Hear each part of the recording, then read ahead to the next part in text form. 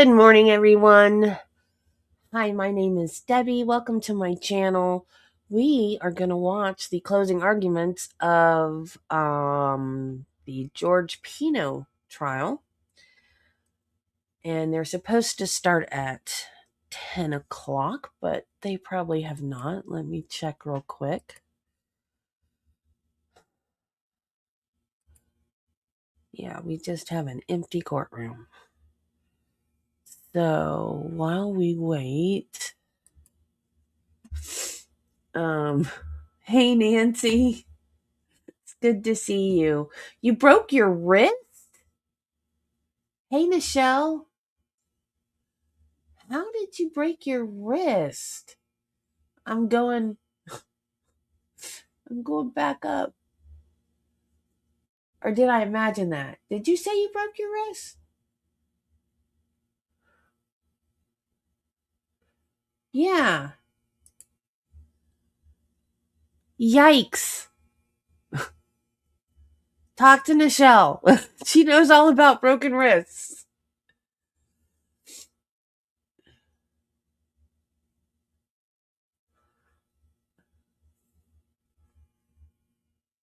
Wow. Did you fall? Because I know when you fall, that's like automatic, put your wrist down or your, hand down. And that's like, you can't help it. That's just your natural body's response to falling is to catch yourself. Yay. Thank you, Nancy. Thank you so much. Oh no, you fell at your mom's house. I bet she was scared. Hey, Jill. Hey, Carla. Look at that little face. Is that not the cutest puppers ever? We have a routine now. Like, he knows. He comes in here and he stands and he waits for me to go get his bed. He's like, okay, Mom, we're ready to start the day. Let's go to work. He's so cute. Okay, I found something that I wanted to show you guys because this is up near where I live. When you think of Florida, what do you think of?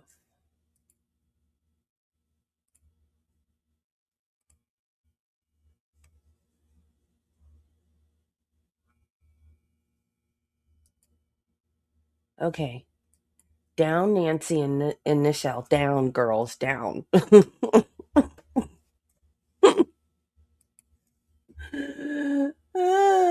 Oranges? Well, I was thinking more about beaches. But, yeah, oranges. That is our cash crop.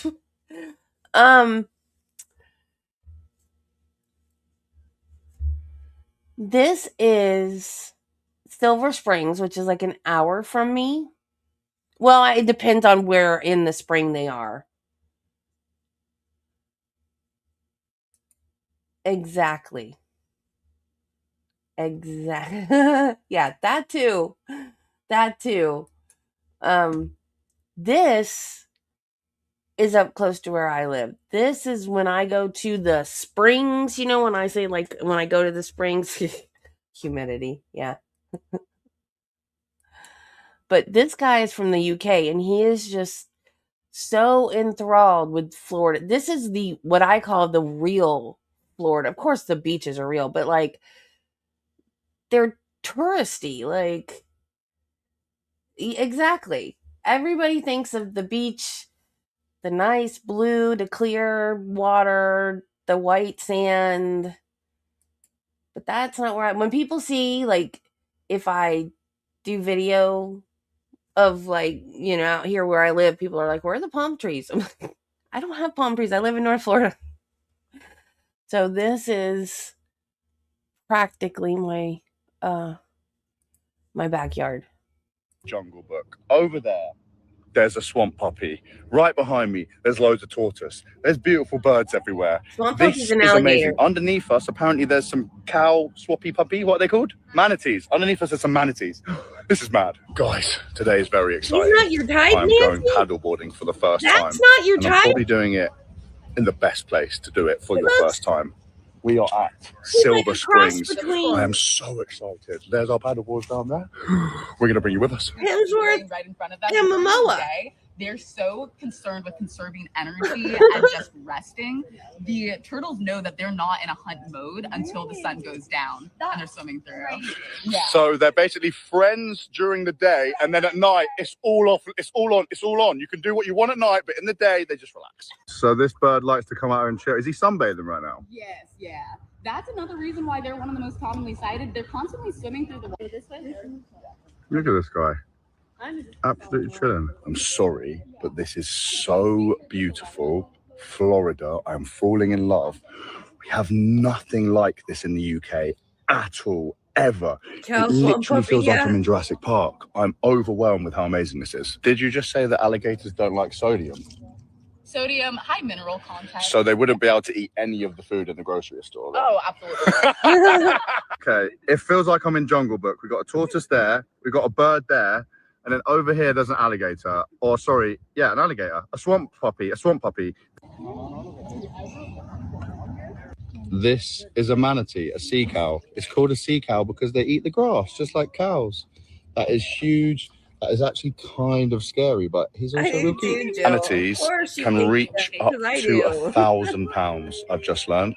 That's why gators don't try and mess with them, because they're so big, they can't even eat them. It's insane. Yeah. Real life Jungle Book. We've got everything going on. We've got a gator, we've got birds, we've got tortoise. This is absolutely amazing. It feels like I am in the Jungle Book. This is over the thing. There, there's a swamp puppy. This is the thing, is that like I tell people, like, yes, the beaches, the theme parks, that's Florida, but like real Florida is the springs and the natural stuff that's just there.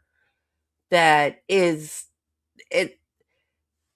It's not touristy because the tourists don't know about it. I don't know why Florida doesn't push that kind of stuff more. It's all theme parks and beaches, and people don't get to see the rivers and the springs and the, like, if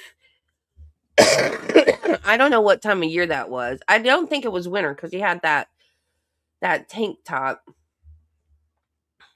Hey, Ken. But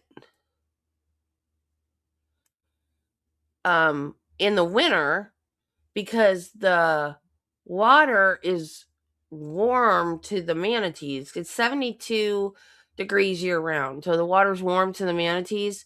So they come right up into the springs. Yeah, exactly, Ken. Exactly. And in fact, there was one spring that I used to go to that had a lifeguard. They don't have lifeguards there anymore. I don't even know why they had them to begin with, because usually there's not lifeguards. But a manatee swam up into the actual, where the water comes out, it's called the boil. He actually swam up into the boil of the spring with everybody swimming around in there. And the lifeguard started yelling, "Get out of the water, get out of the water." Not because they're dangerous, but because they are protected. And you cannot. Oh, down in the Keys? The are you talking about? I don't know what you're talking about.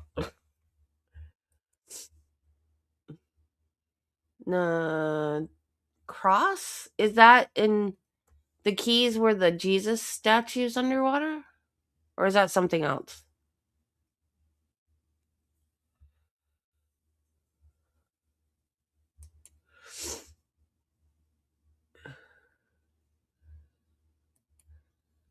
Yeah, I see pictures of and movies and stuff of the bayou in Louisiana, and I don't know if it's like the way our springs is. It looks the same.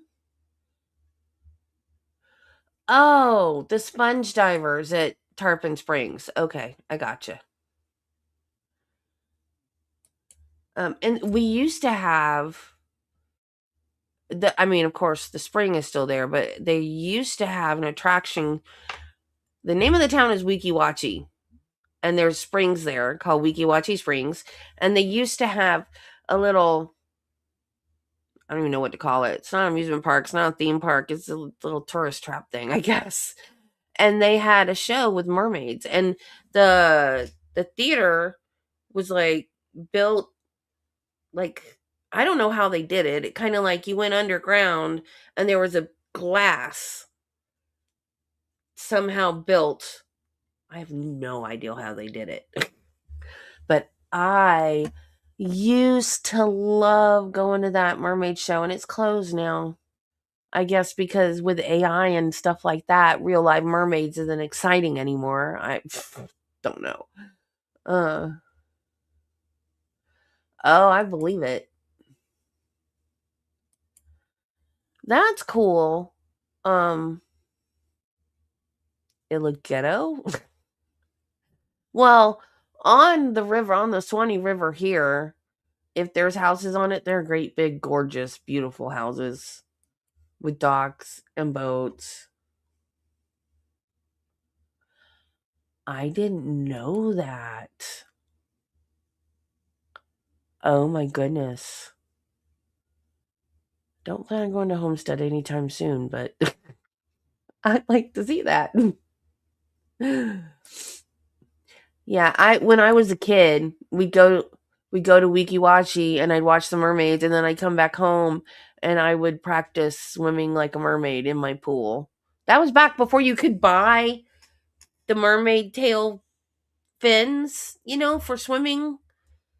Because if that had been a thing back then, I would have had one of those. Because I practiced with my legs together and flipping, and I'd like do flips and then flip my feet like I had fins. And I have a sticker on the back of my car that says Mermaid Life, and it's a mermaid. I love water. The annual Diving for the Cross in Tarpon Springs is a cherished tradition during the Epiphany celebration, marking a significant cultural event for the Greek Orthodox community. That makes sense. Okay. That makes sense. Tarpon Springs has a huge Greek community down there. And I've heard if you ever want really, really good Greek food, you go to Tarpon Springs, but I've never been there.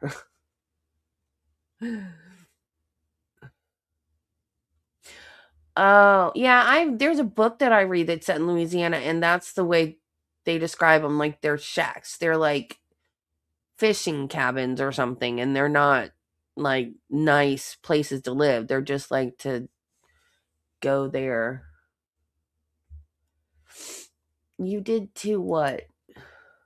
Oh, want to be a mermaid? Yeah, surprise, surprise. And I have a cat video.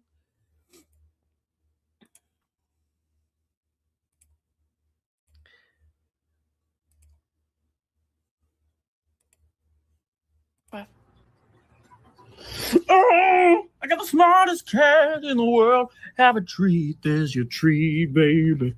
Enjoy that treat, baby. Bro forgot that he is a cat. None of my cats have ever stood This on is what my happens bed to bad kitties. She loves to bath, but without getting wet.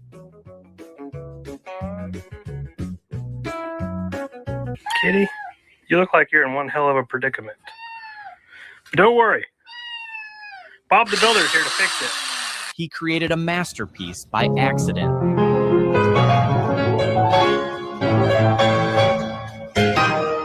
She knows a new spot. Why? What is that? Why is it in a clothing store?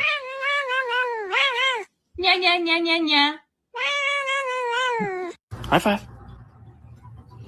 Oh, I got the smartest cat in the world. Hey, Marty. Okay, now we're gonna see if they're in court yet. No, they're not in court yet. Well, now that Marty's here, I can tell the story I heard last night. It took place a long time ago. I don't remember the year. But it's back when they had gas lamps. This lady lived at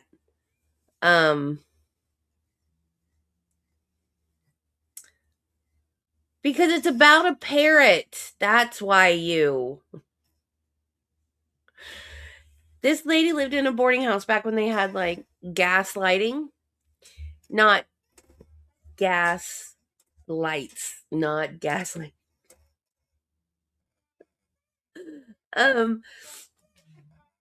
So she had this parrot and it loved her and she loved it. Everybody in the building hated it because it was loud and it was mean to everybody but her, and it would peck on the light fixture. And everybody absolutely hated this parrot because it made too much noise. So, and her family had died. It didn't say how her family had died, but her family had died. And all she had in the world was that parrot.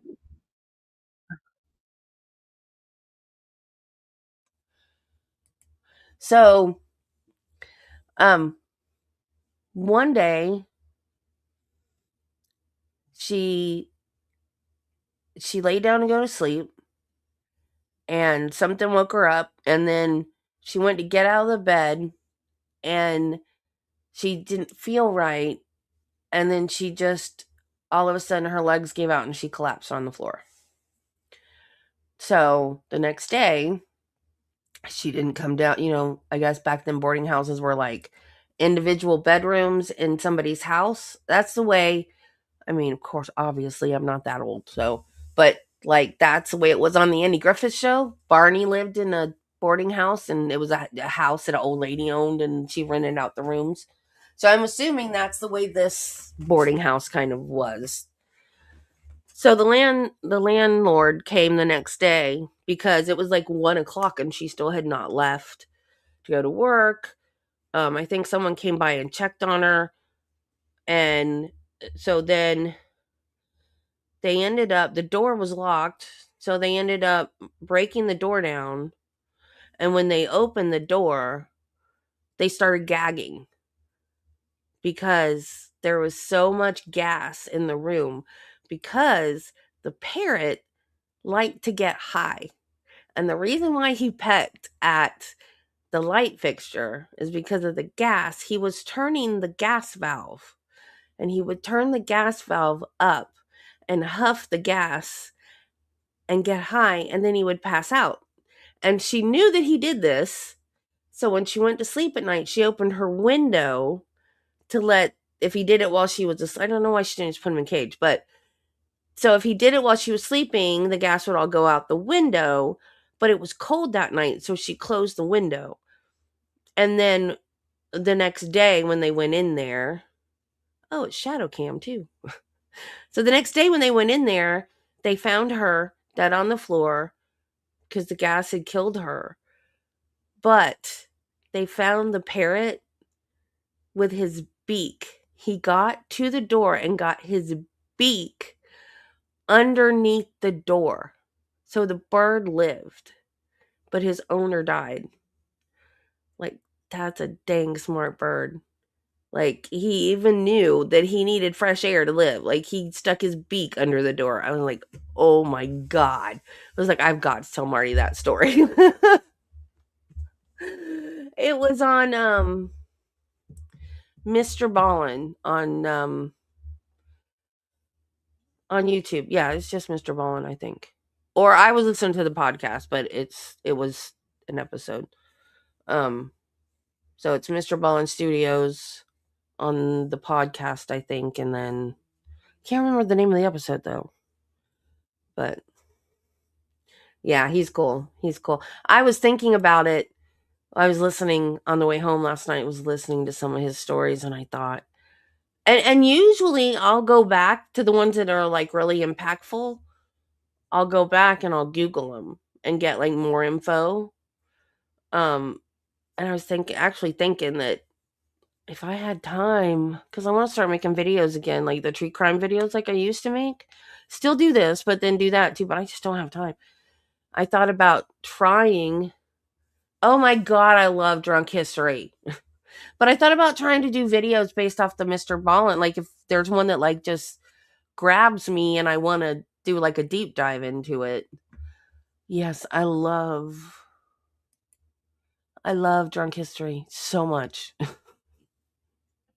Too much, probably. There have been days that's all I watch all day long. Okay, let's see what's going on in here.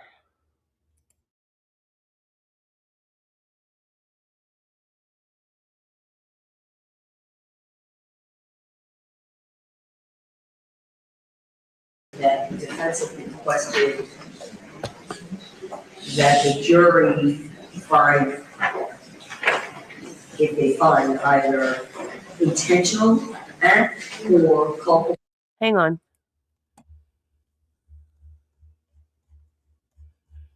Yeah, we missed. So what they did on Friday was the what's it called? The charging conference where they went over jury instructions and that kind of stuff. And so we didn't watch that. George Pino surrendered to authorities 2 years after he was allegedly at the helm of a boat crash in Biscayne that killed one teen and left another permanently disabled. He appeared in a Miami-Dade court, walking hand in hand with his wife and daughter and with dozens of relatives and friends in the courtroom. He pled not guilty to felony homicide. Pino's charges were upgraded after authorities said newly released body cam footage showed him admitting to two... What? Pino's charges were upgraded after authorities said newly released body cam footage showed him admitting he had 2 beers while operating the boat. What the fudge? How does that up? And why are you charging him? Oh my God. Sorry, y'all. I think he's overcharged. I'm not saying he didn't do anything wrong. I'm saying he's overcharged.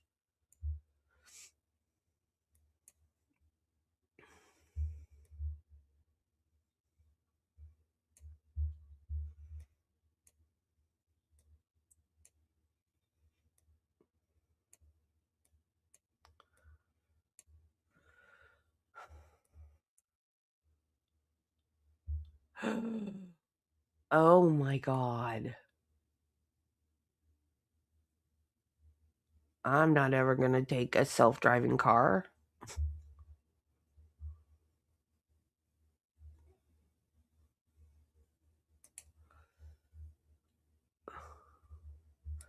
Exactly. But they're not charging him with BUI. I don't even know if they made him do field sobriety tests. They said he wasn't acting intoxicated. They didn't smell any alcohol on him. So why are we upping it to manslaughter because he said he had 2 beers? I don't understand.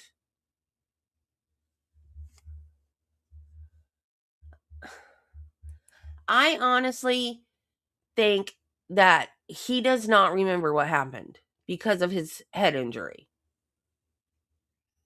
And I don't know if he confabulated like they said, but I don't think he remembers. I might be wrong, but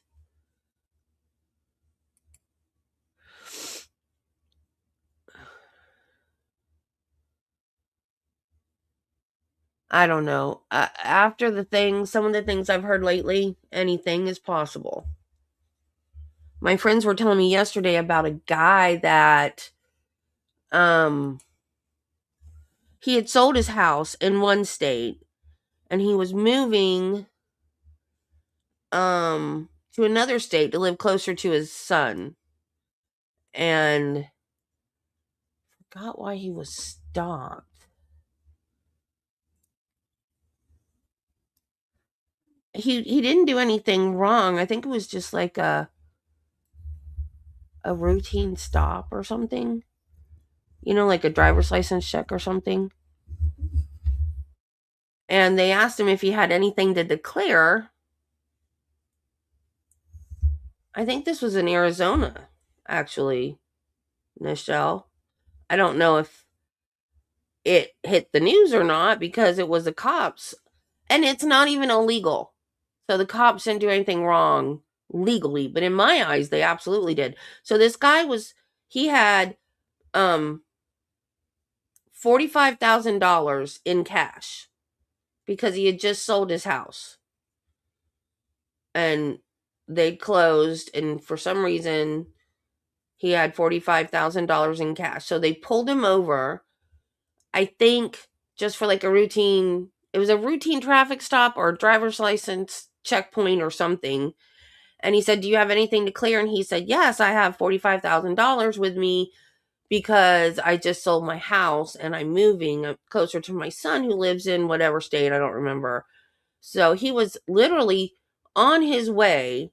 I don't know where his stuff was. Maybe he sent that on ahead or something, but he was on his way to his son's house and was going to look for a house close to his son so they could live closer. And the cops, because he had $45,000, they thought he was a drug mule, and so they called for a drug dog who alerted there was no drugs in this man's car.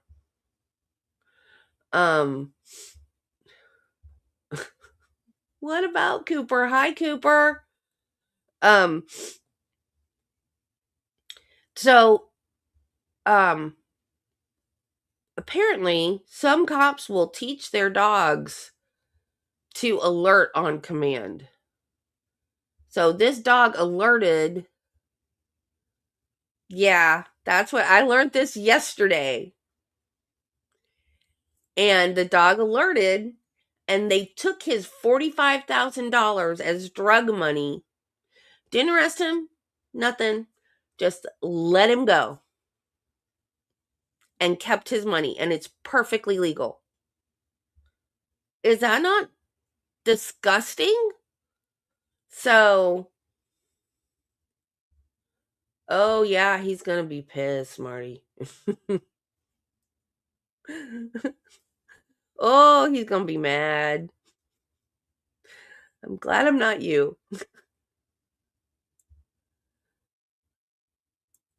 It's almost always held up in court.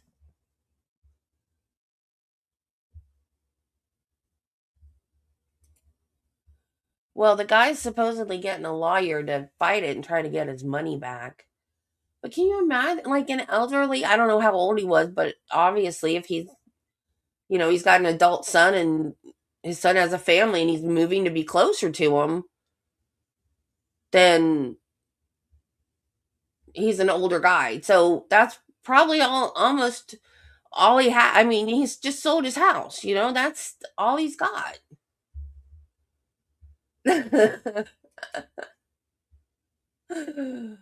Yeah, I didn't realize that. See, my dad was a highway patrolman, which is law enforcement, different kind of law enforcement, because in Florida, state troopers are just traffic, but they help other law enforcement agencies and stuff. And I grew up believing that cops were good. And so when I see a bad cop, I always think they're not the norm.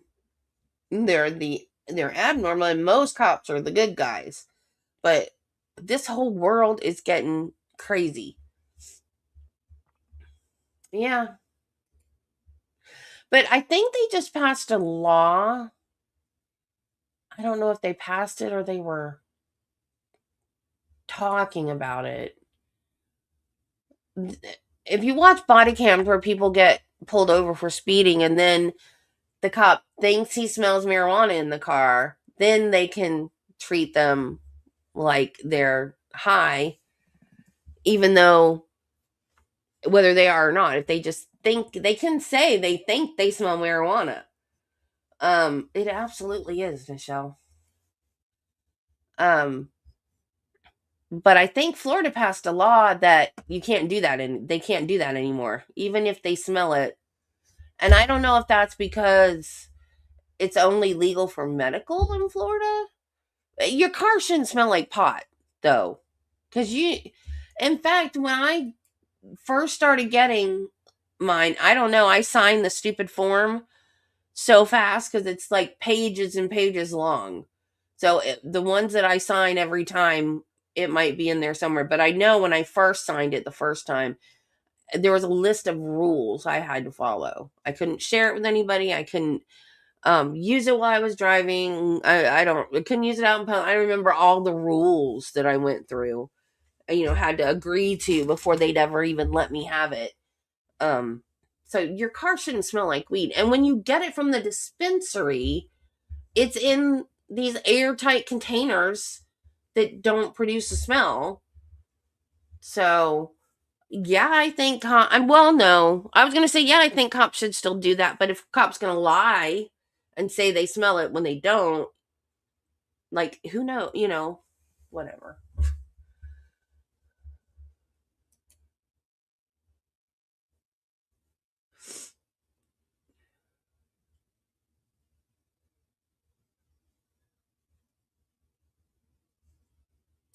That poor family. All they went through, and then their lawyers screwed them. What is wrong with this world now, y'all? Negligence, that they would have to find one or the other beyond a reasonable doubt unanimously, and do that in the form of a special verdict. And I declined to give a special verdict form, but that was also reserved by the defense. Thank you. Okay, now I have the jurors. So they are coming down.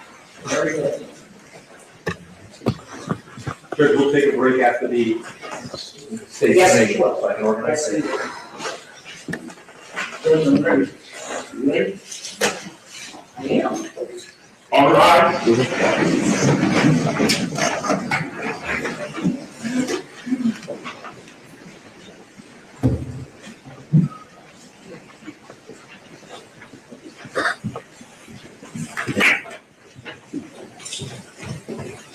Yeah, I watched a video this morning about their TikTok. I don't have TikToks, but I watch TikToks through other YouTube videos.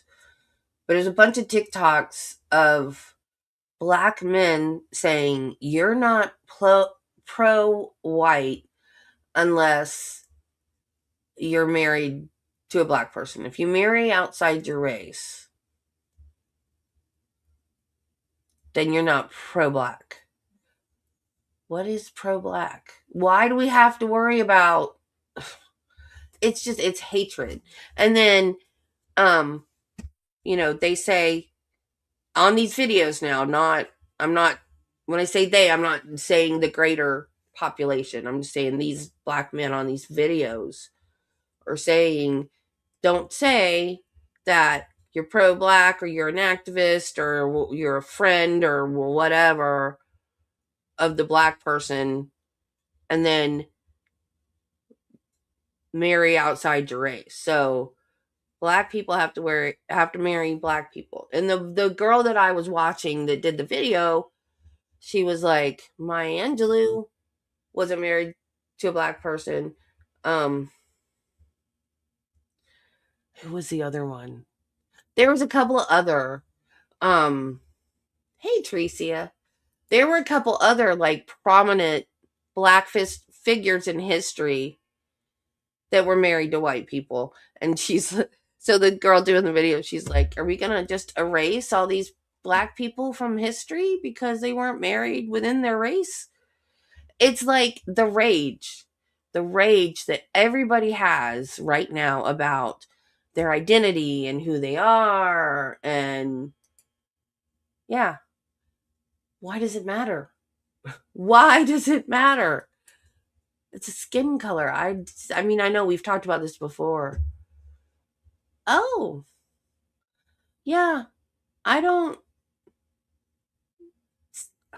And I dated black guys when I used to get in trouble because my parents didn't like it. I'm not racist, my parents were.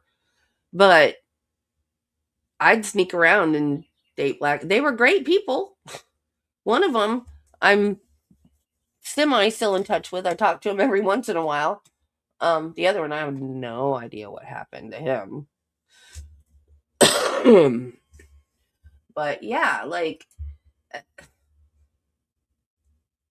I don't understand racism. I just don't. Hey, darling. No, it's just everybody. I only use that as an example, Ken. I know we've talked about this before. You know that I am not that way. But everybody is mad and they just want to be in their own little insular group, and it's segregation. We're going backwards. All this fighting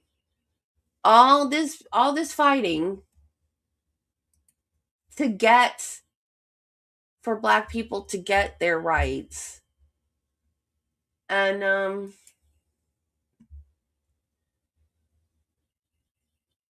now they're wanting to segregate again. We're going backwards, people.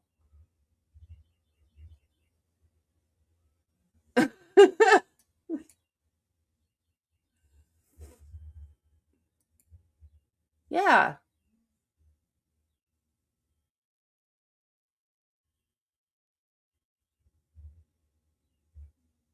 Yeah, you're right. Just talking about it like this doesn't solve anything. It just makes me more worried about our future.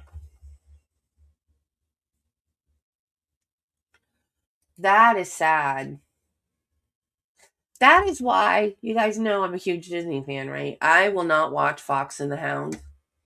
I don't know if you guys have ever seen Fox and the Hound, but it's a lady that finds an abandoned fox in the forest. She takes it home. She nurses it back to health, and it becomes her faithful pet. And then there's a mean hunter that lives next door, and he has a hunting dog. And the fox and the hunting dog grow up to be friends, but then she decides the fox is wild, it needs to go live in the forest, and she goes out and she dumps him in the forest. And then, well, I guess abandoned by their adult foxes.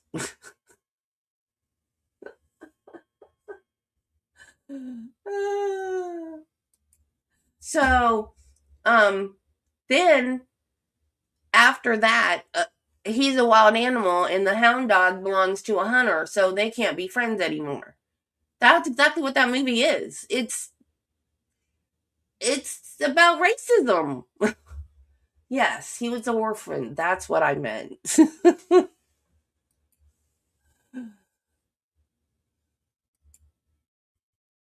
See, that doesn't make any sense either. Oh, surprise, surprise, Jill.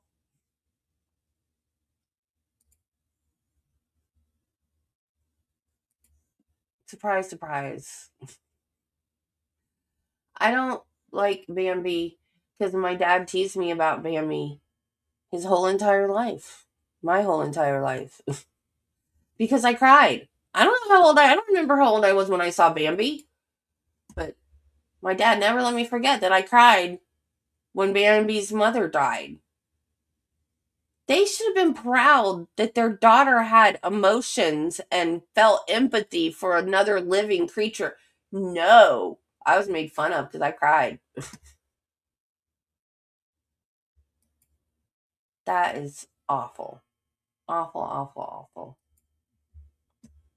Yeah, I don't understand it because I've never been that way. In fact, um,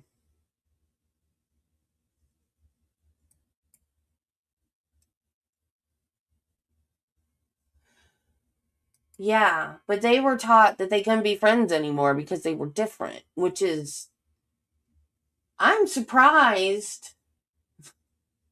Disney hasn't pulled that movie. Just same reason they pulled Song of the South. It's not woke enough for Disney, basically.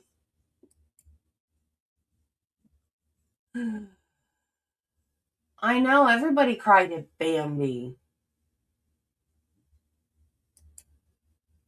That's insane.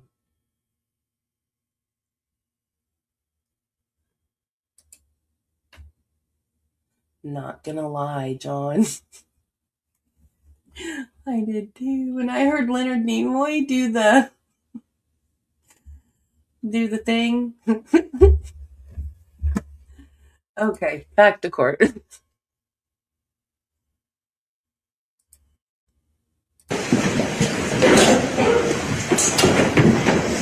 The final frontier. These are the voyages of the USS Enterprise.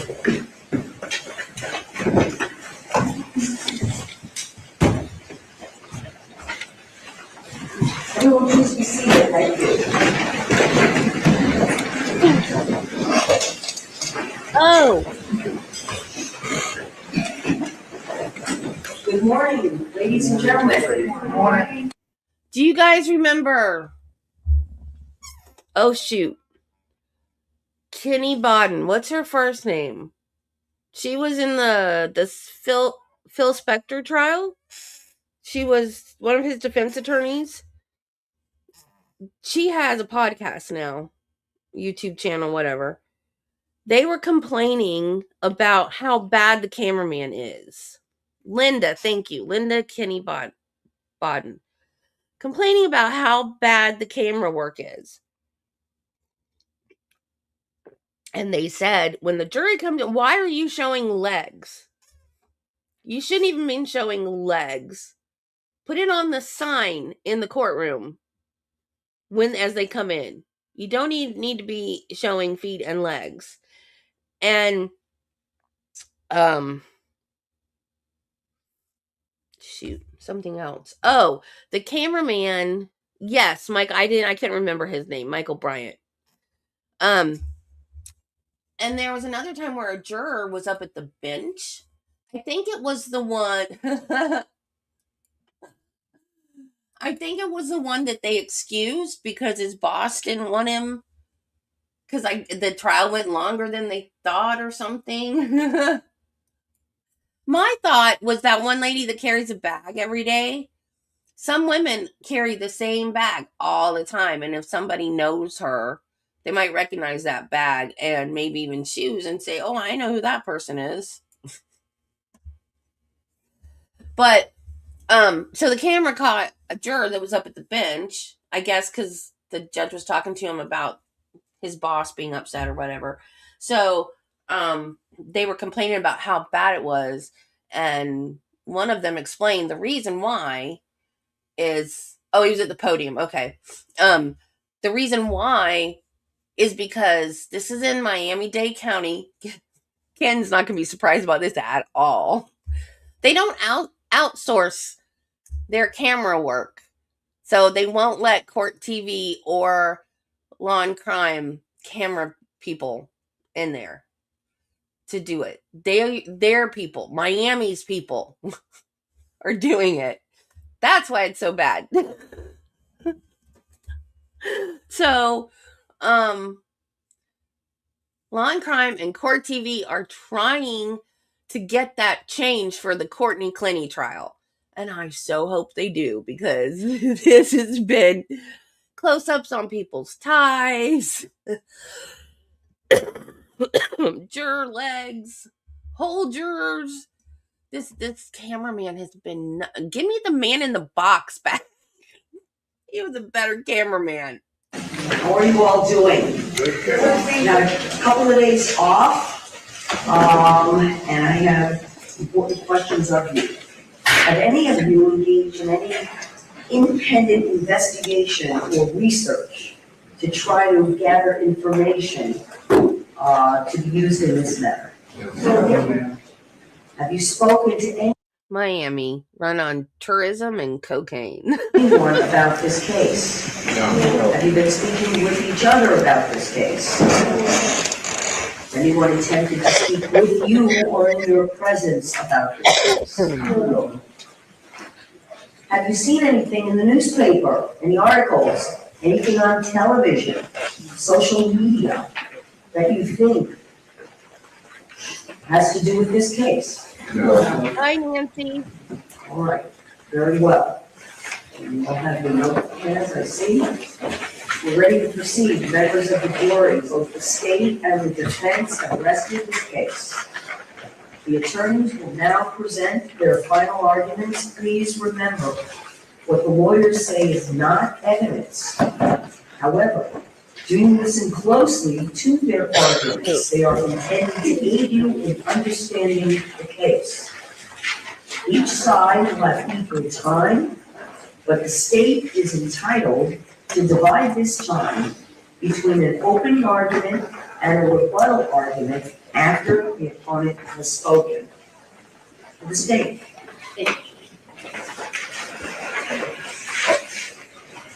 Never got into soccer or football or whatever you want to call it.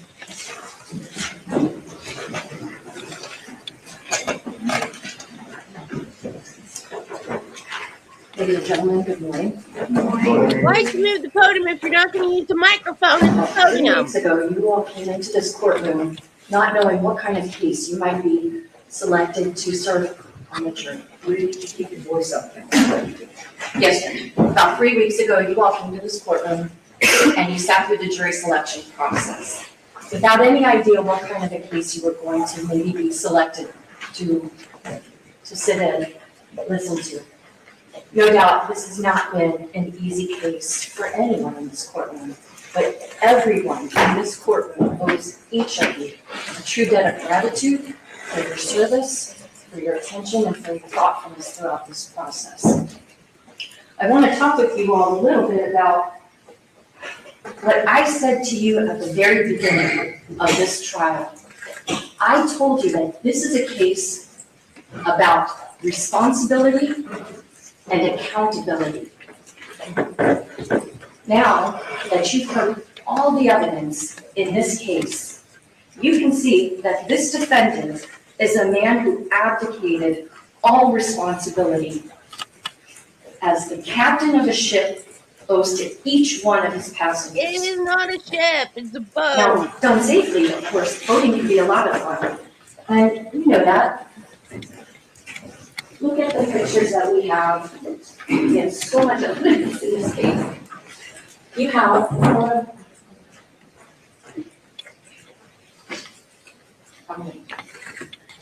you all saw the photograph that Andy Fernandez took from his boat, looking across to the defendant's boat, where the teenagers are on the boat, they're in the water. What a great time. What a special day. That photograph was taken because Andy Fernandez was taken with how special it was that his teenage daughter said, "Mom, Dad, come on out to the sandbar." He really didn't want to. Thank God he did. Thank God he did. When voting is done safely, what a wonderful thing to do. But when people like this defendant do not take seriously their responsibility to their own passengers and to other boaters and passengers that might be in the area, disaster and catastrophe can happen. And though it may seem obvious, I wanted to highlight for you in this trial that boat crashes are a lot different than car crashes. When you're on a boat, you're basically like someone in the back of a pickup truck. On boats, you don't have the benefit of brakes, not even anti-lock brakes. You don't have seat belts. You don't have a steel cage surrounding you to protect you from impacting other objects. There's no airbags. You're in a boat, then you are. And if, God forbid, something should happen and you fall out of that boat, you jump out of that boat, you're ejected from that boat, you run the risk of drowning, even if the injuries that you sustained weren't that serious. And we know that to be true because that's exactly what happened to Lucy Fernandez. Now, In this case, you have evidence beyond any reasonable doubt that this defendant disregarded basic navigational rules and concepts of safety. And he did so in a manner that made it a near certainty that tragedy would result. This tragedy, the death of Lucy Fernandez, was completely preventable. But after this abdication of duty that this defendant owed to his own daughter, to his wife, and to those 11 other teenage girls, these 13 other souls that were on his boat, what did he do? He lied over and over and over again about what happened. Why? To shift the blame away from himself and in an avoidance of accountability. That's why I told you at the beginning of this case, this is a case about responsibility or the lack thereof, and accountability and the complete lack thereof. So let's talk about what was happening on that Sunday. It's Labor Day, it's Biscayne Day. There's a little more boat traffic out there than usual because it's a holiday weekend. The defendant and his wife decide they're hosting a birthday celebration that weekend for their daughter who was going to be turning 18.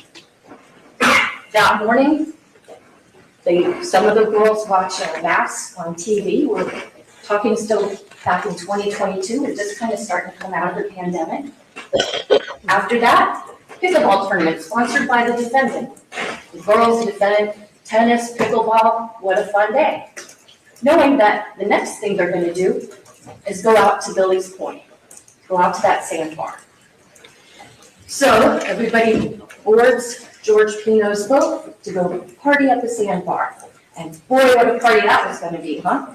They brought food, sure. The defendant's wife said, oh yeah, and my husband packed the drinks. Ooh, what drinks? Beer, alcoholic seltzer, Prosecco, Chambord. What is that have to do with? Not just for the Pinos, for everybody. The kids, other people that they're going to meet up with. What a great time for these kids, huh? How irresponsible. But get out to the sandbar, and what happens? Well, the defendant going out to that sandbar, you heard from Paul Albert, navigational expert, GPS expert, that when he went out to the sandbar, he goes relatively at a mild pace, not really at breakneck speed, and he kind of meanders in and out of the canal, out of the channel, which Mr. Albert told you is consistent with, navigating around other boats, things of that nature, until they get to where they're going to drop anchor. But they don't stay there because one of the other boats, as Mr. Fernandez told you, was too big to drop anchor there. So they go a little bit further north, and that's where they all stop. And they're there for almost 3 hours. What are they doing? People are drinking, they're socializing, they're swimming, they're listening to music, they're dancing. A lot of these 17-year-old girls were drinking alcohol that the defendant provided. You heard from Cammie, the first passenger who testified in this trial. She had consumed 10 alcoholic beverages. 10! I submit to you that as the fun and the drinks were flowing, the defendant kind of lost track of time. And he suddenly realizes, oh my goodness, it's getting to be close to 6:30. I've got to get all these people back to Ocean Reef. And everybody's got to get fixed up, glammed up for the party. Now, we heard testimony that the house that they were stationed at was like a 3-bedroom, 3-bathroom house. Conservatively speaking, that means 4 girls her bathroom getting ready for the party that he had spent almost $2,000. So it makes sense that the GPS data that Mr. Albert showed us on the way back, he's making a beeline. He's not making all those track points. He's not deviating from course. He's in the mindset of like, set it and forget it. Get back to Ocean Reef as quickly as you can. So literally, with a boat full of buzzed teenagers, if not drunk teenagers, this man decides to set a course heading to that channel, a channel that he has gone through time and time again, a channel he knows where those markers are. In a boat that there's a stipulation between the state and the defense, an agreement. The boat was in fine working condition. There's nothing wrong with that boat. And he knows the specifications of that boat. He'd had it since 2020. So, with that boat, with those 10 girls at the bow of that boat, with an extra 1,000 pounds on that boat, at the front of that boat, he makes a beeline. And you heard from Mr. Albert, in order to reach the speeds that we see from the GPS, with that amount of weight on the boat, he was going full throttle. Full throttle, with all these teenagers on board that had been consuming alcohol as fast as he can, through a narrow channel. Because if other boats want to go through that channel, if he's in the wrong way, then they've got nowhere to go. Because if they go outside the channel, they'll run aground. So with all of that going on, he decides to travel down the wrong side of the channel as fast as he can. We know that right before impact, he's going 47 miles per hour. Now, it's kind of a silly thing, but I think most people have seen folks, driving their cars and put their hand out the windshield or out the window and kind of feel the air over your arms. We take for granted in driving that it's not that fast because we have windshields. But if you didn't have that windshield, if you were on a nice paved road, if you were on a bumpy road, 47 miles an hour is lightning fast. What? Oh my God, woman. And the reason why we saw those reenactments is because we wanted you, in as safe a way, but as realistic a way as possible, to understand the manner in which that man decided to operate his boat. Now, I talked about the teens that were buzzed. The defendant, for sure, consumed alcohol. The defense would have you believe that it was only the 2 years that the defendant told Lieutenant Thompson. I'm going to submit to you that maybe the evidence suggests that just as he wasn't exactly truthful about how the crash happened, maybe he also wasn't so truthful about how much alcohol he had consumed. You're coming off. You're not charging him with DUI, woman. Stop it. This defendant knew the channel. He knew that vessel. He knew the people on the vessel. He knew what they'd been doing on that vessel. Yet he chose, before this impact happened, to put his vessel on a heading 5 degrees to port, 5 degrees to the east. And that put him on a collision course with channel marker 15.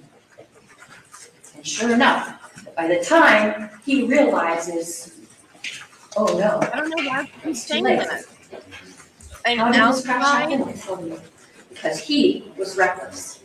Outside the presence of the jury, every time they've talked about the alcohol and the defense has brought it up that he was not drunk, she said, oh, I'm not charging him with that. I'm not charging him with boating under the influence. Okay, so you're not charging him with that. Why do you keep bringing it up then? That's not right. It's a red herring about the 2 beers. He was criminally negligent. No one but this defendant captained that boat. No one but this defendant decided the speed that it should travel, and no one but this defendant decided the direction of travel. No one and nothing is responsible for the death of Lucy Fernandez. Except Oh for my that God, man with the sitting right picture there. again, woman. They've He seen is the it 18 reason why times. he is dead. Let's talk about that journey a little bit more.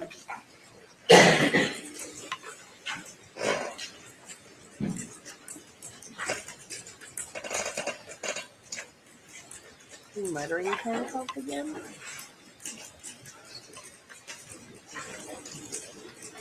In these photos, states 3 and 10, which are in evidence, we see in number 10, a bunch of young girls having a great time. In number 3, we see that photograph that Andy Fernandez took. What a fun, happy day. Is it worse?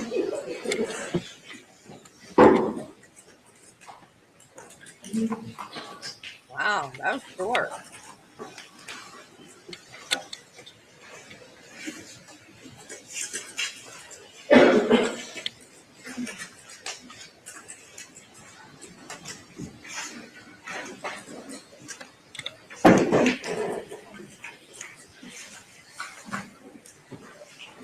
Oh, she's not done. Is she done?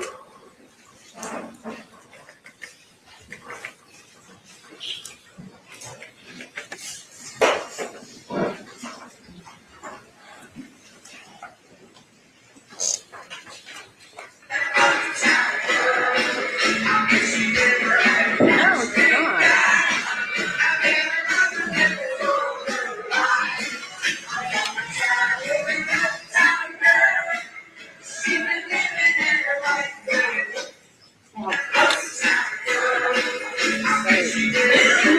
Great. Well, too late now. This person right here in the white bathing suit with the little flowers, it's Lucy.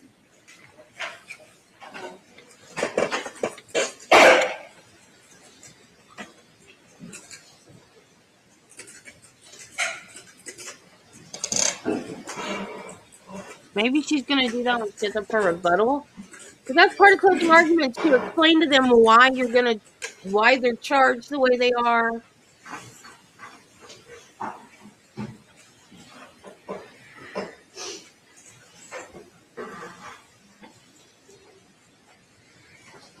You're not allowed to do that. I don't know if they're letting her do that.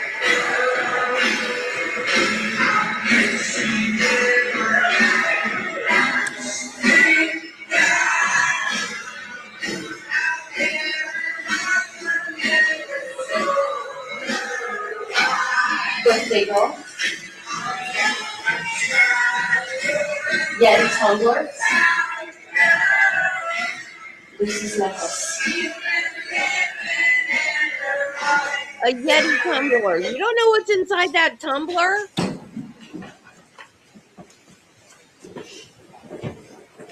Maybe there was a responsible teenager on the boat that brought their own tumbler of water. That's what I would have done when I was a kid, because I didn't do that stuff.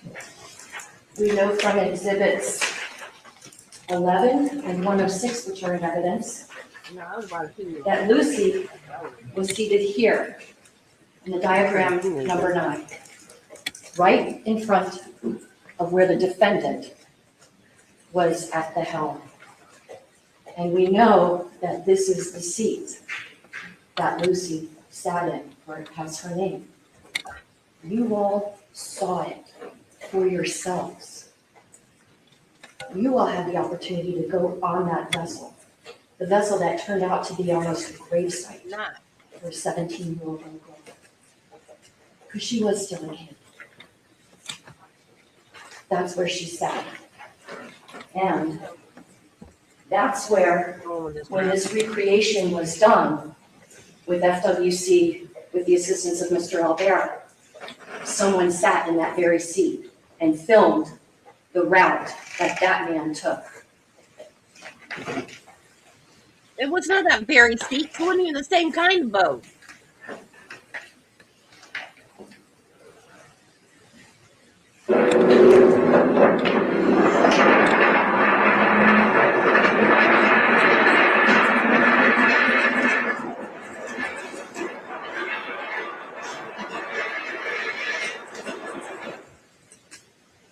coming up on 13 and then 13A.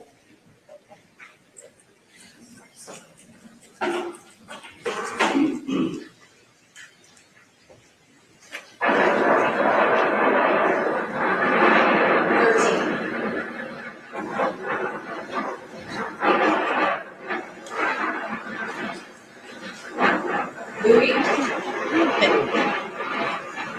15.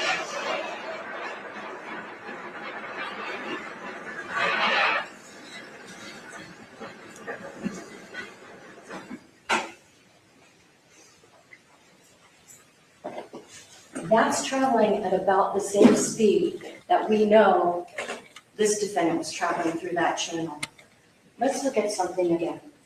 You may remember that when I played these videos for you during the trial, I would stop the video just about at the point where it looks like the vessel is going to impact that channel marker. And then I asked Mr. Albert, who's sitting here, okay, so if that impact is, let's say we have, 4 seconds left, what's 4 plus 9? Oh, no, that would be 13. Why was I asking that? Because what we know from the GPS reconstruction of this crash, that Oh my God. 9 seconds prior to impact, Oh my the God. defendant chose to change the heading of his vessel slightly to the left, or in nautical terms, to the right. Why And when he made that choice, that's when he put himself and all of those teenagers on a path toward near certain tragedy. to keep trying to He make was the one that it made that shorter? choice. Only we're about the last And 9 seconds. For 9 It went by seconds, like that. they were on that path. And, you say, oh, 9 seconds, how long is that? Well, we can use technology to tell us just how long 9 seconds is. I have my iPhone here set for 9 seconds. Ready, set, go. Oh my God.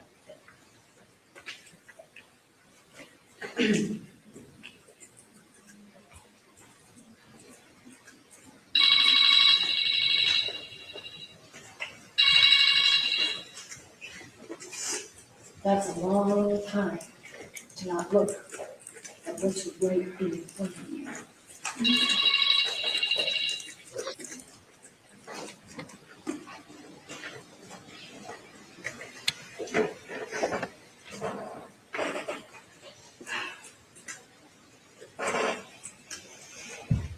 I can't do it then.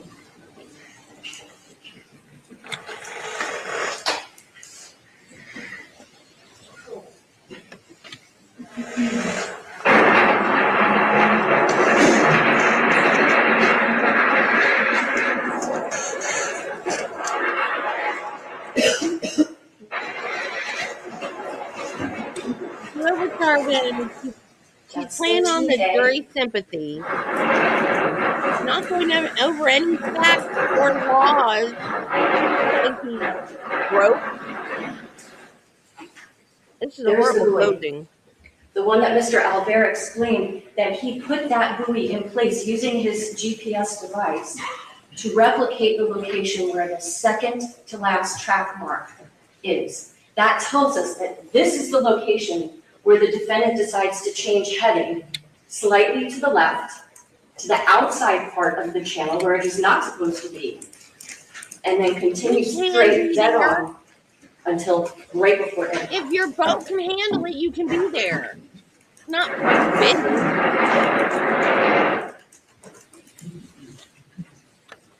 Channel marker 15. This is a little bit of a ways away from you.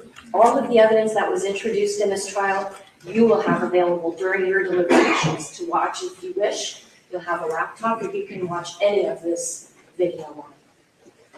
But look, right now we still have 41 seconds left in this video. Let's see how long it takes to get to that channel marker.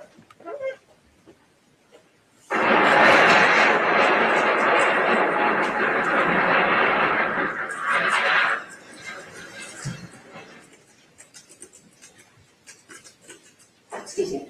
So If you don't start talking about let's see how charges long soon, we have the ability it's going to drag on for hours. to see that channel marker and adjust course. But because he didn't, because he was operating with such complete disregard for the kids that were on his boat, Lucy winds up like this in the hospital. Because of the way he operated that boat, this is what the police had to deal with.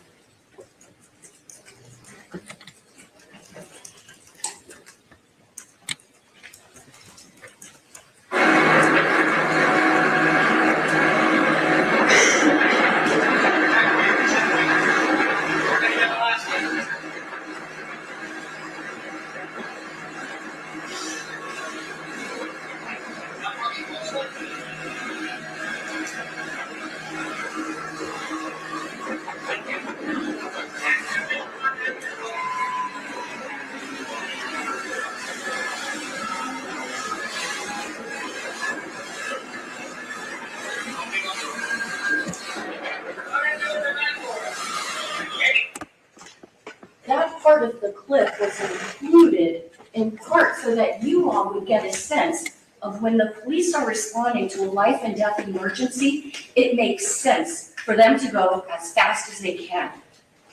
Not for dinner parties, for life and death emergencies. And you can see that these officers, even on Marine Patrol officers that are trained on a police boat, it's still bumpy. Even though we know that it was a clear day with calm seas, calm winds, you can see the officers, one of the flaps on his uniform, it's like waving in the breeze, because that's what it is to be on a boat. I think it's like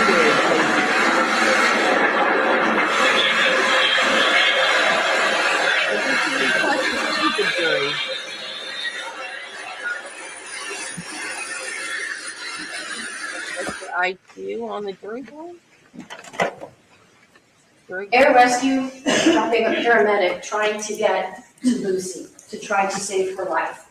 But this is where you remember that Officer Bruto, well, he's not an officer anymore, he's retired, but he was the first police officer that testified in this case. And he told you about the difficulties that air rescue was having getting the paramedic onto the boat because the prop wash from the propellers was making the small boat start to spin.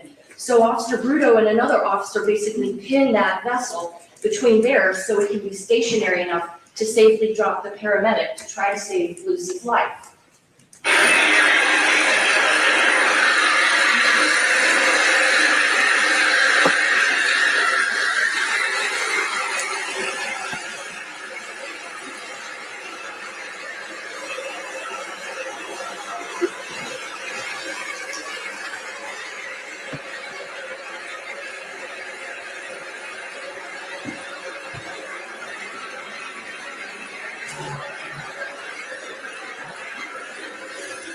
Officer taking out life-saving equipment.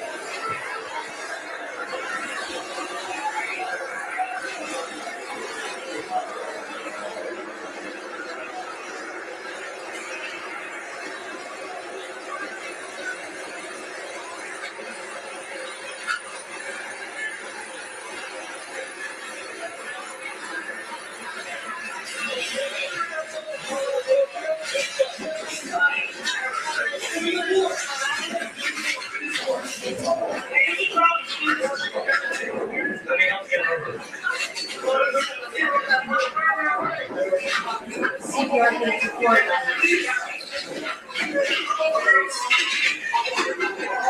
backwards to transfer Lucy.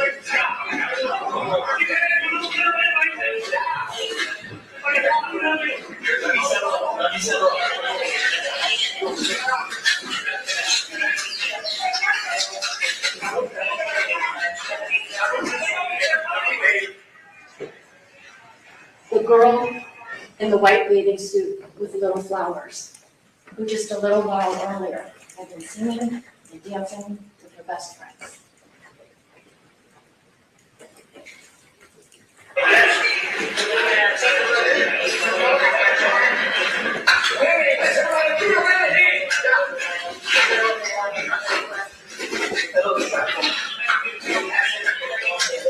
Is that the most that she got more tragic? She was having fun right before she died?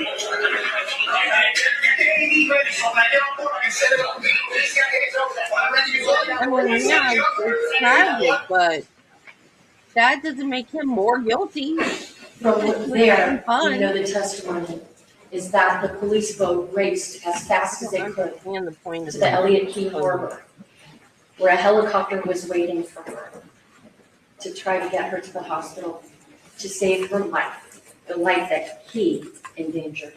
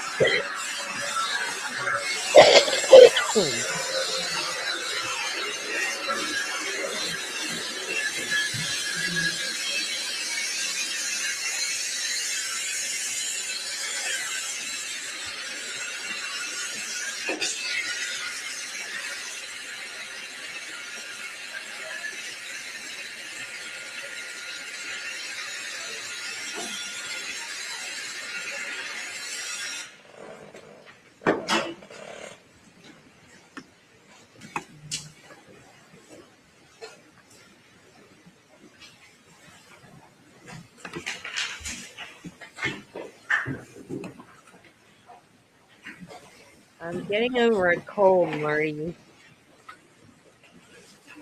You're one to talk. I don't smoke. I talked with you before about that final track mark. Now's a good time to talk about it again. On the way up, we see him going northbound. Here he is, coming south. Track point. Track point. From 6:37:19 to 6:37:28. 9 seconds. Straight. Had he not made the decision at 6:37:19 to make that turn to go to port side of the channel, number one, he wouldn't have been on the wrong side of the channel. Number two, he wouldn't have been on a collision course with channel marker 15, which you know, because you've seen it with your own eyes, is fully visible from where that track point is. This last track point is the one that really tells on the defendant.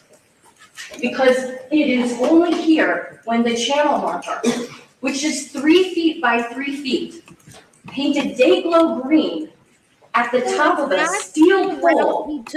That's the first time that he comes out of his stupor or whatever he's zoned out or checked out doing. That's when he realizes, oh my God.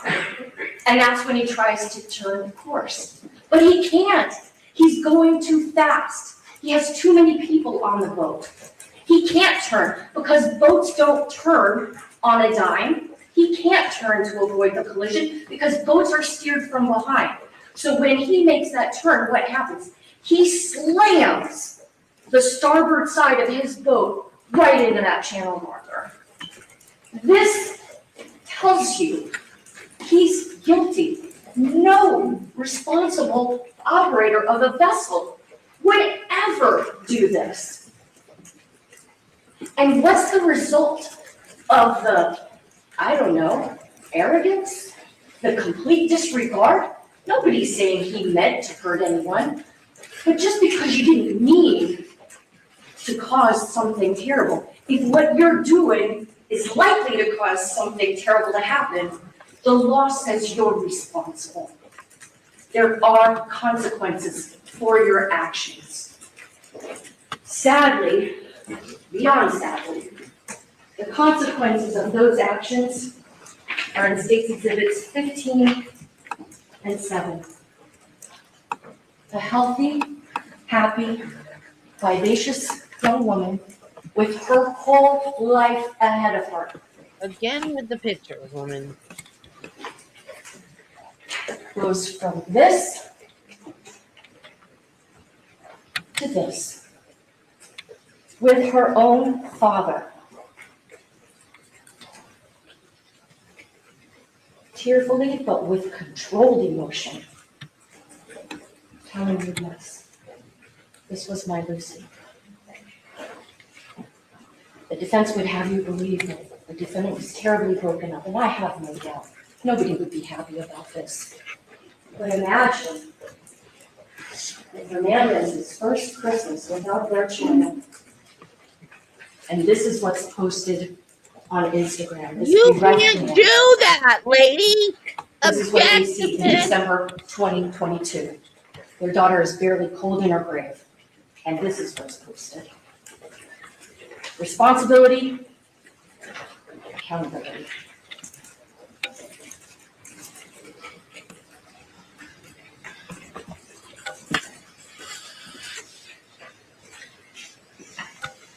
Mr. Andy Fernandez told you when I asked him what he saw of his daughter hooked up with all those tubes. And his answer was a parent's worst nightmare.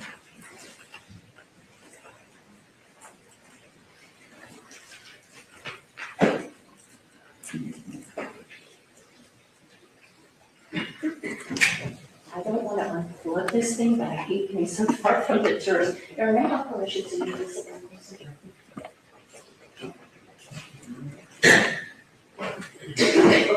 I'm covered. So, I want to say, first and foremost, this is not a complicated case. The facts are not really difficult. And in fact, many of the facts in this case are not in dispute. But what is in dispute, for sure, is what level of accountability does this defendant have? In jury selection, the judge told you, bias, prejudice, and sympathy have no place in your deliberations in that jury room. But your common sense, the evidence, photos, what the witnesses say, and the law, that belongs. Common sense tells you that this defendant is guilty. Now, the defense through this trial has tried to downplay the enormity of this defendant's recklessness and criminal negligence by saying, it's just an accident. No, it's not. This defendant was in a rush because he had paid money for the party for his girls. The way he operated that boat with so many people that had been drinking when he'd been drinking at a high rate of speed in a body of water that literally was called the I-95 of Biscayne Bay. Well, it establishes recklessness and culpable negligence. It's full of boats all the time. Why? For a party? Because he wanted to be the cool dad, the dad that brings alcohol out to the sandbar, the dad that plans the pickleball party, camp counselor George. He wasn't thinking about the navigational rules. He wasn't thinking about the well-being of the passengers. He wasn't thinking about the well-being even of his own wife and daughter when he was on that beeline to get back to the Ocean Reef Club. He was too wrapped up in trying to be the cool dad. I hate her, I hate her, I hate her. He didn't mean to is not a defense, it's an excuse. Now, the judge is going to give you an instruction, and it's called excusable hindsight.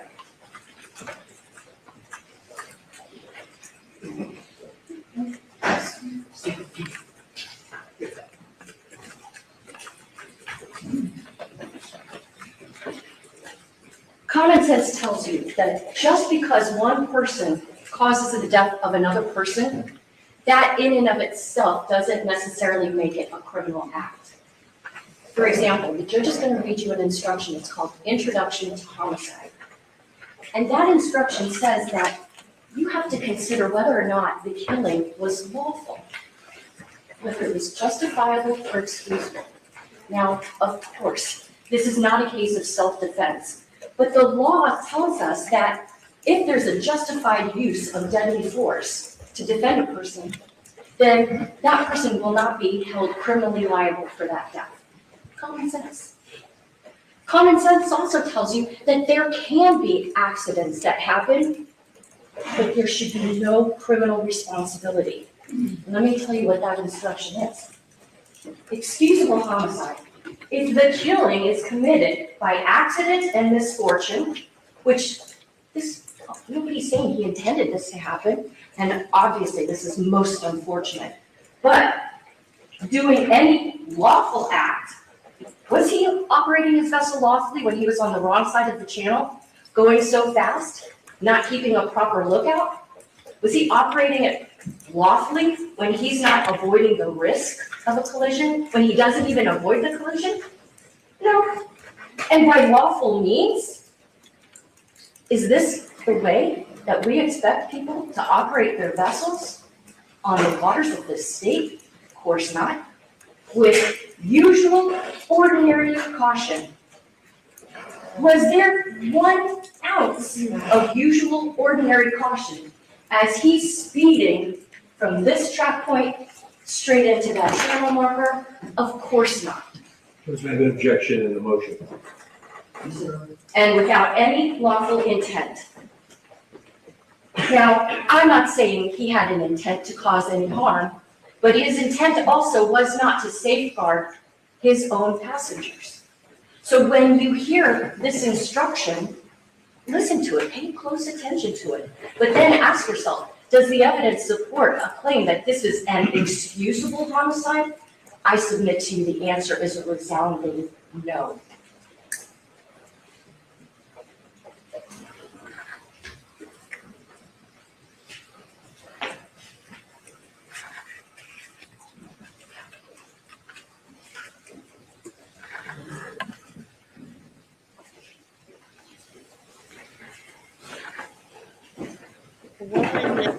Best analogy that I could give for people that don't really go on the water too much would be this. Imagine if a person decides to drive a pickup truck with 12 girls in the back. They're not restrained in any way. And that person is going down a rather bumpy road, not a smoothly paved road. Because even on the water on clear days, you're still bumping along that water. And that person who's driving that pickup truck with all those people in the back on a bumpy road decides to drive on the wrong side of the road. And let's suppose that at the end of that road, it dead ends and there's a telephone pole at that dead end. And although that person who's driving the pickup truck can clearly see that telephone pole, at least if they're paying attention, for 9 seconds, that person driving that pickup truck slams into that telephone pole. Exactly. One or more of the girls hurt badly, maybe even dies.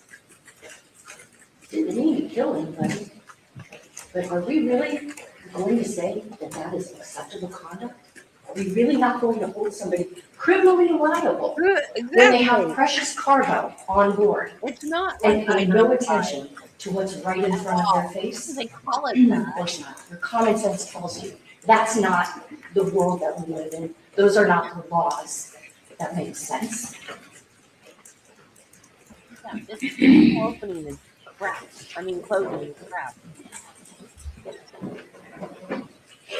This was not an excusable homicide because the defendant was more worried about being the fun dad, the party dad, the cool dad, than he was worried about being responsible dad, safe dad. He created an environment by supplying that alcohol, by not managing how much those girls are drinking, and drinking himself out there on the water. Why, Having woman? played pickleball earlier, been in the sun and the salt water. He created the scenario where this happened. And that's why Lucy was dead. Quit repeating yourself. I know that the defense will have an opportunity to address you when I'm finished. And I have no doubt that they will say that they are very sorry that Lucy's dead. Nobody wanted that to happen. And I am sure that that is 100% heartfelt. But when you hear any kind of statement like that, I want you to keep your ears out for the inevitable, but so sorry she's gone, but what a tragedy she's gone, but you know what the rest of that sentence is. It was only an accident. Accidents happen. Well, you know this wasn't just an accident. An accident is if you accidentally blow through a stop sign and somebody gets into a fender bender. This isn't blowing through a stop sign. This is blowing into the stop sign on the wrong side of the road when you've been drinking. It's not an accident. Again with the drinking. Oh my God. I want to take Where's you my back goat? to when this defendant's wife took the witness stand. I asked her, showed her Lucy's photograph. Right at this witness stand.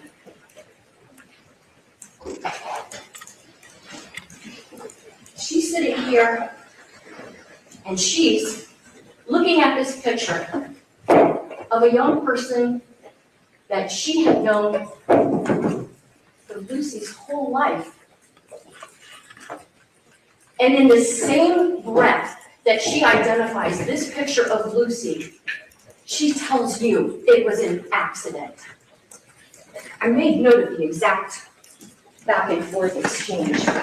This was me asking her, do you know how it is that your husband wound up smashing into channel marker 15? Answer, the accident? How it occurred? How did he wind up crashing into it? I do not know. Me, why not? Her, I was looking at my phone and trying to send a text to the moms. A video of the video of the girls dancing. I was trying to send it to the moms, and I remember looking at the blue line and being upset that it wasn't going through the text, and I was looking at my phone. Me, I'm showing you a photo. Who is it? Her. Wow. Lucy. Me. And she died because your husband crashed into that channel marker, right? Her. With the same breath that she had just identified this young woman, she has this to say. She died because there was an accident. What? That's exactly. How do you know it was an accident? You were too busy watching your cell phone. You were too busy drinking your Prosecco's and your Chambord out of Yeti tumblers to know what happened that day. But you want to take this witness stand under oath and say that this was an accident? Well, she's got it out for this guy. I don't know why. The expressions of sorrow for Lucy and her family mean nothing in this court of law because this is not a case to be decided on based on sympathy. Not for Lucy. Well, then quit Not for her trying to family. do it, woman. Not for the other girls who went through this horrible traumatic experience. Not for the defendant's wife, and not for him either. It's not a case about who cried the loudest, who held back the tears. It's a case about what is the facts, what is the law. That's why every day when we see you, Judge Fernandez asks you the same series of questions. Have you paid attention to this case outside of this courtroom? Have you heard anything about it? Because truly, we need you to make this decision, not based on sympathy, not based on what's out there in the I don't internet think he of did the it on law. purpose. We need you to base your decision I don't know on what happened. in this courtroom. I don't think he did it on purpose. The defense seems to want you to believe that, look, if the defendant didn't see the channel marker, that he's not responsible. If you didn't see it, it's because you weren't looking. What were you doing? Were you watching your wife as she's trying to get these text messages out to the other parents? Were you looking at your own phone? Were you drinking something? What were you doing? You sure as heck weren't watching out for that neon green channel marker that you knew was there. And because of that inattention, his boat wound up upside down under the water. The defense also seems to be suggesting that, well, if he didn't mean for it to happen, he's not responsible. If he meant to kill Lucy, he'd be charged with murder. If he deliberately smashed into that channel marker, same thing, he'd be charged with murder. Why is the defense defending against a charge I never filed? Until defense got up. So The defense kept asking the girls that were on the boat who came and testified, and the defendant's wife, did he look like he was impaired by alcohol? what is with the fake Well, voice? I did not charge him And this woman. with BUI, voting under the influence manslaughter. You know why? I can't prove what his blood alcohol level was at the time he smashed in that channel marker. I can't prove beyond and to the exclusion of every reasonable doubt that he was impaired by alcohol Well, thank you for at the time he including smashed that. in that channel marker. So you know what? I didn't charge him with that offense. Again, why is the defense Why do you keep defending bringing it against up? something he's not even charged with? Now, he claimed to the police that he had 2 beers. Well, frankly, it seems like 2 beers might be a little bit under-reporting what he actually consumed, but can't prove how You much more just than said that he you're might not have. charging him for that, so So we shut didn't charge up. him with BUI I manslaughter. almost said a bad word. Think about how many times you may hear the defense say, he didn't look impaired, he didn't look impaired, but who was it that was making this judgment, at least from the voting perspective? The teenagers and the defendant's own wife, all of whom And had been every drinking single alcohol. law You think maybe enforcement people that officer have that been was on drinking the alcohol scene. are not in the best position to say who did or didn't look like they were a little bit buzzed or more? And then that brings up another question for you all to consider. Why even drink beer at all? When you're the captain, when you're responsible for all these lives. Gatorade, non-alcoholic seltzers, water, Doing? iced tea. Why did people drink beer? They drink it to get buzzed. And Lieutenant Thompson told the defendant, and this courtroom, it's not per se against the law to have a beer and operate a boat. But if you do drink and drive, or if you do drink and operate a boat, Man, better be really mindful. Because I think it's common knowledge that before somebody looks like they're stumbling down drunk, for alcohol's every already playing games with one your time brain. she said, I'm not We all know that charging him alcohol with can make people voting under the make influence. not such good For every decisions. once she said Maybe that, influence 12 your times ability to she pay said he had attention to do and it. to concentrate. But again, he's not charged with being wrong. He's charged with being reckless. He's charged with being criminally negligent.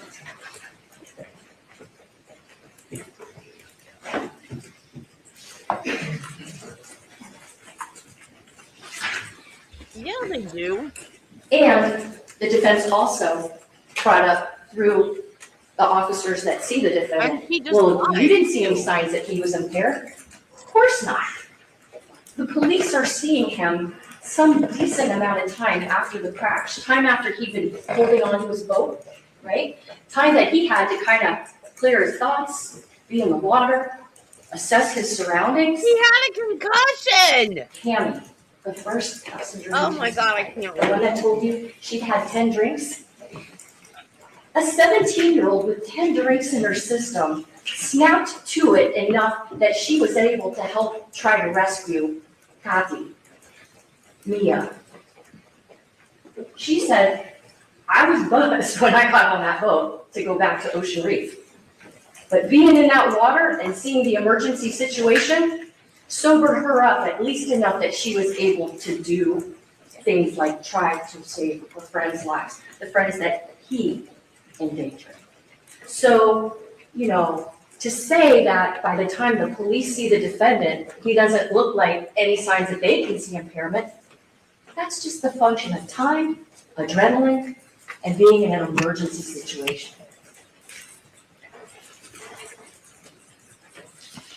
He acted sober with a concussion. Okay, For sure. Fair lady. The defendant knew in the moments after this wreck.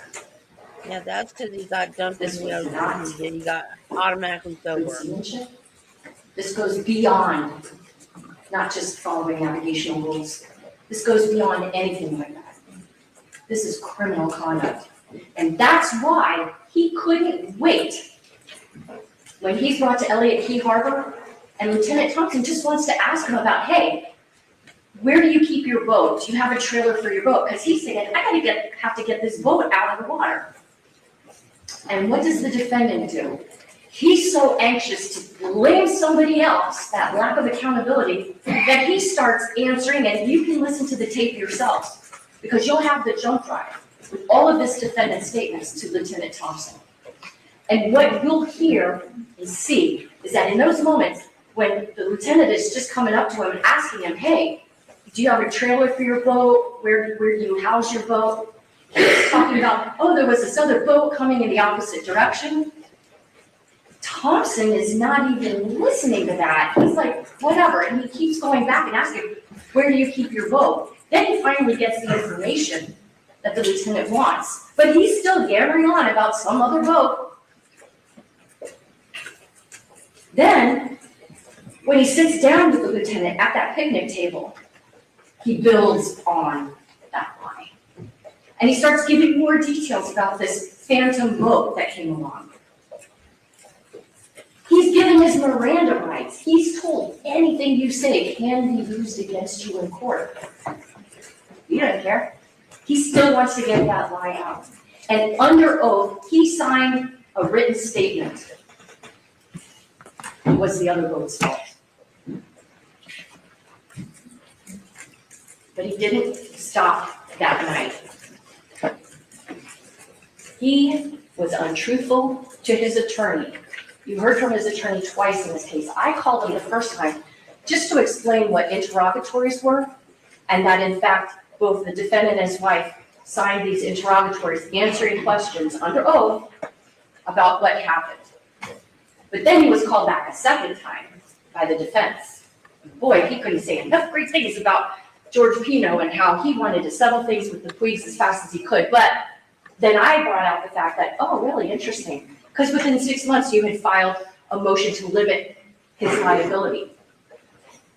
And you had also filed a motion to dismiss claims of their lawsuit. Okay, this is not a civil case. And the only reason why any of that is relevant is because it shows the persistence of the lie. That he not only lied to the police, he lied to his own lawyer, who then took those lies and incorporated them into legal pleadings. And he wasn't just lying to his lawyer. He was lying to the court system. He was lying to the family of Kathy Puig in answering those questions in the way that he did. Because he was so desperate to avoid accountability. Why? Because he knew this was not just an accident. People don't lie about accidents. You fess up, you say, my bad, I didn't see the stop sign. I should have stopped. I'm so sorry. But this was so much more.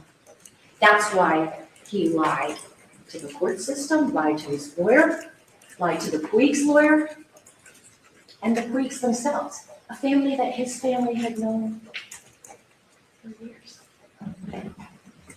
Now, With that being said, I want to make it clear, he's not charged with perjury. The only relevance of those lies is to show that he knew. He had a consciousness of guilt. Because anyone that has as much experience as he has on the water knows there's no excuse on earth to justify the way he operated that boat. And, you know, it's kind of stunning behavior from the man whose wife described him as, oh, he was like the one for Camp George, right? He was the father who wanted his children to get the best education. That's from his wife. He was the father that wanted to instill in his children an understanding of right from wrong. That sometimes actions have consequences, and that it's important to take responsibility for your actions. That's what she said he taught his daughters.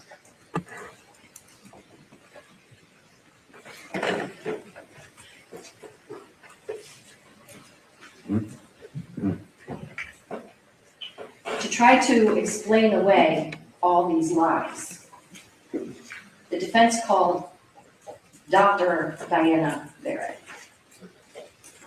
a concierge neurologist who saw the defendant twice, watched a video of him, heard some things that he said, and did work to do one thing and one thing only: answer questions posed by the defense. Did he have a traumatic brain injury, a TBI? Could it have caused amnesia and or false memories without the intent to deceive? And how long would those false memories last? And she got about $30,000 to do that.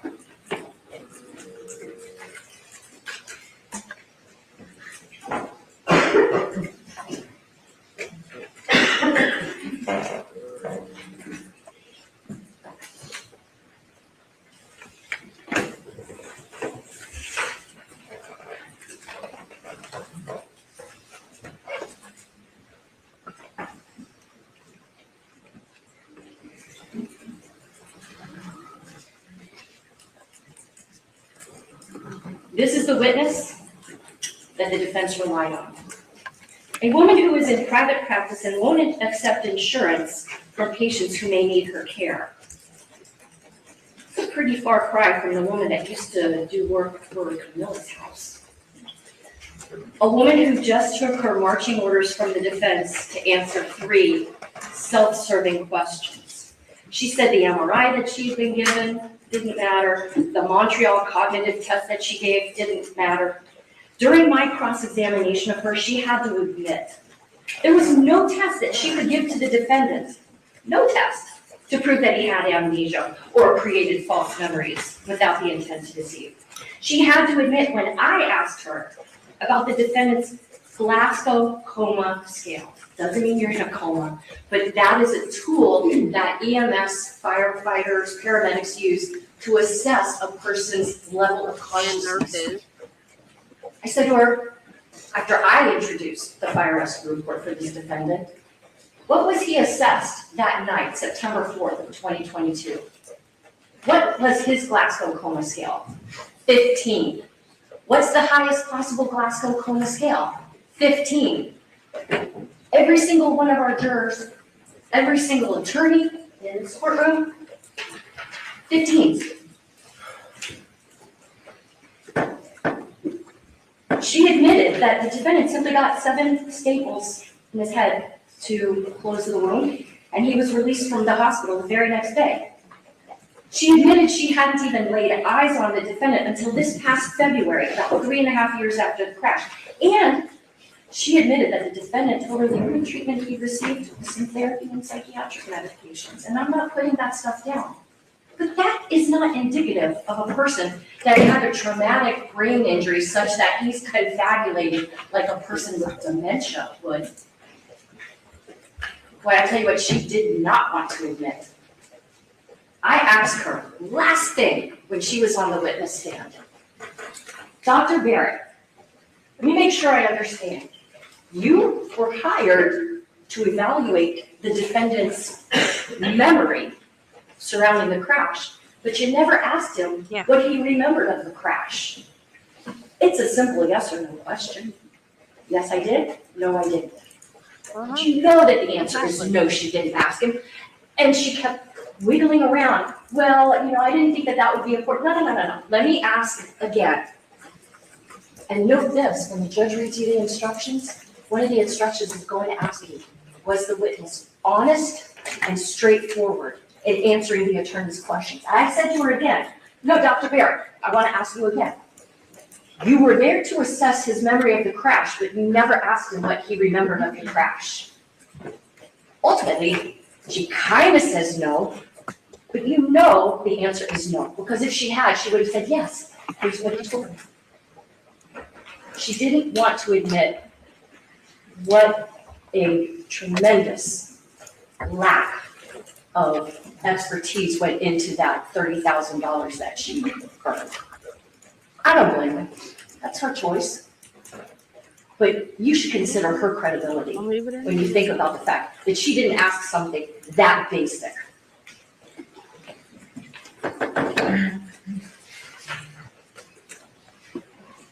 She told you she based her decision that he had amnesia and, how did she say it? False memories without the intent to deceive, based on just these 4 things. Who sat behind him?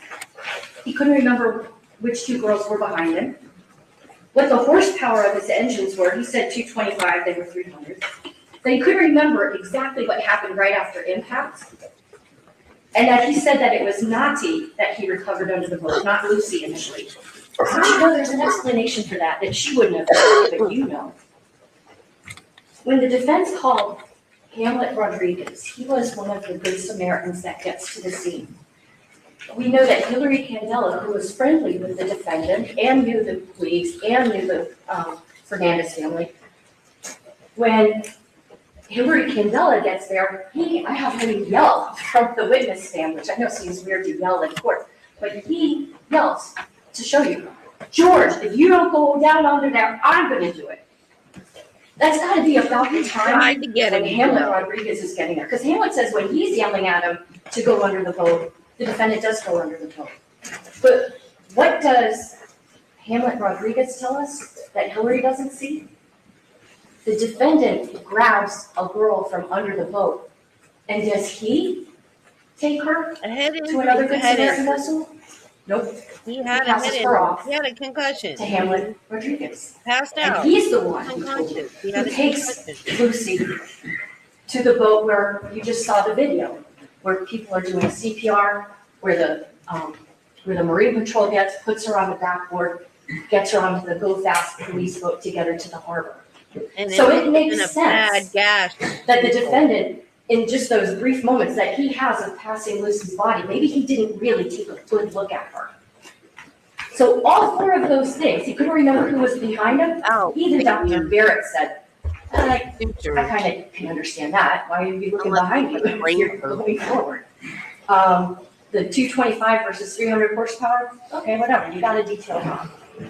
Not remembering exactly what happened right after the fact, totally understandable. This was a terrifying thing for everyone, I'm sure, including the defendant.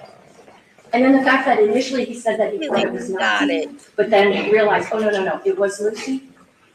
That's what you base the amnesia and the false memories without intent to deceive. But what I want to propose to you is that you don't need an expert witness. Maybe look at the totality of circumstances and say, no, this wasn't a false memory without an intent to deceive. This was a false statement made exactly with an intent to deceive. Well, I think he had a concussion when he said the other boat caused the crash. He was unconscious. Was a You false statement hit your and it was head and then intended to you're deceive. And I said, if he was willing to give a false statement with an intent to deceive 9 times about out how of the 10 crash concussion. happened, I don't know maybe if he was at the also willing hospital. to give a false I don't know statement if they with did an mine intent or to deceive what, but about how much beer he had at that sandbar. You can't prove it, so he didn't charge it, so why are we defending against it? after the fact, though, not before. But he just can't remember.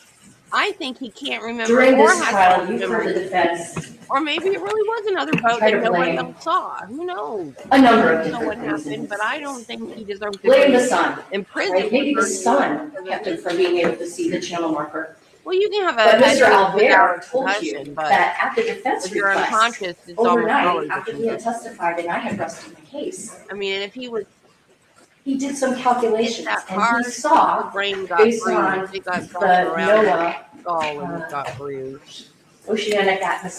National Oceanic Atmospheric Administration, Yeah, based on their you can have a data, concussion without he having knew to. It's that just at the your time brain that that second flapping to around last in your track point skull when you was, get hit. the sun would have been to the defendant's right-hand side. The sun isn't blinding him from seeing the channel marker, so forget that. The defense attorney says to Detective Dow, the drone operator, oh, well, this photograph, the water looks green, the channel marker is green, maybe the channel marker wasn't so visible. First off, Detective Dow was like, no, actually, that's just a function of the not so great printing of this photograph. Plus, when you're higher up, the water looks more green, but when you're closer, which you guys can see from the videos, the water's blue. You really think the Coast Guard didn't take into account, Yeah, some people can let's do make the that. channel markers as hard to see not as one of them. possible. I wish it was. So that doesn't work. Oh, remember they also asked, hey, could channel marker 13A, the one before channel marker 15, could have blocked the defendant's view of channel marker 15? Mr. Albert, who, in contradiction to Dr. Baird, Mr. Albert said, I did that extra work, I'm not charging anybody for it. That's integrity. And what Mr. Albert said in answer to the defense attorney's question is that the only way that channel marker 13 blocks channel marker 15, if you're so far back, You couldn't have. you wouldn't be able to see channel marker 15 anyway. So that excuse doesn't work. The defense talks about, well, but if you zoom in on the chart plotter, it looks like maybe the channel marker is a little bit further off. And that's when, it was kind of hokey, but it illustrated the point. I grabbed my iPhone and I showed you all a picture of the Mona Lisa. And if you zoom in on the picture, it doesn't look like it's the Mona Lisa anymore, even though it is. And that's exactly what they did with the GPS screen. Then they come in and try to say, oh, it's the girl's arms.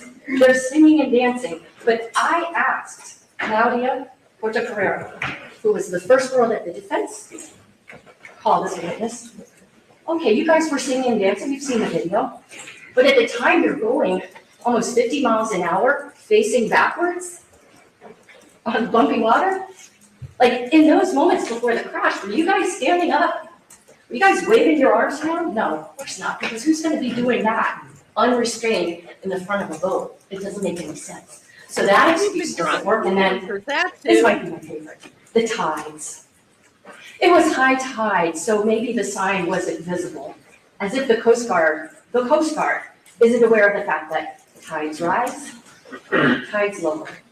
And they're gonna take that into account when they're placing channel markers that are there to keep boaters and passengers, everybody on the water Yeah, it's safe. just that the wind So is none a of these physical excuses hold up. physical evidence of a head injury. Yeah. Who knows? Like, who knows what happened? I don't think we're ever. When this trial began with jury selection, you all were instructed by the judge that this defendant is presumed innocent. And each and every one of you said you can abide from the by that presumption. How the wreck happened, I don't know. You would not be here. We live in a country, we are blessed to live in a country where people do not have to presume their innocence. That's not how it is everywhere in the world. Here, if the government accuses you of something, the government better have the evidence to back up those allegations. Oh my God, you did not. Now, You know how many innocent people are in prison? What the fudge, lady?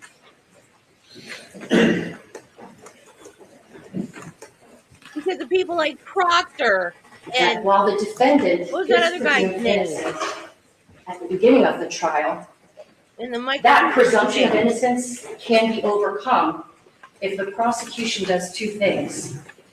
To overcome the defendant's presumption of innocence, the state must prove, one, that the crime or crimes that he's charged with were committed, and two, that the defendant committed those crimes.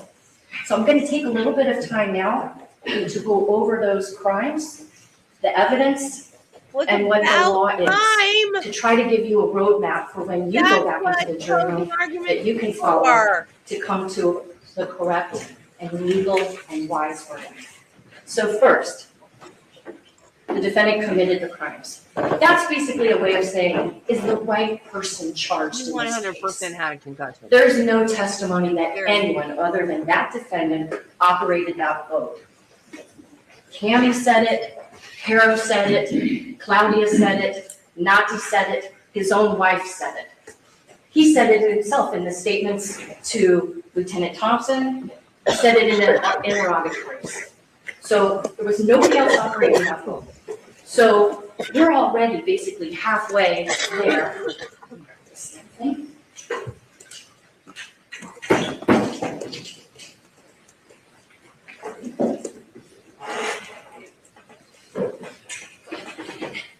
We're already halfway there to a guilty verdict because we've established without any question, he's the person at the helm of that vessel. He was the captain of that ship. So now we just got to look at, did I prove the crimes of manslaughter and vessel homicide? And although the judge is going to instruct you first about manslaughter and then vessel homicide, I just want to go over with you the crime of vessel homicide first.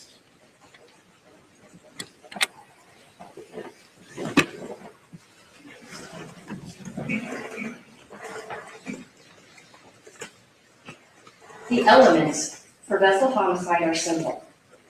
First, that Luciana Cristina Fernandez is dead. We know she is.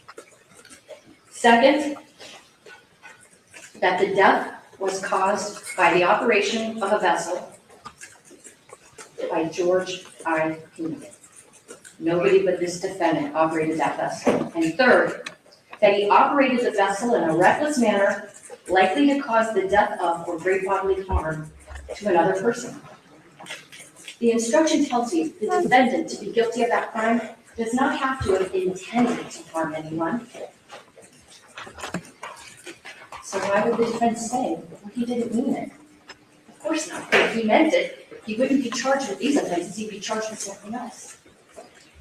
The judge will tell you that recklessness is more than just failure to use regular care. She will tell you that recklessness can take place in two different forms. I'm going to suggest to you both are present in this case.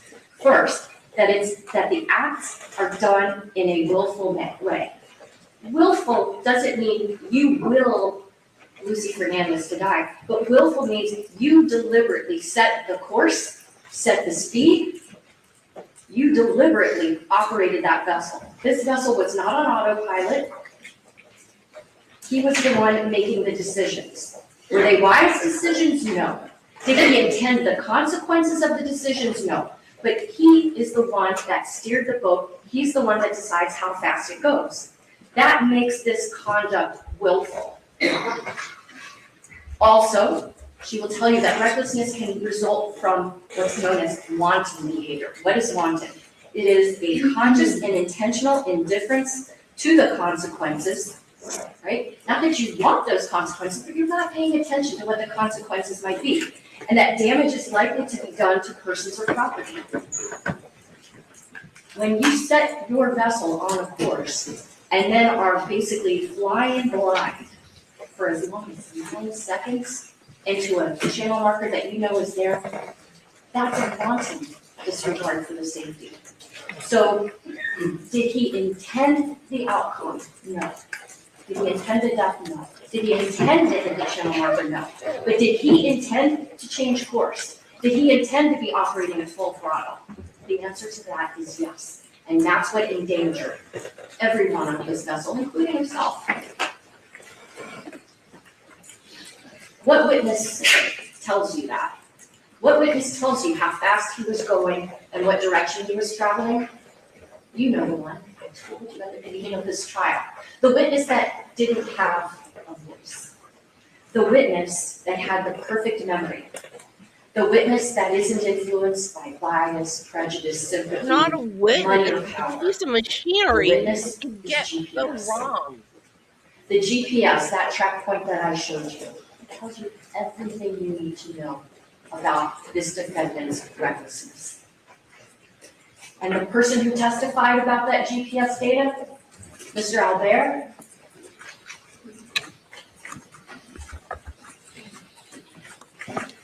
he says to you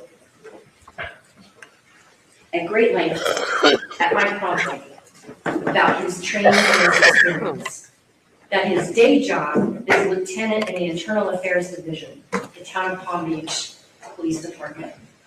He tells you about his years and years of experience in police work, both with that agency as well as with Florida Fish Wildlife Conservation Commission.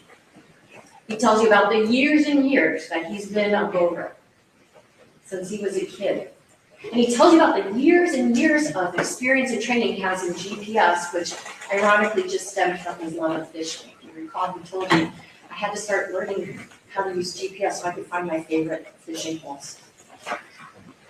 And I know that testimony might have seemed a little bit dry, but it was really important for you all to understand the quality of the witness that he is, with all that law enforcement and personal experience in boating, with all the training and experience he's had in interpreting and analyzing GPS data to the point where now he's a senior trainer at the NAS block. I can't remember what it stands for, but that's how good he is at what he does. And it was important for you to understand that we're not getting to junk science. And so when he went through with you step by step, and you have all those track marks, you can look at them in the jury room, of how the defendant meandered his way up to the sandbar, but then was like zooming back. When he's telling you this is how fast that vessel was traveling and this is the direction it took, and he had to be the one to make the choice to go that fast and to head in that direction, that's all the proof you need to know that this was reckless.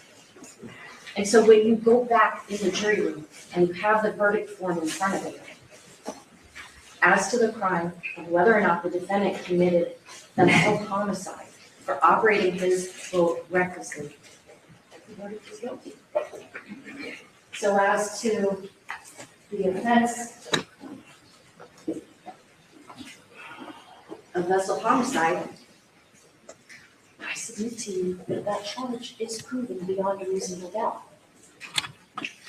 If there was no one else on the defendant's boat but his wife, and if he had followed that path that he took, and if she had wound up dead, forget about the other kids, forget about the alcohol, forget about all of that.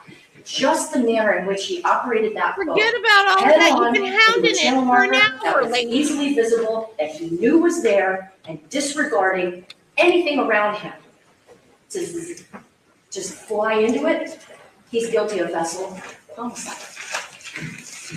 But the thing is, you can't ignore all these other factors that were in play that afternoon. You can't ignore the fact that he had brought the alcohol, that those kids had unlimited access to it, that he wasn't moderating anybody's drinking. He's drinking. He has a boat full of vulnerable teenagers who are not going to probably be at their very best if, God forbid, something should happen. He made the choice to be consuming alcohol. He made the choice to be operating his boat through I-95 of Biscayne Bay. Oh my God. As fast as it could go. And so when the judge reads you the instruction for manslaughter, she's going to read you the definition of what culpable negligence is. Manslaughter can be proven in this case in one of two different ways. And just like I said, we've proven both aspects of being reckless. I'm going to submit to you, we've proven both aspects of manslaughter. And this is why. First, you can be guilty of manslaughter if you commit an intentional act, even if you don't mean to cause death, but your intentional act causes a death, that's manslaughter. And the importance of Mr. Albert's testimony is because those track points are dropped when direction is changed. And we know the speed of the vessel based on the distance it takes or the time it takes to travel a given distance. And we know that because he was traveling accelerating for over 9 seconds. That's not one of those speed spikes that I told you all that can happen if you're talking about very short distances. But this is a long distance over a relatively long period of time.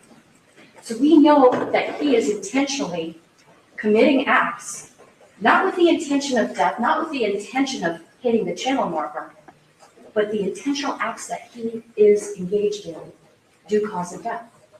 That's manslaughter.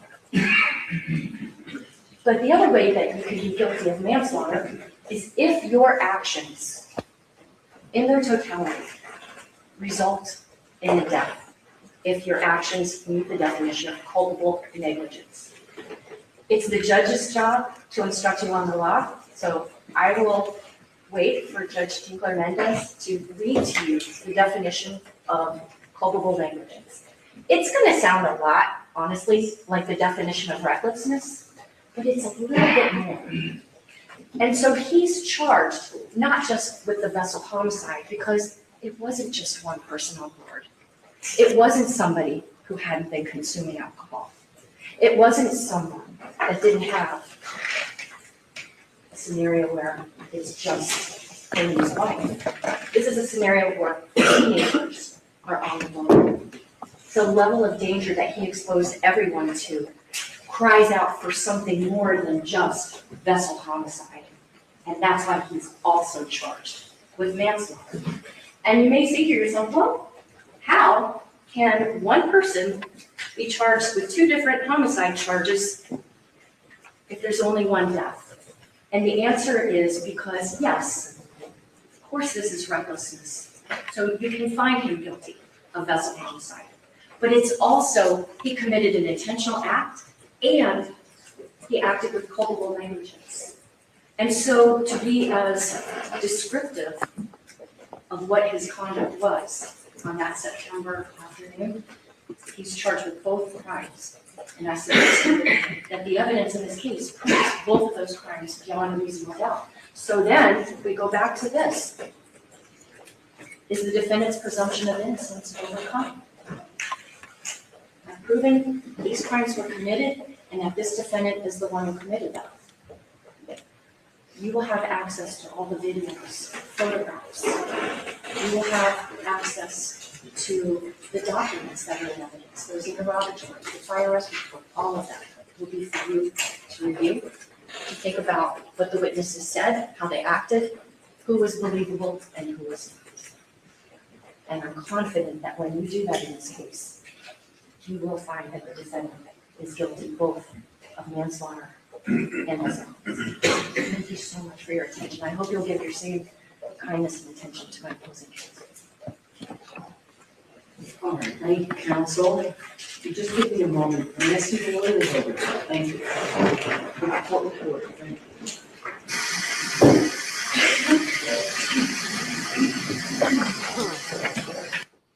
Are they taking a full break or just a switching out lawyers break?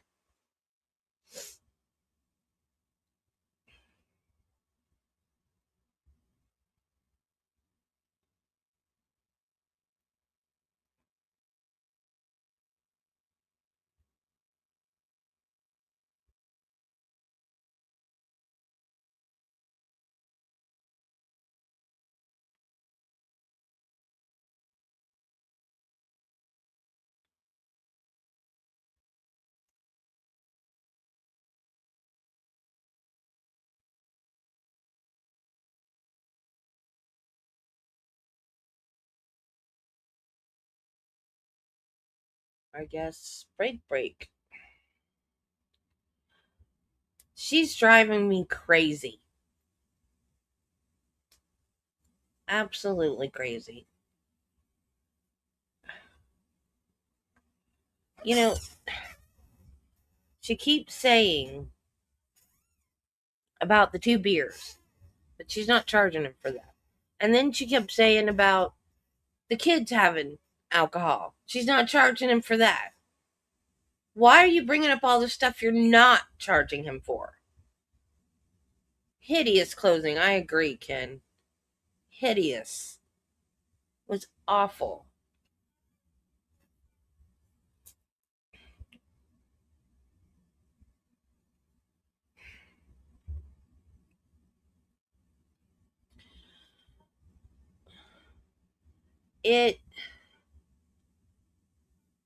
this case bothers me because this could happen to anybody. You make a wrong calculation. I don't drive a boat. I've been on plenty of boats, but I've never driven a boat. I don't know how to drive a boat. I don't know anything about GPS on a boat or anything like that. But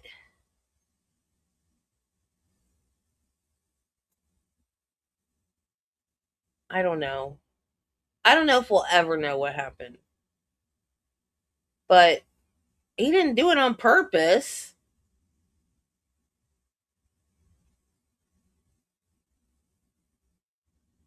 And the one thing that she showed, where she showed the route he took going out to the sandbar and the route he took back, it looked like the route he took out, he was on the wrong side of the channel. She didn't say anything about that. So I don't know. Like I said, I don't know anything about GPS on boats, so I don't know how that works, but I have no idea how it happened. But it doesn't even matter if he was drunk or not. The fact is, she's not charging him for that, so she needs to quit saying it.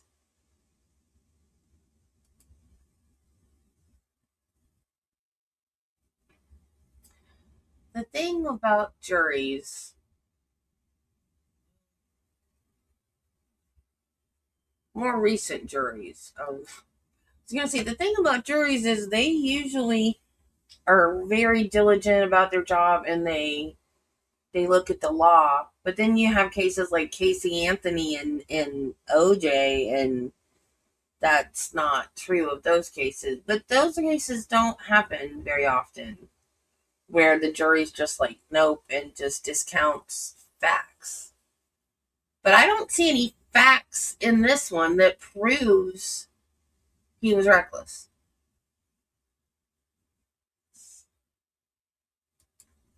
I don't know.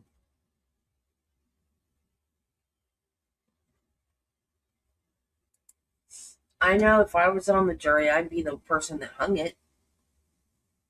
Because the punishment does not fit the crime. Him having the possibility to get 30 years in prison because of a boat accident?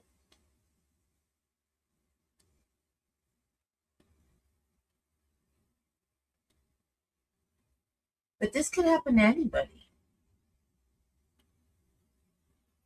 Maybe not exactly the same way, but who's to say that somebody can't get in an accident or even a car accident?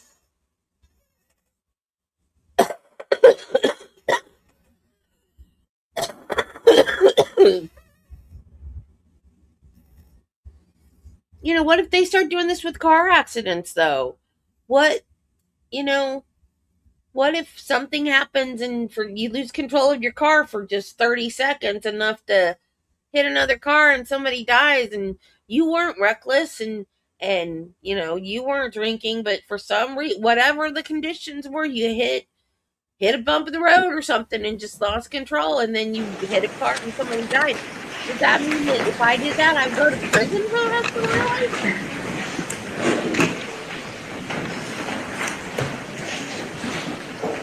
Can you decline the lesser?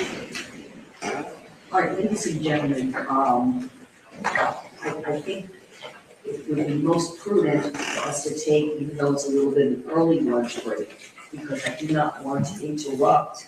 The defense will make their close, and I don't want to interrupt that close for us to take a lunch break. So we're going to take a lunch break at this time until I'm going to ask you to please be back upstairs by 5 minutes after 1. We'll take a 1 hour lunch break at this time. It's very, very important, ladies and gentlemen, wear your juror badges at all times, even if you're outside of the courthouse. Be very visible with your badges. They're well displayed. very important, ladies and gentlemen, please avoid any kind of contact, eye contact, conversation with anyone wearing a juror badge. We've all worked very hard these last few weeks to maintain the integrity of these proceedings. The jury can have no contact or conversation with anyone. Even a friendly hello can be misinterpreted. So please avoid any contact with anyone. Do not do any research. Do not look up anything on your phone to try to gather any information. None of that is evidence. You can only rely on evidence and the law to reach your decision. Okay? When you finish your lunch, please go to the jury room, again on the 7th floor, where they will meet you there and bring you into court. If you would, please put your notepads inside the envelopes. I'd like you to hold them and keep them in a private place during your lunch break. Okay? All right, so I'm going to ask everyone also, please just give us 2 minutes. Let the jury leave. They're taken away from the courtroom, and then at that point, I will excuse everyone.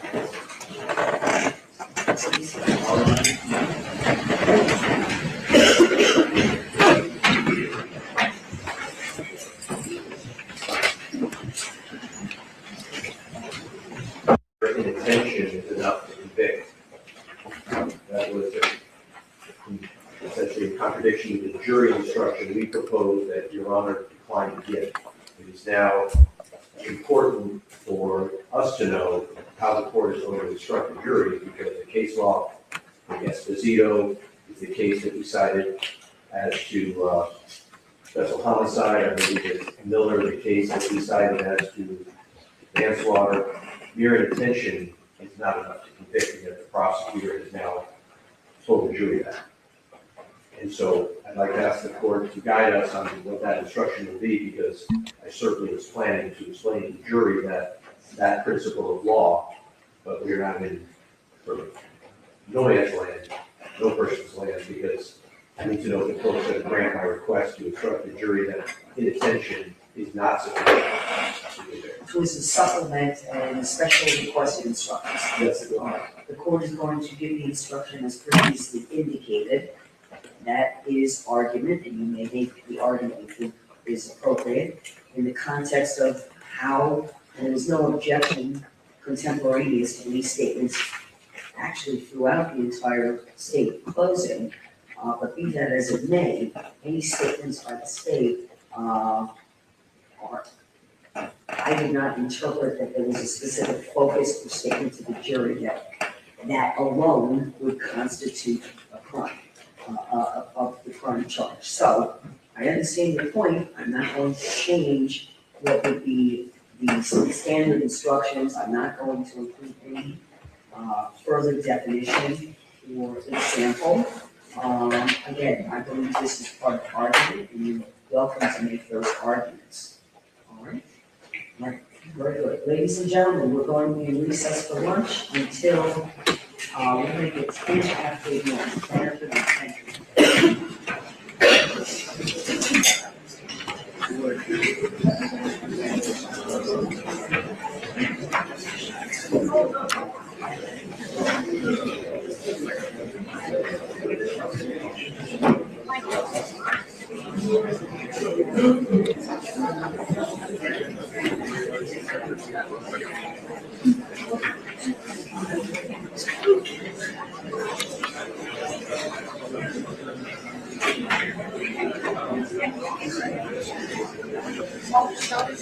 Thank you.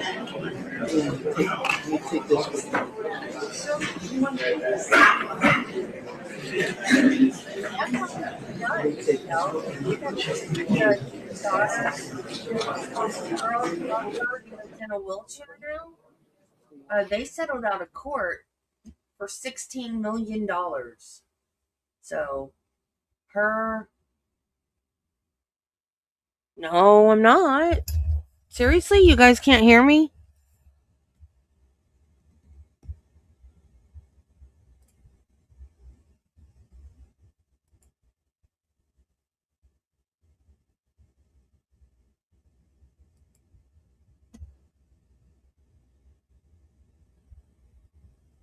Why?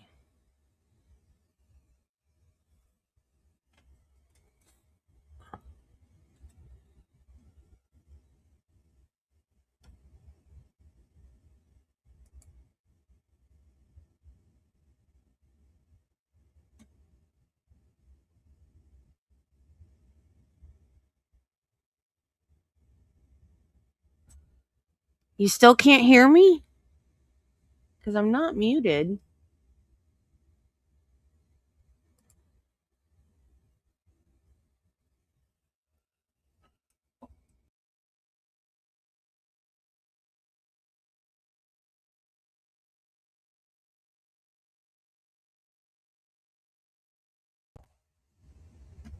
Oh, okay. You can hear me now. All right. Yeah, so they got $16 million. And if they're smart, it'll go in like a trust fund or something for. Don't touch anything. Don't touch anything. Yeah, that's the story of my life. Don't touch any buttons. I'm like Grogu. Don't touch any buttons. Speaking of Grogu, yesterday I rode Smuggler's Run at Hollywood Studios, and that's the one where it's like you're piloting the Millennium Falcon, and they changed it when the Mandalorian movie came out. You're still piloting Millennium Falcon, but you're helping Mandalorian hunt down bounties. So the person that's in the left pilot seat, they handle the left and right. And the person that's in the right seat handles the up and down. The seat behind are the gunners, and then the last seat behind that is the engineers. I was right pilot. The girl on left pilot, I have never gotten sick on a ride before, you guys. Ever. She wasn't steering. She was just going. And I got airsick.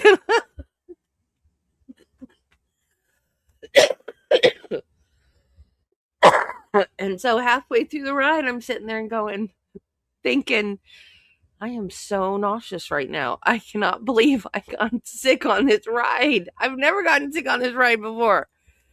And then when I got off the ride, my scooter quit working. So I'm standing there, well, and kneeling and on the floor trying to get my stupid scooter to work. Nauseous, trying not to throw up everywhere. I have no idea what she was doing. And this was an adult too. It wasn't a little kid, it was an adult. It's like, what are you? I literally just back and forth, back and forth. And I would just, if I'd been on it with a friend, I would have yelled at her, but I didn't know the lady.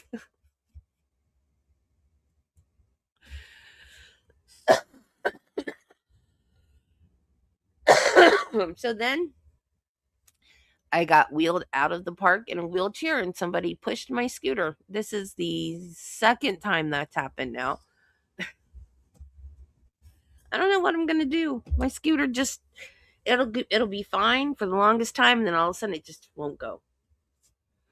You can. You're seatbelted in. If you take your seatbelt, I don't even know if you can take your seatbelt off during the ride. Because I was thinking that same thing. That I should have switched places with her. But it would if you could even get out of your seatbelt, it would probably shut the ride down. But I will just be ready for that next time if I ever. In fact, if I get to choose from now on, I'm gonna be left pilot. So that way I don't have to worry about somebody else doing that again, because I'll be in control. I thought I was bad. Oh. No, you didn't tell us. Yay. Doing what? Well, cooking, obviously, but where? Oh, a joke.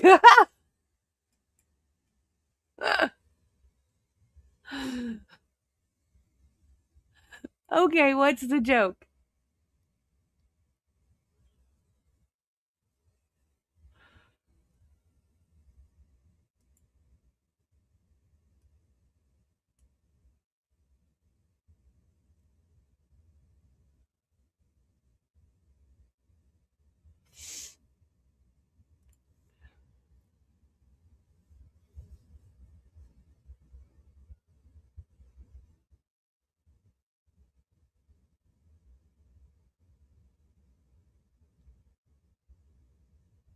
Ian. I've heard that one before.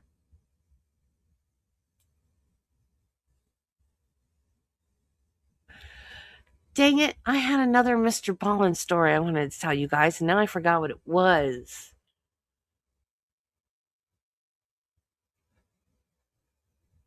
I'm sorry, Nichelle. I didn't mean to ruin your joke.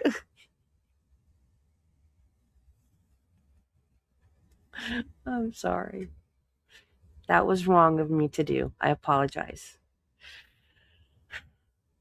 Well, I guess.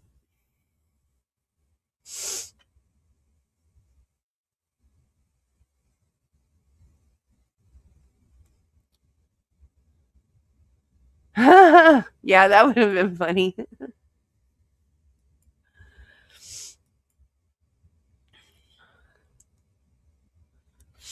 Yeah, a lot of places do not let you film on rides at all. And they're cracked. I don't understand how the international Disney parks work because they go by. They're Disney, yet they're another company too. I don't know how that works. So they have different like rules and stuff. So, my cousin keeps texting me, they're going to make you stop streaming. I'm like, no, they're not. They are not.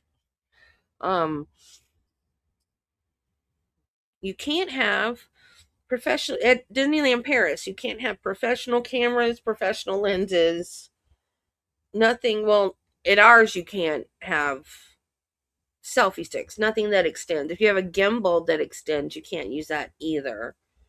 But they're cracking down on like everything at Disneyland Paris to the point that not many people are streaming from Disneyland Paris anymore. And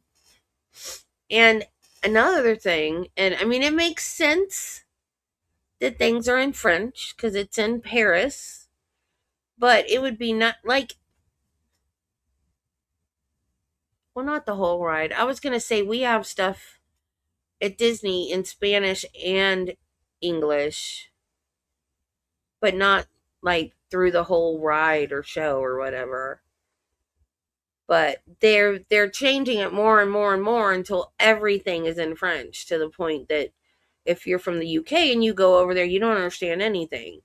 And they should know they're going to have people there from the UK. So they should make it bilingual. I don't know. But I guess I don't have to worry about that because I seriously doubt I'm ever going to go to Paris.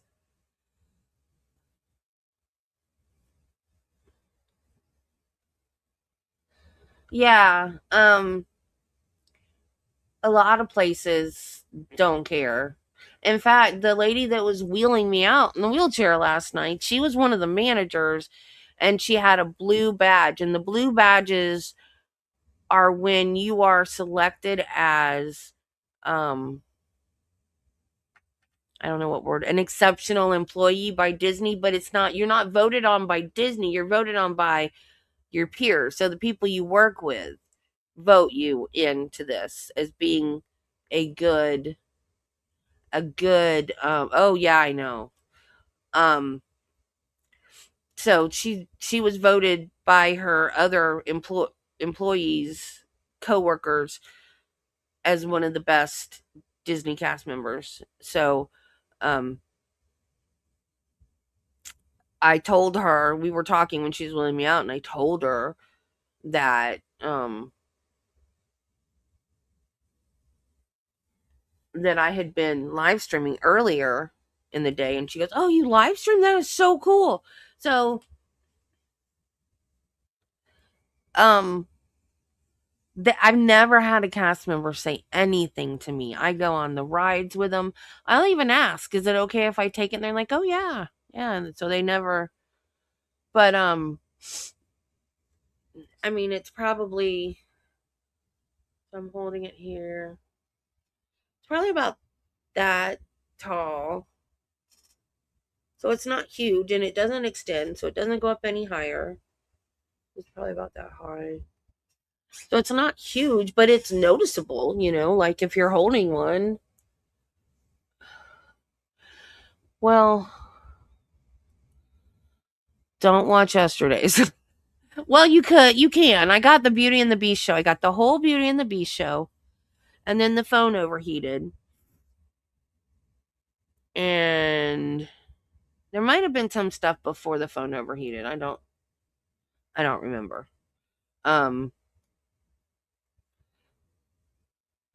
But I did get the Beauty and the Beast show yesterday. But I have other streams. Now, usually I don't go back and rewatch my streams. Some of the Disney streamers do. But most of my streams, at some point in the middle of my stream, I will lose the stream. I'll either lose signal or my phone will overheat or something like that.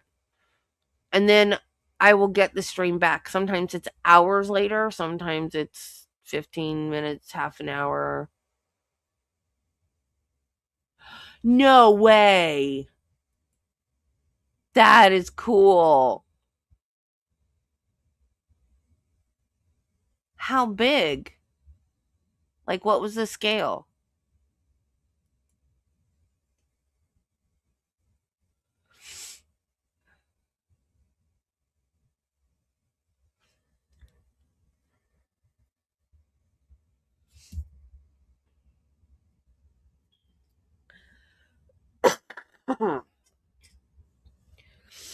But the longest that I streamed, I think I streamed for 9 hours one day, and I only had a couple of glitches. So I can do it.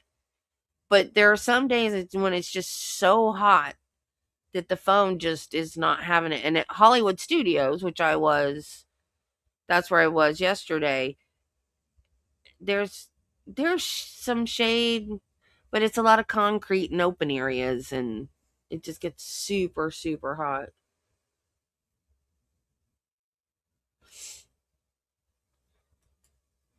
No, because I'll stand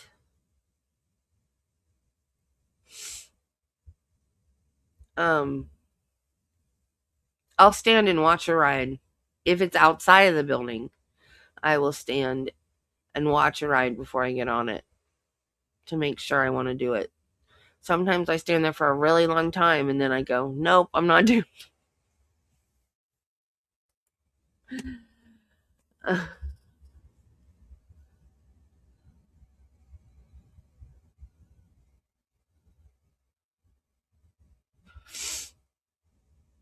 Oh, water slides and I are not friends.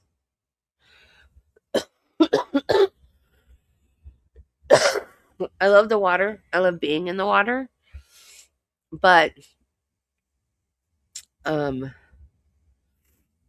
water slides, they're too out of control for me. And there is at Typhoon Lagoon, which is one of Disney's water parks, there are 3 water coasters. And the first 2 I love. Love, love, love. And there's an elevator I can take, so I don't have to climb the stairs. I could just take the elevator up and ride those 2 all day long. I love them. But the other one, you have to have 2 people to a tube because you have to have the tube weighted down. And I still, with Travis behind me and me like between, like he had his legs, like a toboggan kind of a thing. His legs were holding me in. I still came out of that thing. I came out and I slammed back down, and then when we hit the water at the end, I fell out of it.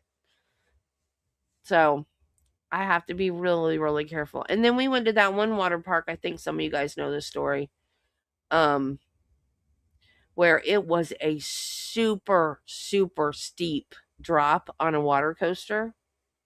And it had the zero G wall at the end of it, where you just go up, and then I loved that part. That was fun. But I was already in pain when I got there because it was so steep that I came off the raft and then hit back down, and I hit just right on my butt bone that I could barely walk. So when I got out of the float, I'm crawling in the shallow water to the steps because I couldn't even walk. And they didn't have elevators for any of their slides or conveyor belts or anything. And after that, I was like, I cannot even walk up any more stairs. So let's just go home. So we're not going back to that one. That one's H2O water park or something like that.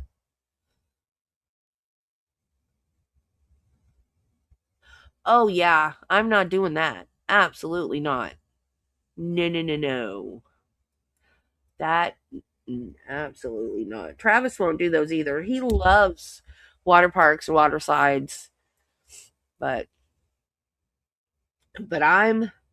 put me in the wave pool. Put me in the lazy river. There is one, those two, like I said, those two coasters. But just a tube going down a fast, or a body going down a fast thing of water, I don't like it. I did when I was a kid. Yeah. I don't do those. I do not do those. Have you seen the YouTube shorts? It's usually they do it sometimes on the water park ones too, but where they mess with the people. They it's like the bungee seat that goes up and down and up and down. No, it's not the bungee seat. I'm sorry. It's a drop ride. And then the operator go, oh, wait, I'm sorry. I forgot to put your shoulder straps on. And then he'll hit the button and it'll drop. And sometimes I don't know which park it's at, but it's like the same guy, and he'll do it every time. Say something like, oh, dang, I got to fix that. That's broken. And then he'll hit the button. Oh, yeah, I bet. I have a friend that she loves the Tower of Terror, which is the drop ride at Hollywood Studios. And I think it's more about the actual building and the storyline and the architecture of the building, because the ride scares her to death, but she still wants to ride it. So when it's, and it doesn't just drop once, it goes up and down and up and down, and it's different sequences. So it's never the same ride twice. And she sings It's a Small World during the drops. So she's sitting next to me. It's a small world after all. Everybody else is screaming, and she's sitting back there singing It's a Small World.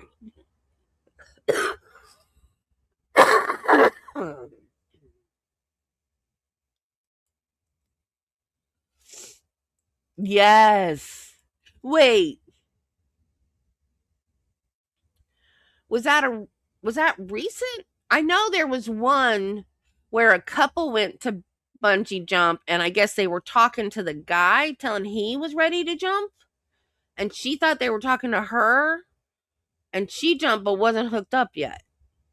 Is it that one? Anything where you could die, I'm not doing. Rides have safety checks, and they still, I guess, it's rare though.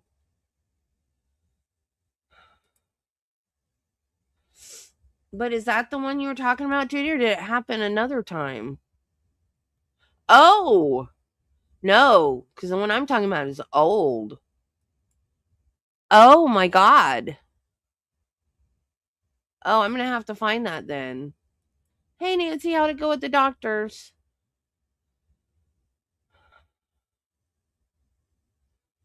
You guys, I was going to do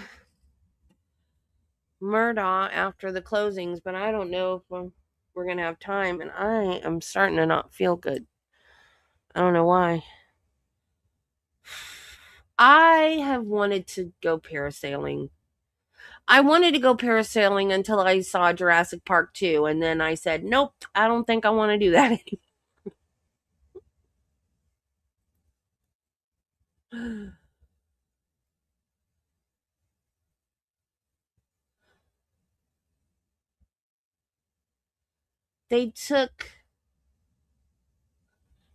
What, your cast? What'd they take off?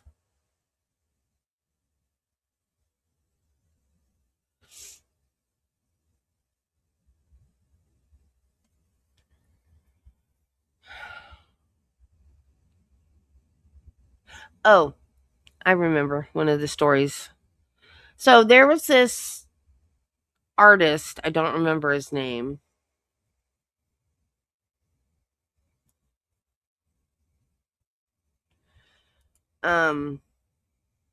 And he made this big like art installation in this park. Yay! I've never had a cast. I've had a splint that I could take off. I broke my pinky one time, and it was just cracked. It wasn't like, deformed or whatever. And I had a splint on it, so I could take it off if I kept my hand still. I've never been in a cast. I don't know what I would probably feel claustrophobic in a cast, even though it would just be one limb. I would still probably feel claustrophobic. So anyway, this artist had this big, he called it the dream space. And it was this giant, it was made out of plastic, like shower curtain type material. And oh, you have a splint now? So it took up this whole giant empty field at this park, and it had lights inside, and it played music, and on the inside there were doorways that when I first saw it, I thought you had something you had to crawl through, and I was like, oh no, heck no. But then there was a picture of it with a person standing next to it, and they were tall. The things were taller than the person, so it was something you could walk through. It kind of reminded me of a bouncy house, and it had like cutouts in like ovals that you walked from one section to the next, and there were lights in there, and it played music. It's supposed to be calming and soothing, and well, people were lining up. This was like the last art piece he was ever going to do, and he wanted it to be perfect. This was like his going out giant thing or whatever. And people were lining up for it, and they weren't done doing all like the safety stuff, and there was a section that needed some repairs done. He didn't have time to fix the repairs, and it was just like negligence. That is real negligence. I remember when I listened to this story coming home last night, and I remember thinking, this is crazy. He just got a fine.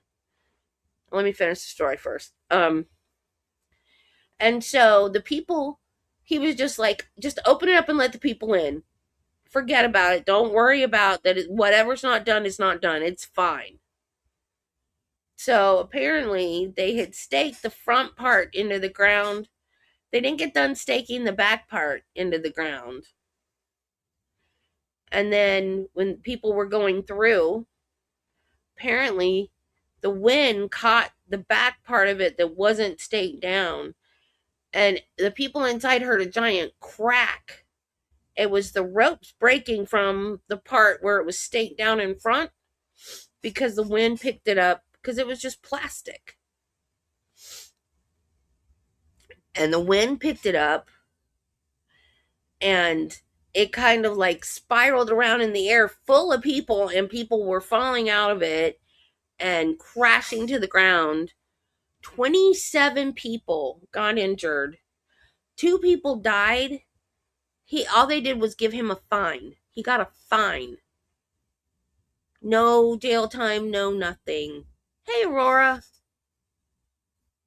And I remember thinking, a fine. A fine. 27 people are injured. 2 people died because he didn't want to take the time to finish doing safety stuff that he needed to be done because he wanted to open the doors and let people in. And he gets a fine.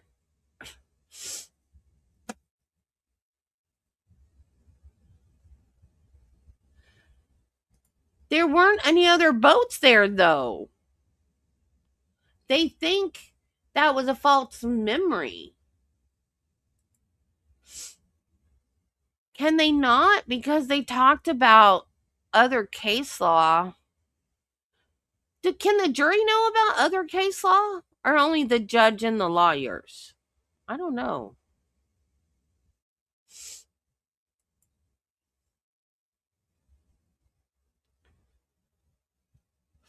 But there's no proof. They think that he confabulated it because of the concussion. At first I thought he lied, but now I don't think he lied. Either it's a false memory or he made it up to fill in the gap because he didn't really know what happened. I don't know. I mean, I guess you could call that a lie, but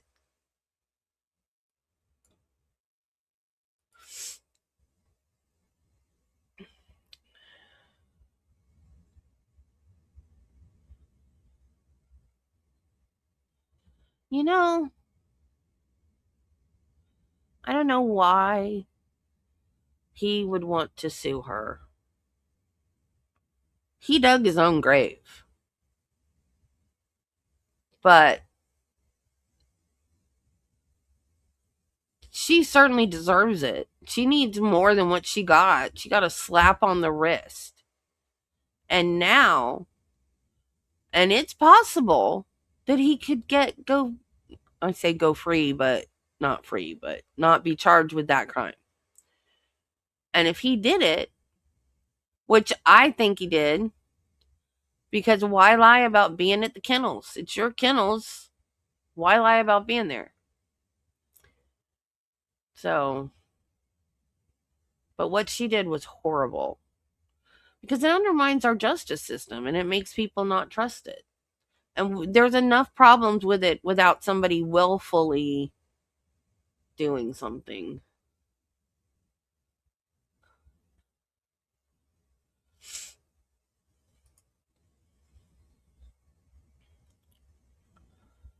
Claims of immunity? No. Oh, no, Becky, that's not how that works. Arguing she was acting in her official role as clerk of court when the alleged conduct occurred. That is BS. She was in her official role, but she was not doing her official role legally and ethically. So yes, that opens her up for a lawsuit.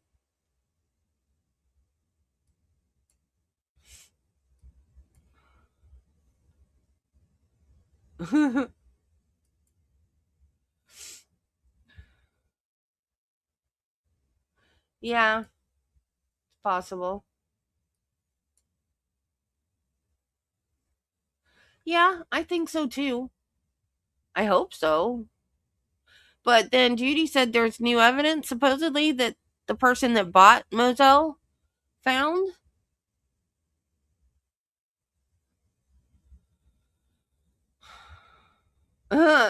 Yeah, there you go. Two sides of the same coin. Yep. And they're considering the death penalty.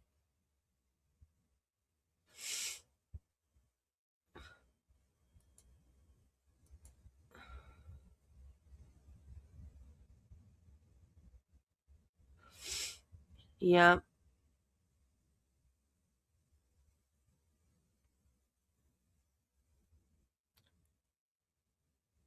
What clip?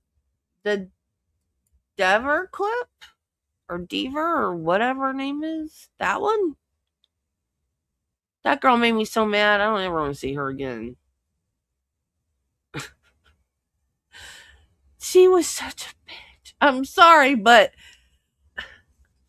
I'm someone that I don't compromise my principles for anyone. Now, if it's something stupid like, I don't know. Do you like a TV show? And I don't, but somebody else does, I might say, oh yeah, I don't know. I can't think of a good example. Like a little white lie like that, I might do. But like if it's something important, I'm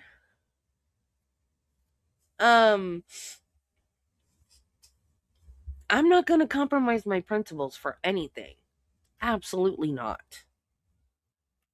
And I don't understand people that do. Murdering someone for money is another thing I don't know why people do. There's a money trail that points at you. What? I've not heard this song. Is it on YouTube?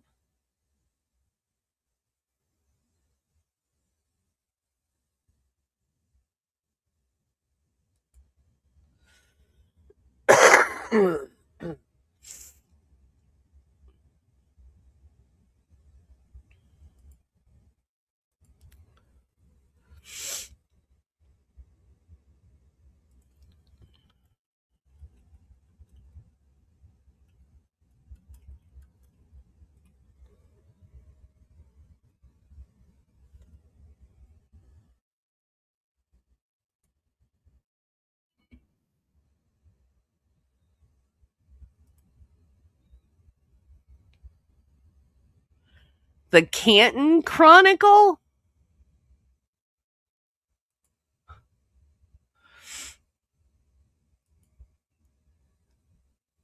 Is that it?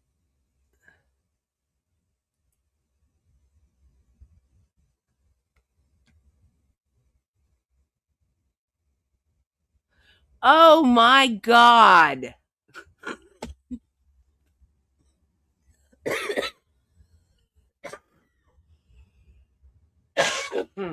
If I didn't dislike James Franco enough already, he now says that there's an alien in his garage.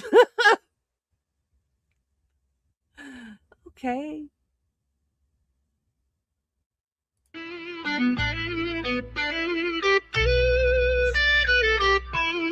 I took an oath, wore the badge. Now I'm sitting in this chair with a memory gone bad. Told the feds I saw something strange that night. 2 cops in the Sally Port lingering tight. But then came the timeline all shiny and new. And poof, like that, my memory withdrew. I saw the chief and Higgins too.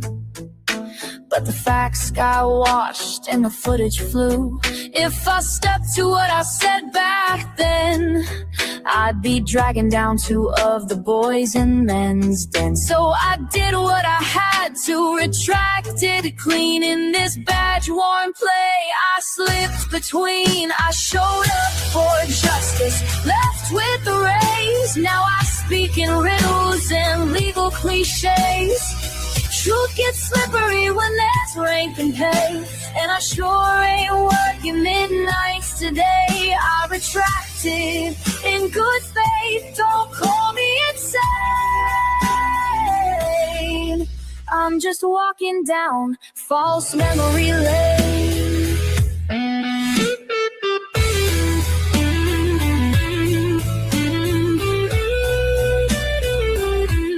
So I said it was a false memory, just a trick that my mind played on me. And when the facts didn't fit, I let them fade. Truth's easier to bend when you're getting paid. Now I work the daylight, wear a Boston blue, telling stories about the truth I never knew. I don't recall, hell, I barely blink. They fed me the facts, told me what to think. For 25,000, don't come for free, but they'll tell you I earned it ethically. No pressure, no whispers, no secret prize. Just a quiet little race for switching sides. I showed up for justice, left with grace. Now I'm speaking riddles and legal cliches. Truth gets slippery when there's rent and pay, and I sure ain't working midnights today. I retracted in good faith, don't call me insane. I'm just walking down false billboard.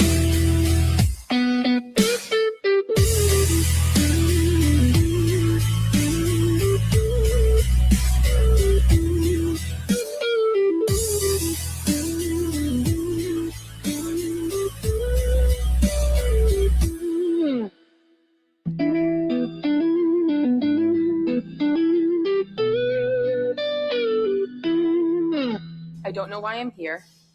I have no connection to this case.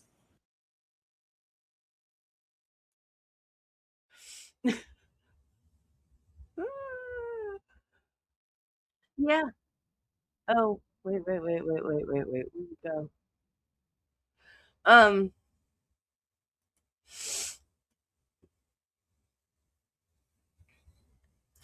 Yeah, like, and what is sad, what is truly sad, is that she's so young and she didn't know what to do. That is what is truly sad. And yeah, how'd it work out for her? She doesn't have a job, and I think she's got some mental health problems now because of the whole thing, which is legit, if you ask me.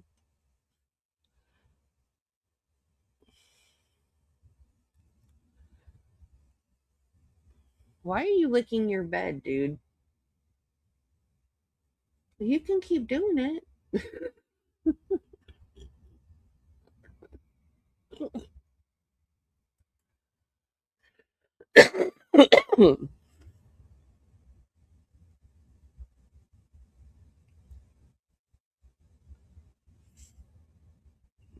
Yeah.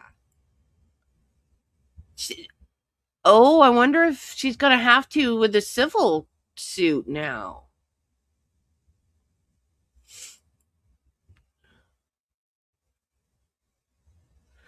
Well, with her case, did you watch the Karen Reed trial with us, Michelle? No, you started with Donna Adelson, right? Well, with Dever, what happened was she saw something that night that was very important to the defense's case. Then she transferred to Boston. No, there's a civil suit against Canton PD. And she was Canton PD at the time of the incident. So she should be included in that lawsuit. I'm assuming, but it makes sense to me that she would be.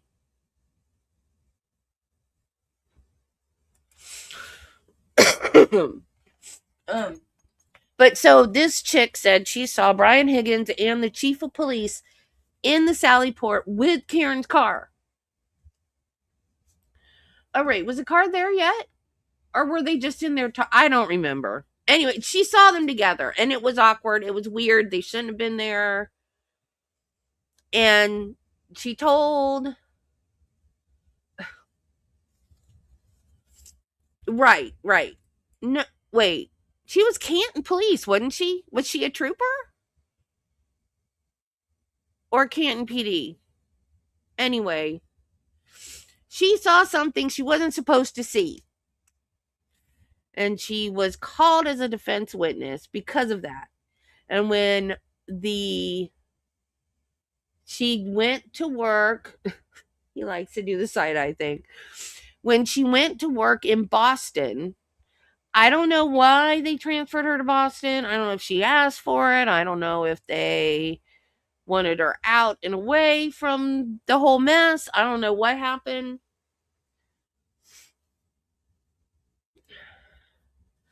Yeah, she transferred to Boston.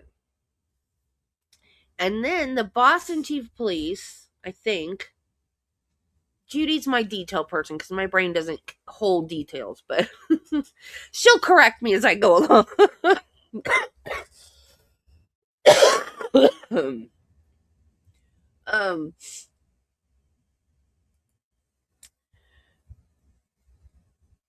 The chief of police had a meeting with her and told her to do the right thing. Meaning back your brothers in blue. And he denied that meeting took place. She testified to it in court. And she said on the witness stand that she never saw that yes, that's what she told the FBI agents, but she was mistaken. There was a false memory that she thought that that's what she saw, but now she doesn't think that it was, that for some reason it just was made up in her head. Yeah, it was a false memory.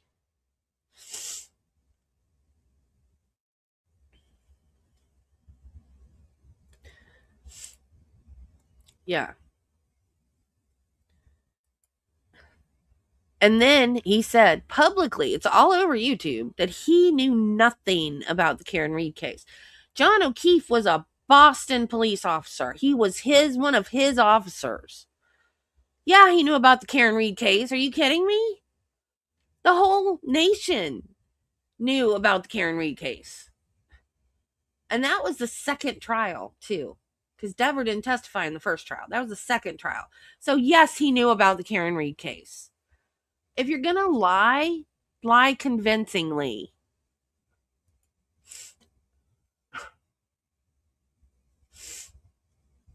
Yeah, absolutely. Absolutely. I don't know how people can do that. If I see something bad happening, I'm going to say something. And if I get threatened to be fired or sued or whatever, I'll deal with that when it happens. I'm going to do what's right. And that's just the way I am. And, I don't know why other people aren't that way. And you always get caught in your lies. Oh, like look at all of the cases that we have watched where, hey baby, what you doing? You okay? You're doing that weird thing with your neck again. Are you hurting?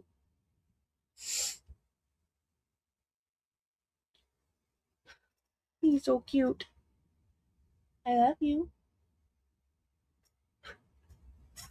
I'm sorry, Spike distracted me.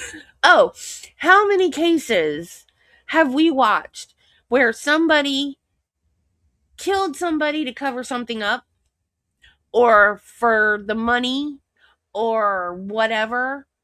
Has it ever helped? Have they ever succeeded? Have they ever gotten away with it? No. No, no, no. They always get caught. They almost always go to jail or go to prison. They don't get their money. They don't get their girlfriend or whoever they killed their wife for. Nothing ever works out. Just be honest. Be honest and don't break the law. That would be my advice to the world right now. Be honest. Don't break the law. Be kind to people and love your family.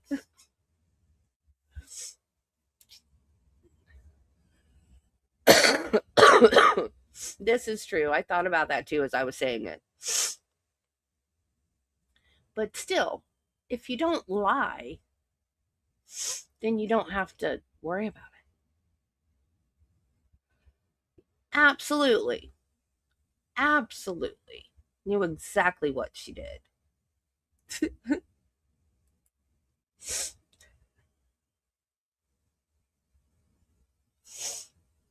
He does this thing now. I thought it was just like his back, legs, hip area, but he does this weird thing now. He lays like this all the time.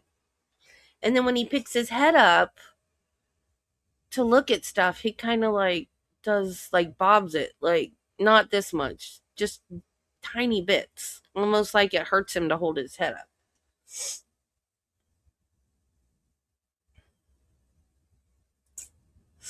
And I don't know if you guys watch Loophole Lawyer. Have you guys ever seen Loophole Lawyer on YouTube? I don't know if he's a real lawyer or not.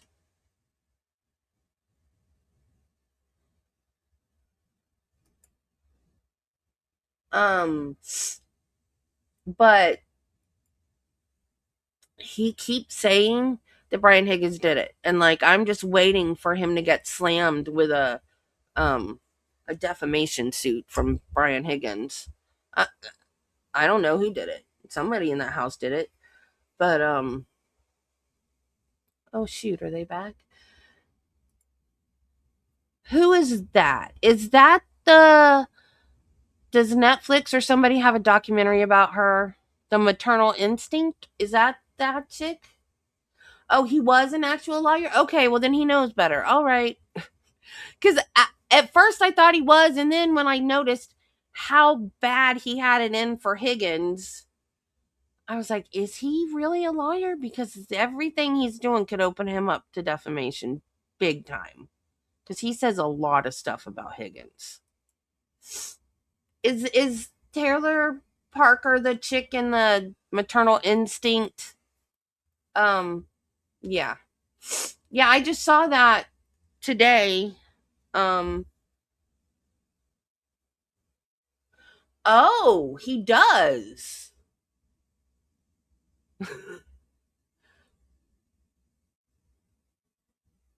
It would make things come out. Yeah. Yeah, you're right. You're absolutely right.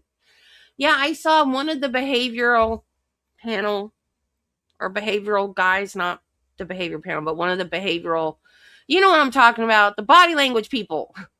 One of them did, I think that's what it was. I don't know. I saw a thumbnail, something about Taylor, and then something about the documentary Maternal Instinct, and I went, oh, wait, I don't know anything about that. I got to watch that. And there's another case that we're not following that I need information on because now they think they know who did it. The girl that went overboard on the cruise ship. They think someone that knew her that was with her pushed her overboard. I don't know because I haven't seen any. I've only seen. I'm gonna have to watch that, and I'm gonna have to watch the stuff about the girl that drowned off the got thrown off the shipwreck or what shipwreck the ship or whatever.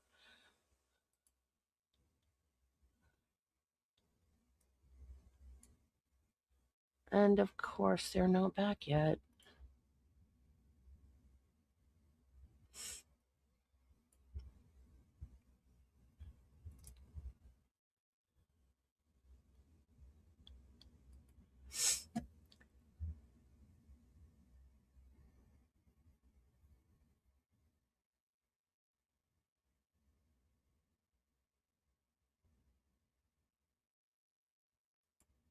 Okay, who's calling? Because I don't know anything about these cases. I have to do research.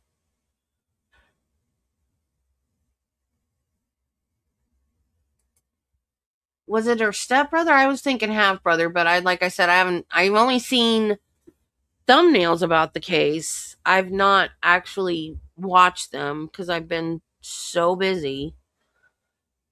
I want to do well a couple of evenings last week. I did nothing but just watch Colin Albert. I know that case. Where was my brain? Good Lord, where was my brain? Of course I know Colin Albert. Duh! I had a brain fart. They just got back, Nancy. Okay. Now speculation that Colin was not exactly truthful on his enlistment paperwork.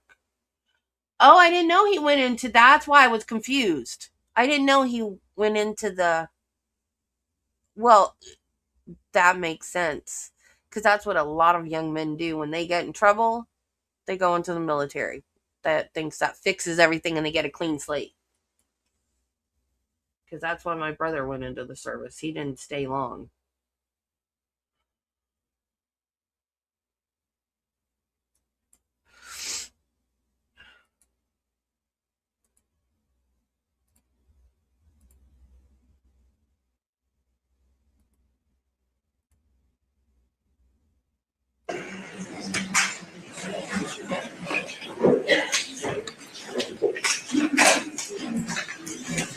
Oh, wow. Oh, I gotta do research on that one.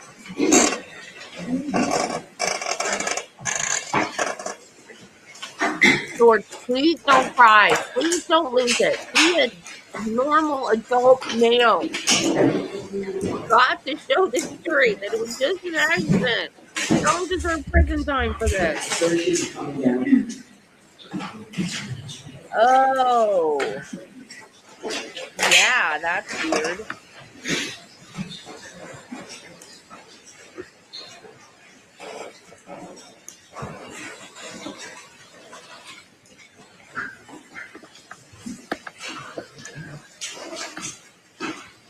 Oh. Well, now they have proof that Allie never picked him up that night. So if he lies about that again, they know he's lying.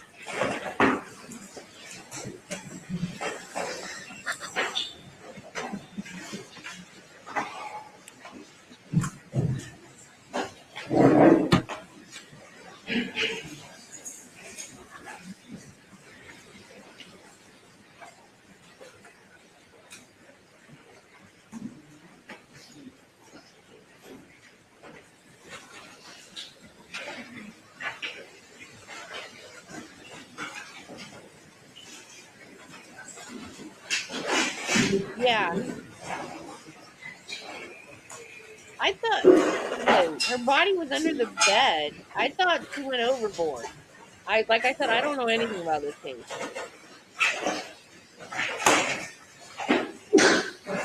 I just assumed she went overboard because it was a cruise ship.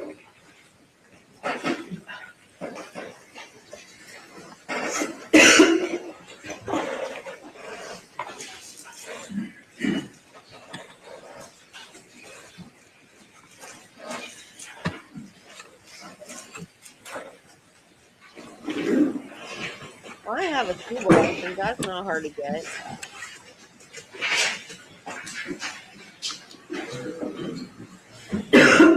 I think my LPN school. Oh, okay, that's a different case.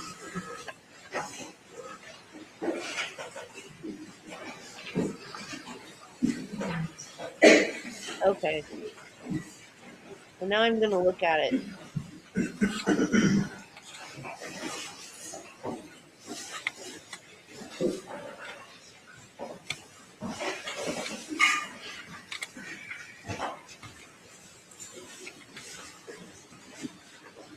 Oh. No, he doesn't. And if court TV and law and crime do not get the right to do this for the Courtney Clenny trial, I'm going to be so upset. The sound has sucked. The camera angles have sucked. Miami, what are you doing? You don't know what you're doing.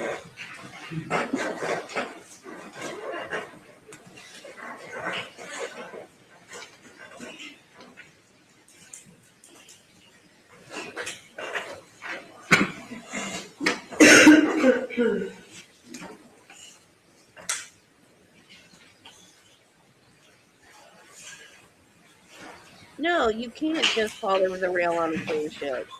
I don't know how people go overboard. Like, you would have to stand on the rail and jump.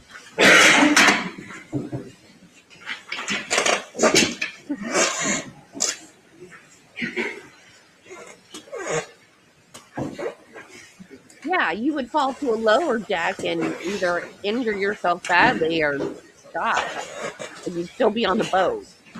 Because they're set up. They don't want people to have easy access to jumping overboard. They don't want anyone to go on a cruise and decide that they want to not be here anymore and that is away. Like the contemporary resort at Walt Disney World, they need to seriously redo the design of that.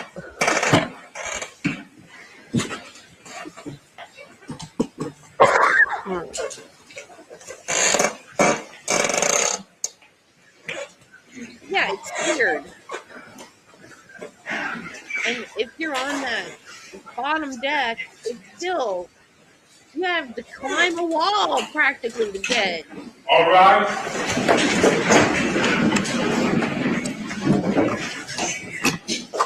I haven't been on one since I was 18, but I still remember that. I don't know why I remember it so much. Probably because my mom was freaking out and telling me all these precautions to take. Everyone used to see it, thank you. Knowing my mom. So that's why I remember taking all that in. I don't know if I did it so I could report back to my mom when I got home or. Ladies and gentlemen, we are ready to proceed. Defense, with the case. Thank you. Good afternoon. Please let me know. Right. I heard the prosecutor say to you, theory. What I heard the prosecutor say to you is that in the moments leading up to the crash, with about 9 seconds to go, that George Pino was inattentive. He might have been looking over to his wife while she was trying to text a beautiful video of the girls who had a beautiful day over at the sandbar. He might have been looking at his GPS. He might have been looking over to his right or to his left, that he was inattentive. Those are her words. And if that is true, if that's the state's theory, George Pino, your job is very simple. George Pino is not guilty of a crime. He may have committed human error. He may well have been inattentive. He may not have looked up in time to see the marker to which the Wallow alighted. But that does not make him a criminal. We have highlighted for you the law. After all, that's where we are. We're in a criminal courtroom of the United States of America, where if your government, my government, wants to brand somebody a criminal, they have to prove he's committed a crime. Not that he was negligent, not that he has civil liability. Footnote, all civil liability has been resolved already, long before you were sworn in as judge. This is not a civil case. This is not about whether, by a preponderance of the evidence, the state or I should say, the injured passengers have established liability, civil liability. That has already been resolved. We are here today because our government wants Mr. Pino to be branded a criminal for having, by their own statement to you, been inattentive. Now let's look at what the law is, because we are, after all, in a court of law. And what we've done is we've taken what we understand the judge's instructions of law to be before you on the screen. It may not be so easy to read because of the distance.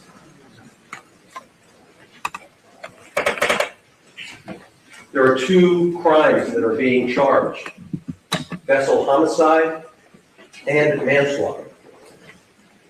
Each of them require that the state prove beyond a reasonable doubt certain facts.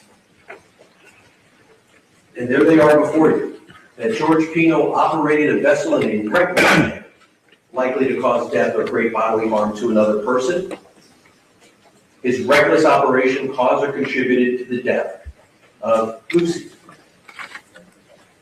What does it mean to be reckless? Different than perhaps negligent. Reckless operation of a vessel requires the state to prove more than a failure to use ordinary care. And so even if you were to find that the operator of a motor vessel failed to use ordinary care by not looking up and seeing the marker in the few seconds before it alighted, that would be, even under the state's own theory, negligence, if that's what the state has proven.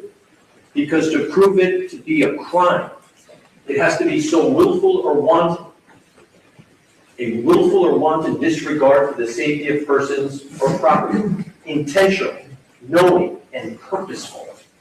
Purposeful. A conscious and intentional indifference to consequences, with the knowledge that damage is likely to be done. This is over. It's not enough that a human being has failed to do everything he could or she could at a moment in time. This crime requires a purposeful act of indifference, a purposeful and reckless indifference to his passengers. If we look to the manslaughter charge,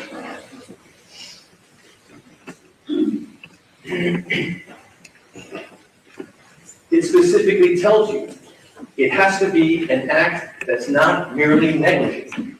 It's right there in the law. An intent to commit an act that was not merely negligent. With that. Turn to the next page. Culpable negligence. So you've got recklessness as one principle of law that the state is trying to apply against George Pino. They've also tried to apply this principle of culpable negligence. Sounds like negligence, but it's negligence plus a whole lot more. It's more than a failure to use ordinary care towards others. It must be gross and flagrant.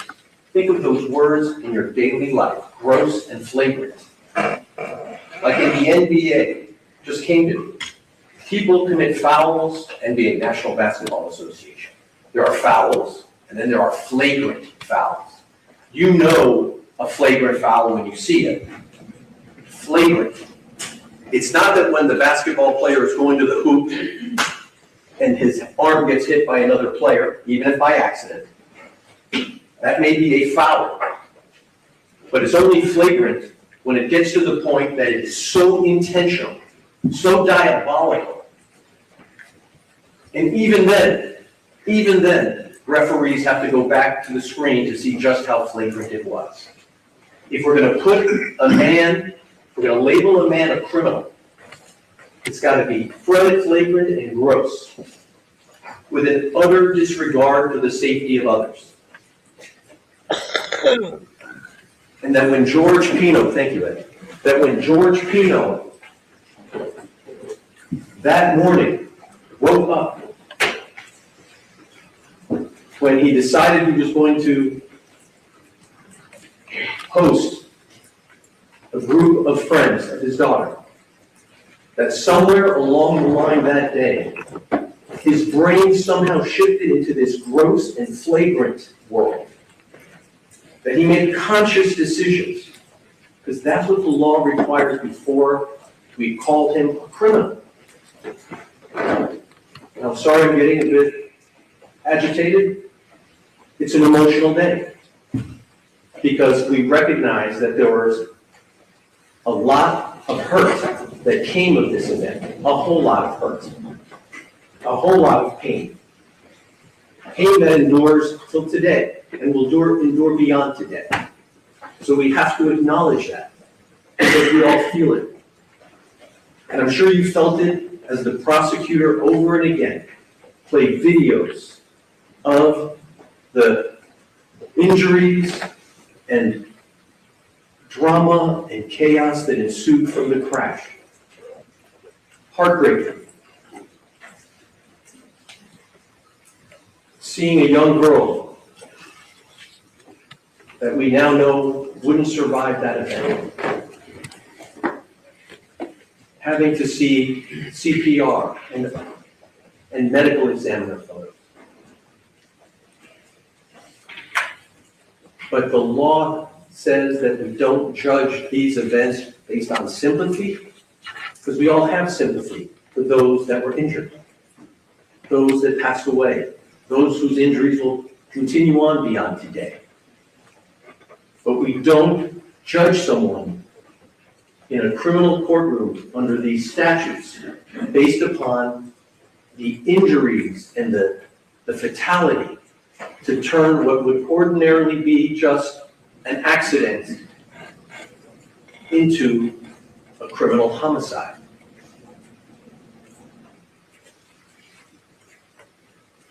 I heard the prosecutor try to give you an example, and I thought it was telling.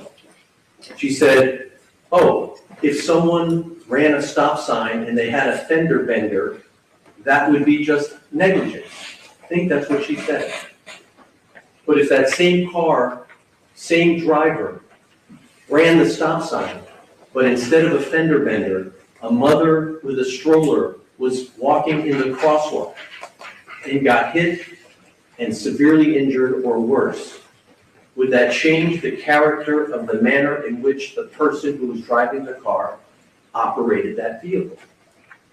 The level of injury, the death that might ensue under those circumstances does not then define the level of recklessness, the level of culpable negligence that we all are here to evaluate.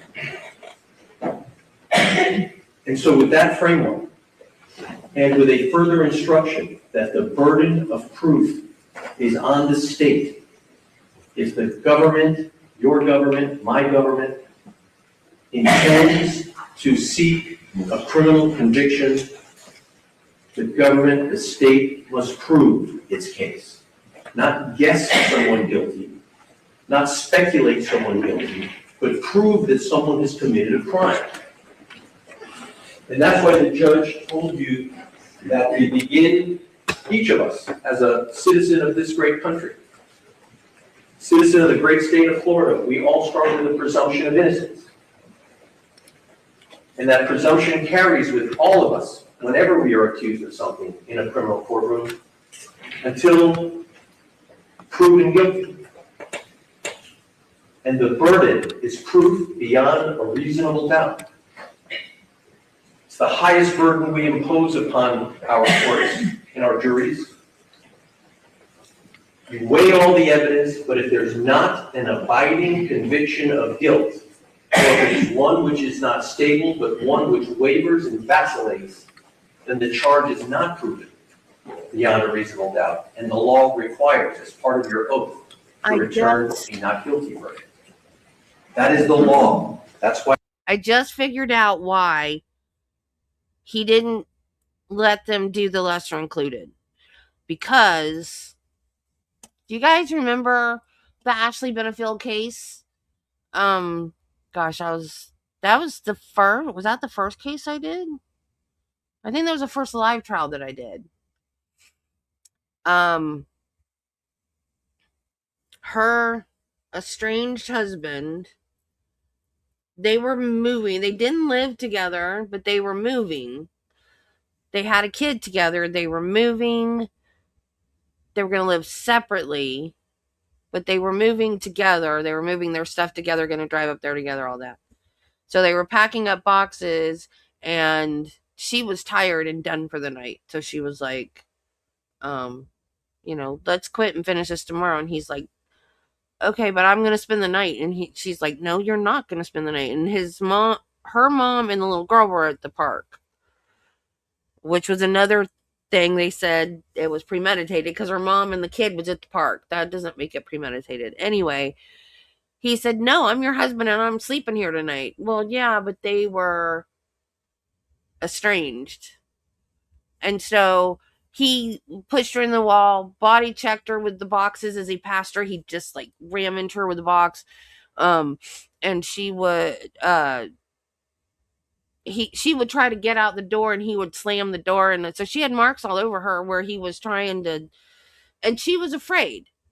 It doesn't matter, but she was afraid. So it doesn't matter they were married, it doesn't matter that he was there because they agreed that he would be there to help her move. None of that matters. She was in fear for her life because he was not going to leave. And he got her in the bedroom, and he also had a black belt in some martial art. I don't remember which one. And she hadn't packed her gun yet. It happened to be on the shelf. So when he came at her, she grabbed the gun and shot him, and then went next door and told the neighbor. She was in hysterics.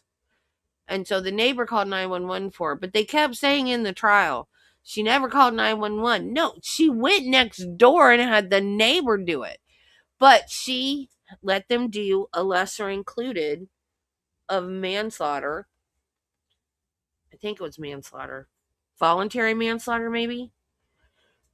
And it would have been a hung jury if they didn't have that included lesser. But because of the included lesser, it was a compromise verdict. The jury just wanted to be done with it. They couldn't decide, and so they just went, manslaughter. So that's probably why he didn't let them do a lesser included. But then that also will come back to bite you if you're found guilty. So it doesn't always work. Yes, this is true. But what he's saying is it doesn't change the mind of the person that did it. It was still an accident that they ran through a stop sign. Yes, it's more than a fender bender. And yeah, they're open to civil liability. But it was a traffic violation. It wasn't a criminal violation.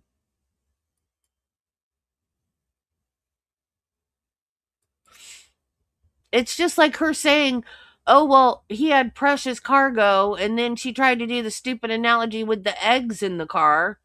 Well, you're going to drive more careful if you have eggs in your car. We are here. And so in evaluating the evidence, I'd like to first begin with just a few fact points that the prosecution has talked about. The prosecutor said to you she hasn't charged Mr. Pino with voting under the influence, so she doesn't understand why, I think she said, we have made such a big deal about Mr. Pino not being impaired. I asked you to recall the opening statement of the prosecutor when you first heard from her. And she said to you that Mr. Pino had 2 beers, and she did this little signal with her fingers as if it really wasn't 2 beers. For the civil stuff. And she said it to you again today, that maybe he had more. Maybe he had more. That is not evidence. That's already a lawyer's assertion is not evidence. And they a prosecutor's assertion is not evidence. Just because she wants to argue it doesn't make it evidence. We had to bring out the evidence because the state was suggesting to you that it was more than 2 beers. That's why we are talking about it now, because the state is talking about it. And what was the evidence about beer consumption on that day by Mr. Pino? And we'll talk in a moment about the consumption of alcohol by the passengers and other people at the sandbar that day. Is there any evidence before you, even one witness, that has said to you that George Pino appeared impaired, buzzed, in some way compromised? Is there even one witness of all the people that were at the sandbar that day, of all the people that testified at this trial, not a single person has said that George Pino was in any way impaired by alcohol? That should end it. We shouldn't have to talk about alcohol, but we have to because the prosecutor keeps insinuating that maybe there was more than 2 beers.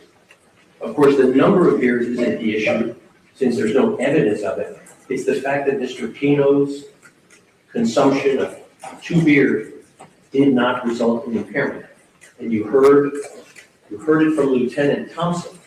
He told Mr. Pino that it's perfectly acceptable over the course of the hours that Mr. Pino was there to have consumed 2 beers over several hours that afternoon.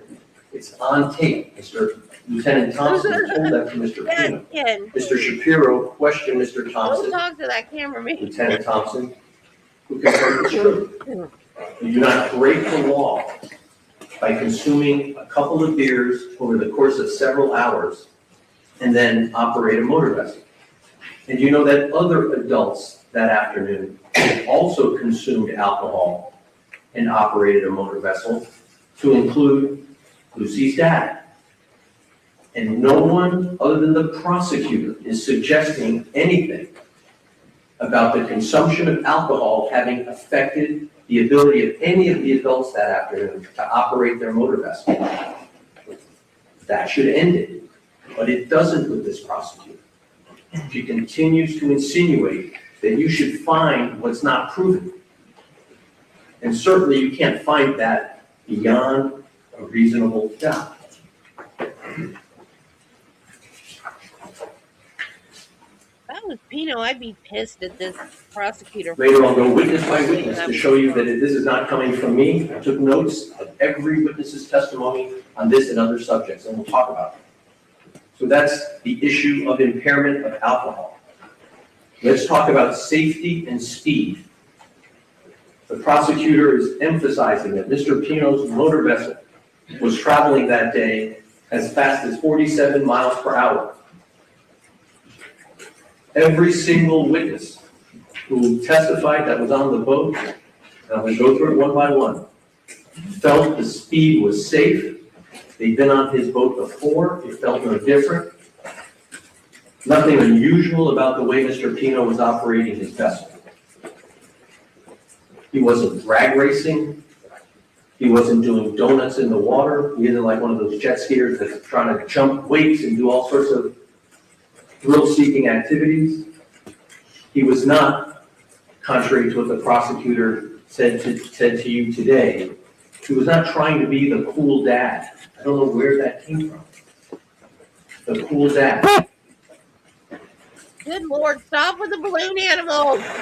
That Mr. Pino, according to the prosecutor, was in some great rush to get back to Ocean Reef because the party that he had planned for his daughter was going to start at 9 o'clock. It was then 6:37 when the accident happened, 2.5 hours to go until party time. As if to suggest Mr. Pino, in his mind, was worried that the girls wouldn't be ready on time and that he was then going to throw caution to the wind and drive the boat in a way that he'd never driven before, because you heard nothing. No evidence that Mr. Pino has ever had an issue with driving his motor vessel. And many of the passengers have been on Mr. Pino's boat before. That motor vessel, Robalo, is built to handle that speed. Actually, it's built to handle more speed. You may recall that boat had 2 300 horsepower engines. That boat is rated to have 2 350 horsepower engines. That boat is built to handle an additional 100 horsepower of speed. He equipped it with motors that would provide less speed than the motorboat is equipped to handle. The passengers were seated exactly where the manufacturer of that boat designates passengers to sit. Every passenger's butt was on a cushion. None of the passengers were standing. None of the passengers were sitting on the gunnel. You by now know what the gunnel is. That's the surface at the front. And to suggest that Mr. Pino, can we put the reckless homicide vessel? To suggest that he was being flagrant. Next thing, I think is better for me. No, sorry. There you go. Perfect. That he was being gross and flagrant and disregarding their safety by having the passengers sit exactly where a company that's been in business for decades. I think I think this Lieutenant Albert said they've been bought out by some huge conglomerate. You didn't hear 1 ounce of evidence that Ravallo had notified the operators that there should be no passengers seated in the designated seating. You did not see a label on the boat saying, "Do not sit here." I mean, we live in a society where every package has a warning on it. You buy a pack of cigarettes, it says, "Warning, if you continue to smoke these, it may cause cancer." You go to McDonald's and it has to caution you that they have hot coffee in a hot coffee cup. We give warnings to people for any possible liability. You come home from the dry cleaners with your shirt on a hanger, you take the plastic bag off, and if you read the bag, it says, "Careful, don't put it over your head. You could suffocate if you wrap a plastic bag around your head." We are a society that is so litigious that we warn everybody of any possible misuse of a product. And yet, you did not hear 1 ounce of evidence, not a witness, not even Lieutenant Albert tell you that Ravallo has suggested to any of its operators over the last 40 or 50 years that the boat is not equipped to have passengers seated in the designated passenger seats. And yet the prosecutor is suggesting to you he's driving the boat in a reckless manner or in a gross and flagrant manner by having passengers sit where they are designated to sit.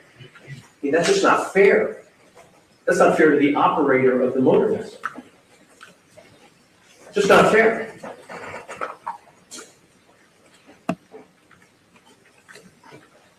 Let's talk about the speed.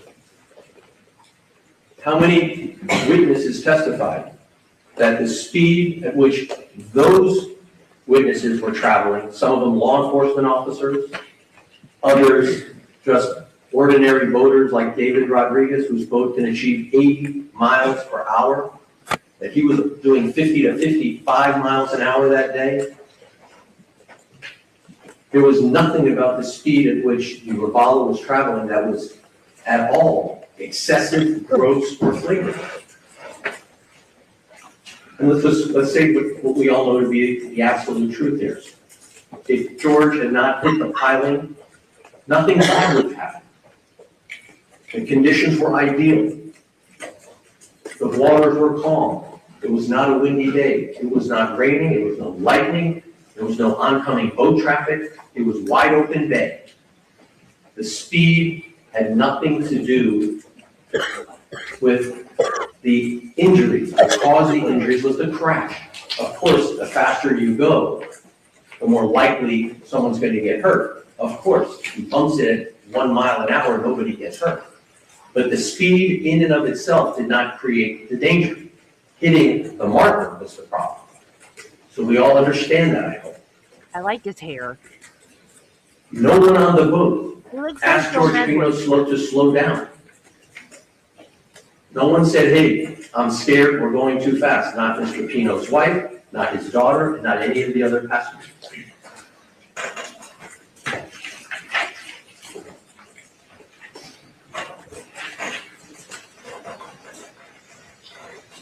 And with the speed at which Mr. Pino was traveling, even at 47 miles per hour, the state's theory is that with 9 seconds to go, Mr. Pino was on a course that would take it into the marker. And as you may recall, when I examined some of the witnesses, with 9 seconds to go, there's plenty of time to simply turn the wheel slightly and avoid the marker, if George Pino had seen it as he was approaching the marker. Of course, if the state's theory was, he was, for those 6 or 7 seconds, inattentive, that would explain why he hit the marker. He had plenty of time to do it, that is, to change course. But because of inattentiveness, according to the prosecutors, he didn't change course in time. Not reckless, conscious, flagrant disregard. I love you, Marty. This Ravallo boat is yacht certified. That means that it's built to take that many passengers. There is no weight limitation. This idea that 1,000 pounds of passengers is going to create a dangerous situation. No one has said that Ravallo warned George Pino or any of its other operators of the state's theory that they're advancing to you in this courtroom. So we've dealt for the moment with the alcohol used by Mr. Pino. I'm talking to you now about the speed at which he was traveling and the way he was driving. And so I want to ask you to imagine on that day, if there was a drone watching Mr. Pino's operation of the vessel from Ocean Reef to Billy's Point to the sandbar and back.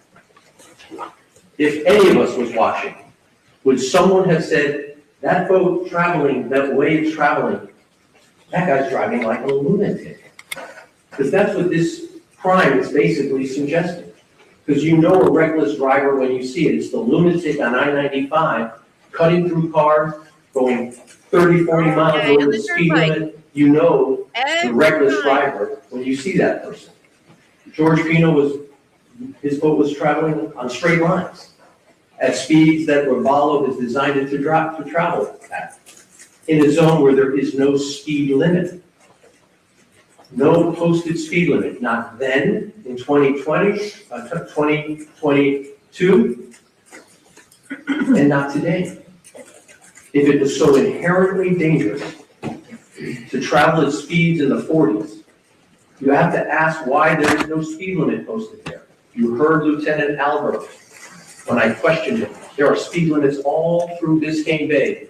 On Miami Beach, on the Lloyd Channel, I spoke to him about that. Posted speed limits like you see on the street. And yet, this channel, Cutter Bay, had no speed limit in 2022 and none today. It's not fair, it's not right to tell George Pino after the fact that there should be a speed limit there.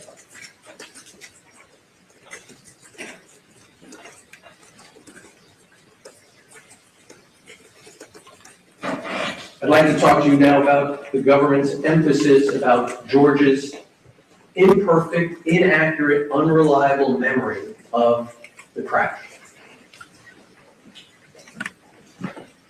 After the crash, and we'll talk more about George's efforts to help people after he regained consciousness, but for now, it's undisputed that as a result of the crash, the collision, George Pino lost consciousness. He was laying on the floor of the boat, unconscious. Witnesses thought he was dead, bleeding from his head. 4 of his front teeth.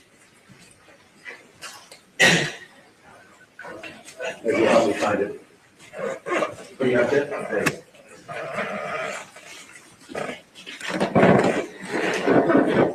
The prosecutor said no big deal because the impact only shaved off part of his teeth. That we might have a better argument, I think the prosecutor was suggesting, if he lost the teeth completely.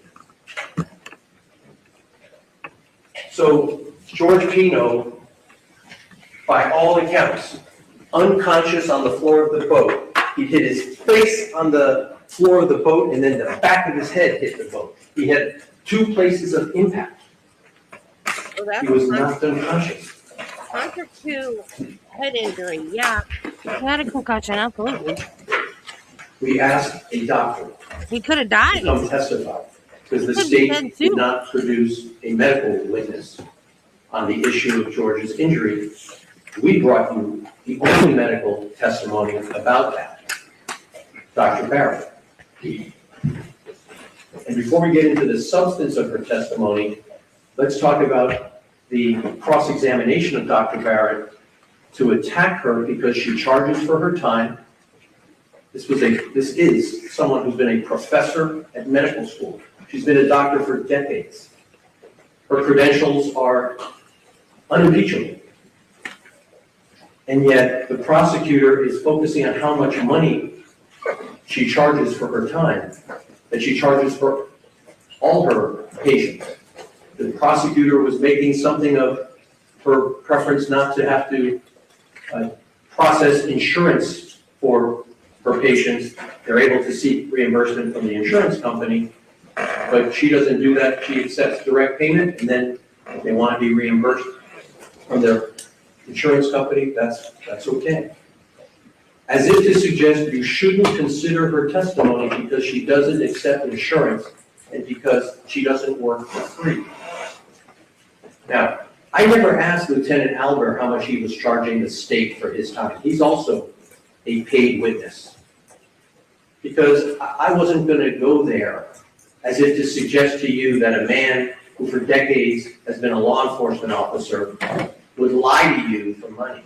And I think that's what the prosecutor is suggesting that Dr. Barrett did. That's frightening. Because that's what she's suggesting to you. That because she doesn't accept insurance and because she charges for her time, after all, someone had to pay so she could go to undergrad and medical school and residency. Those of you who have family members that have become doctors and specialists, it takes a decade to get to the point where you can be someone of her level. And rather than bring you a rebuttal witness, they brought you no one. They attacked the doctor for telling you what is black and white law of medicine, the principles of medicine. Medicine, she explained to all of us, makes a diagnosis of a traumatic brain injury focus on what happened at the time of impact and in the 72 hours after, not 3 years later. And Dr. Barrett explained to you that because George was seen unconscious by multiple witnesses, and because it was obvious that he had amnesia because he was recalling inaccurately so many of the details of the crash, the diagnosis was beyond dispute. The man was unconscious. He suffered a traumatic brain injury. Now, the word traumatic, I think, is a word that is giving the prosecutor some concern because it sounds traumatic. It should be like he needed to go to a hospital and stay there for a month. But that's not how concussions work, and the doctor explained it to you. And so the questions of a lawyer who worked for the state, not for free, by the way, who is attacking a doctor, a professor, the questions of the lawyer are not evidence. The suppositions of a lawyer are not evidence. The evidence comes from the witness stand. And the only evidence that was presented to you about the issue of George's memory came from an accomplished doctor, one who's a professor, one who has published, albeit she doesn't accept insurance. And she explained to you that George Pino, having suffered a concussion, diagnosed with a traumatic brain injury, unable to accurately recall events related to the crash, including, for example, which boat he was on. He thought he was on the boat that had the 225 horsepower engines that he had previously. He thought he had hit the left side of the boat, he thought the left side of his boat had hit the marker when it was the right side. He recalled the lieutenant that it was Nazi he had pulled out from under the boat when we know it was someone else, it was Lucy. All of those mistakes What, Spike? made it clear that George Pino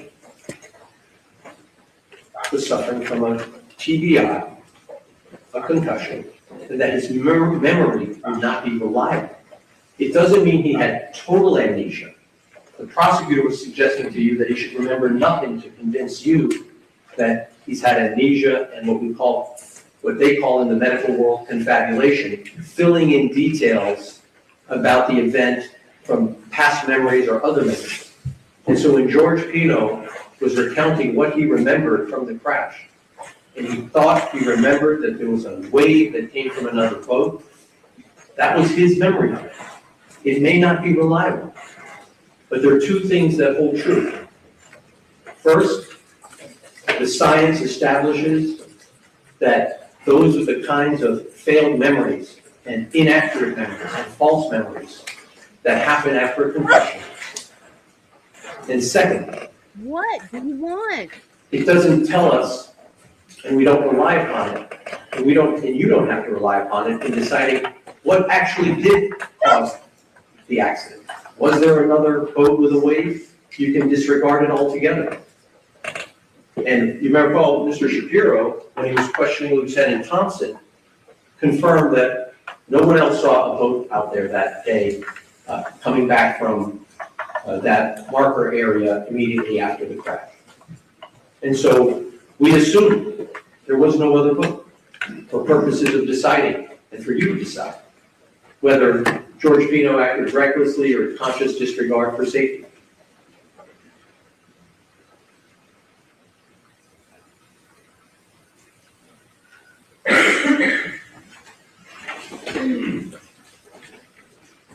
And because there was no other boat, and because the conditions were ideal, the state really has no theory of why George should be labeled a criminal. Because it's not like George was going and racing through incoming traffic, going zigzagging out of boats, and then hit the marker. It was a perfectly, as everyone said, it was like the ideal day to go boating. And it comes back to what I told you earlier when we started. That what the state is telling you is that George made a mistake. He didn't see the marker. And now we're going to talk about what's left of the case, in a criminal case, where the state has no theory other than to bring to your attention things that they try to influence your decision based on facts that have nothing to do with the operation of the motor vessel. Let's start with underage drinking. It was a subject of our jury selection when we talked about this early on. Whether the girls, the passengers, were 17 or 27, the age makes no difference. We're not here to judge these parents based on their decision to allow 17-year-old high school seniors to drink. None of them were operating the boat. All of them were seated where they're supposed to sit. There was a life preserver for each and every one available. True, none of them was wearing one, but the law doesn't require it. George complied with the law by having a life preserver available for every single passenger on that boat. Nothing more was required. And what the state is saying is to you is that every time someone comes on your boat and has drinks, and I don't know if it's limited by age, but now the operator of the motor vessel needs to put a life preserver on every drinking passenger. Now, I assume that doesn't apply on big cruise ships, which are famous for people going drinking, or big yachts, maybe. I don't know where the line is going to be drawn in the future. But beware if you're a boater. Beware. Because you take a group of people out on your boat, and they have a few drinks. Are you okay? Some prosecutor will say that because you didn't put a life preserver on that passenger, you are now a reckless boating operator. Because that's what she's saying.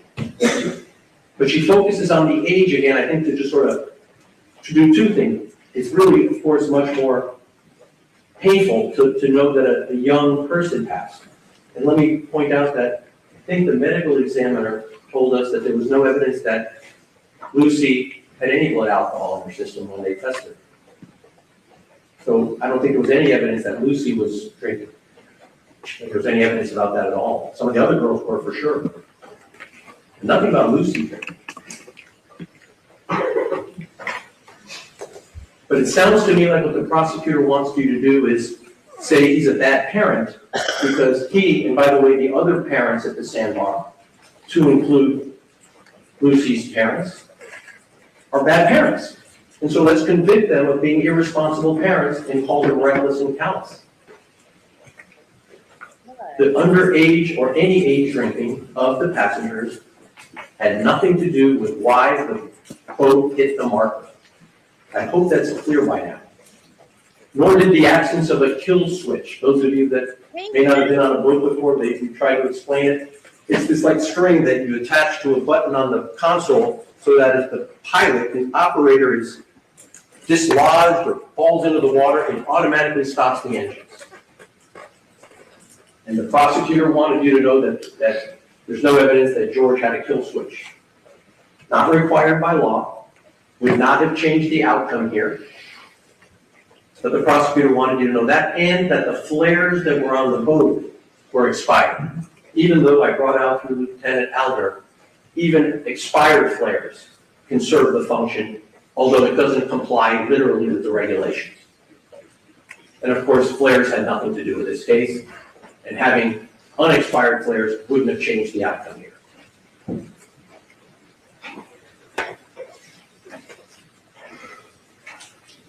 All right.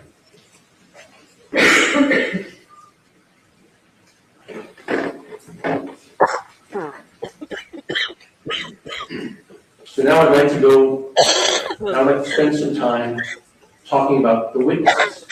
That's the evidence, the people you heard from. So that you have no doubt that when I share something with you, I am doing my very best to rely on the evidence and not on my theory or my argument. I rather rely, and I want you to please rely, as is your oath, on the evidence. And I sequence them differently than when, in the order that you heard them, to try to do it in a more organized fashion. I'm not particularly famous for being organized, but I tried my best so that we can cover the subject together in a meaningful way. Everything starts at Ocean Reef. That's the place where the Pinos were celebrating their daughter's 18th birthday.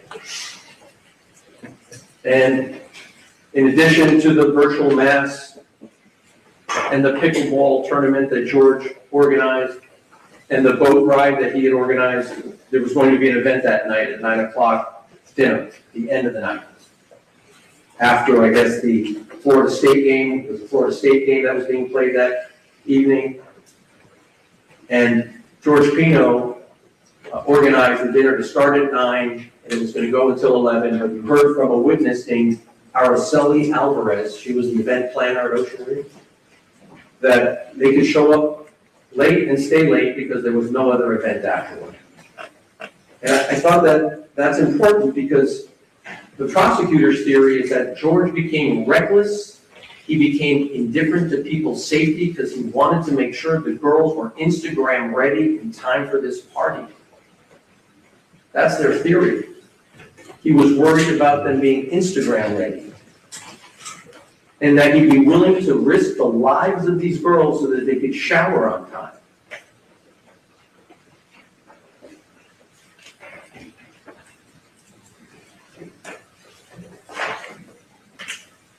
Then we have the testimony of the people that attended the sandbar and the events of the day. It included Lucy's dad, Andres. And here's what he testified to as part of the state's presentation, including the answers to the questions that were asked on cross-examination. He was not concerned that George Pino had consumed too much alcohol. He himself had consumed alcohol. He felt he was able to operate his motor vessel. He did operate his motor vessel. He drove his motor vessel the exact same place that George Pino would drive his motor vessel. He allowed his daughter to drink. It was part of the so-called culture. He knew Ceci Pino almost his entire life. There was a loving relationship between these families.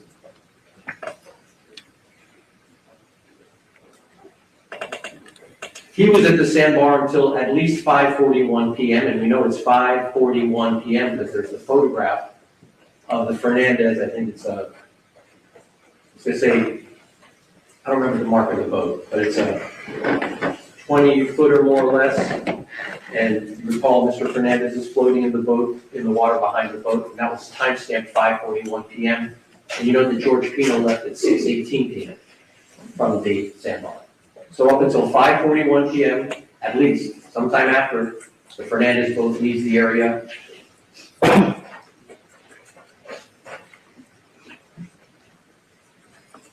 Mr. Fernandez had not remembered until we examined him the other day that actually he was planning to attend the sandbar, had changed his mind. We know that because we produced the text message where he told George, for sure I'll be at the sandbar. But then he changed his mind. That's fine. And he did come out.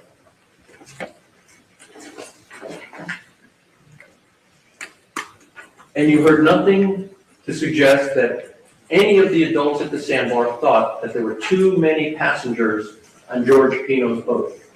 It's really important in my view, because the state's theory is too many people sitting on that boat to be safe. The same passengers that landed at the sandbar from Ocean Reef, the 14 people on board, were the same 14 people that went back. So if it was not reckless and not flagrant and not consciously indifferent to have 14 people in that boat coming to the sandbar, the same should hold true going back to Ocean Reef. And if any of the adults or the parents at the sandbar thought there was something unsafe about these underage girls who've been drinking going back on Pino's boat where they came from, they could say so. Not 1 ounce of evidence that George Pino was told by any of the adults there that day that, hey, George, too many people on your boat, or anything of the sort.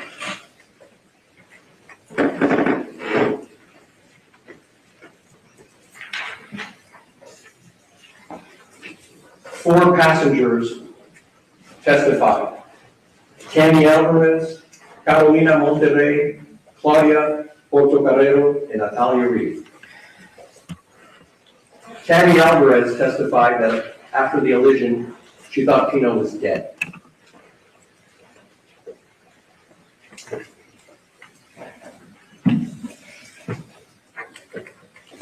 On the way to Billy's Point, she felt safe and comfortable. There was no unsafe driving by Mr. Pino. She had no reason to believe he was impaired. No sense of danger, excessive speed, or risk on the return trip before the crash. Here's the quote I wrote down. When Mr. Pino was driving his boat back from Billy's Point, did you feel that he was driving in a dangerous way? Answer, no. She did not notice any perceptible change in speed, and she remembered that George made sure that everybody was seated, what you would expect a prudent operator to do. The prosecutor will use that against George by saying, George, because you told everybody to sit down, you knew you were going to do something dangerous. So imagine that argument from our government. By doing something prudent, by having everyone sit down as is proper, it's, in the state's view,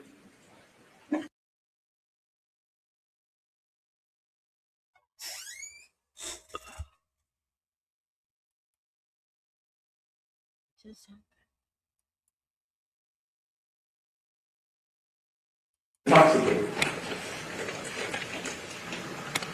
And can we put on the screen exhibit T like tango? Thank you. If the state had another witness to contradict the 4 passengers on the boat, they could call any one of the witnesses on the list that was provided as exhibit T. We had Mrs. Pino do a count of individuals in the sandbar.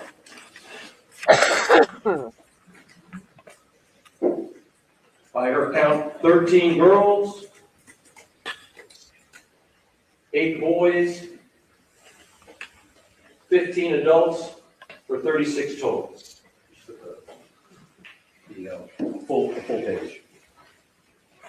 The state did not call any witness from the sandbar to contradict the evidence that I just discussed with you.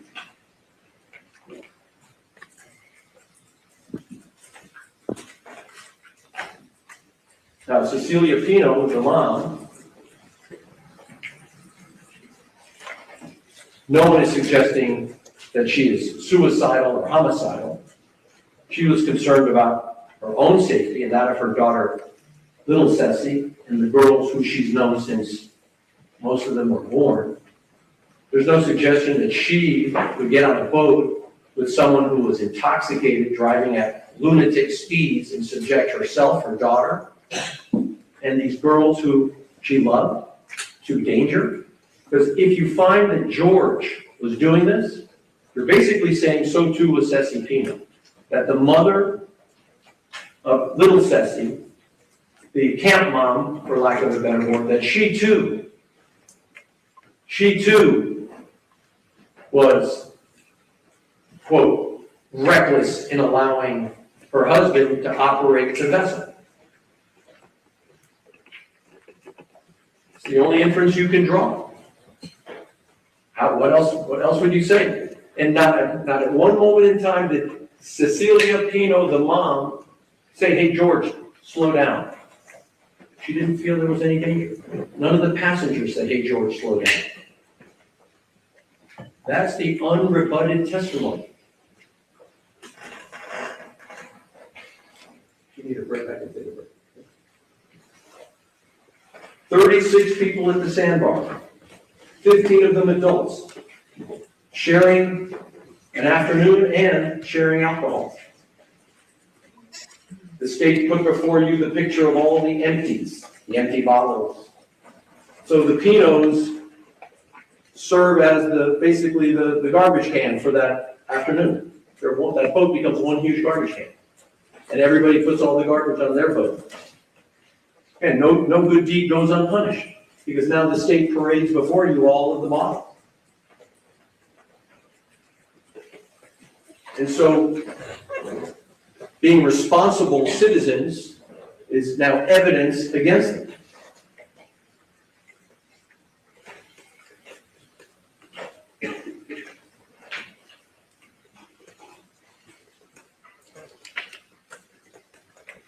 Mrs. Pino she told you, I brought it up right at the beginning. She felt totally comfortable motoring along.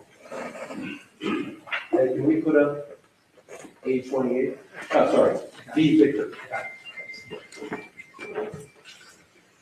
This is a picture timestamped at about 6:31 p.m. Full screen first.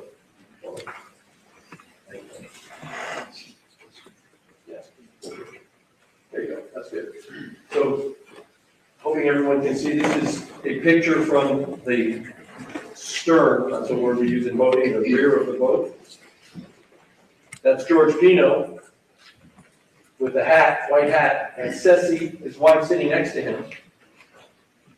You can actually see the sun catching the right side of his face, and he's staring into the sunset, so to speak, although it's about an hour and a half before sunset.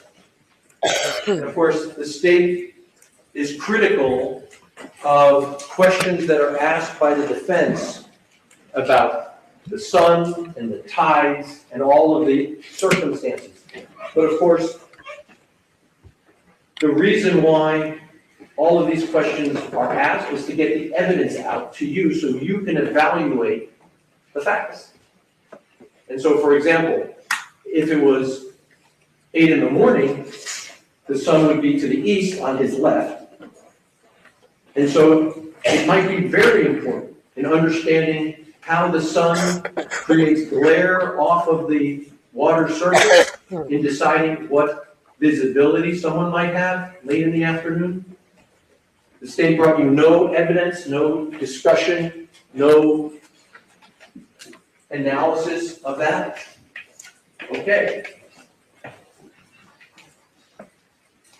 But what you have is George Pino on this boat, and all of you had an opportunity to see the boat in person. George Pino is not 6 foot 8 inches tall like Paul Alvarez, whose head would be a foot above George Pino. And you can get a sense, because some of you stood on the boat, and you can see that the boat, when it's on plane, and I'm doing a profile, the boat's bow comes up. On plane means the boat is already accelerated, got over the hump, so to speak, and is now riding on a plane. That's what they call it. And so this is the windshield. So the 47 mile per hour that the prosecutor was talking about, the wind, there's a windshield. For that reason exactly. It's not like a motorcycle, which has, some of them have no windshield. This one has a windshield. And on this boat, if we can put up C Charlie.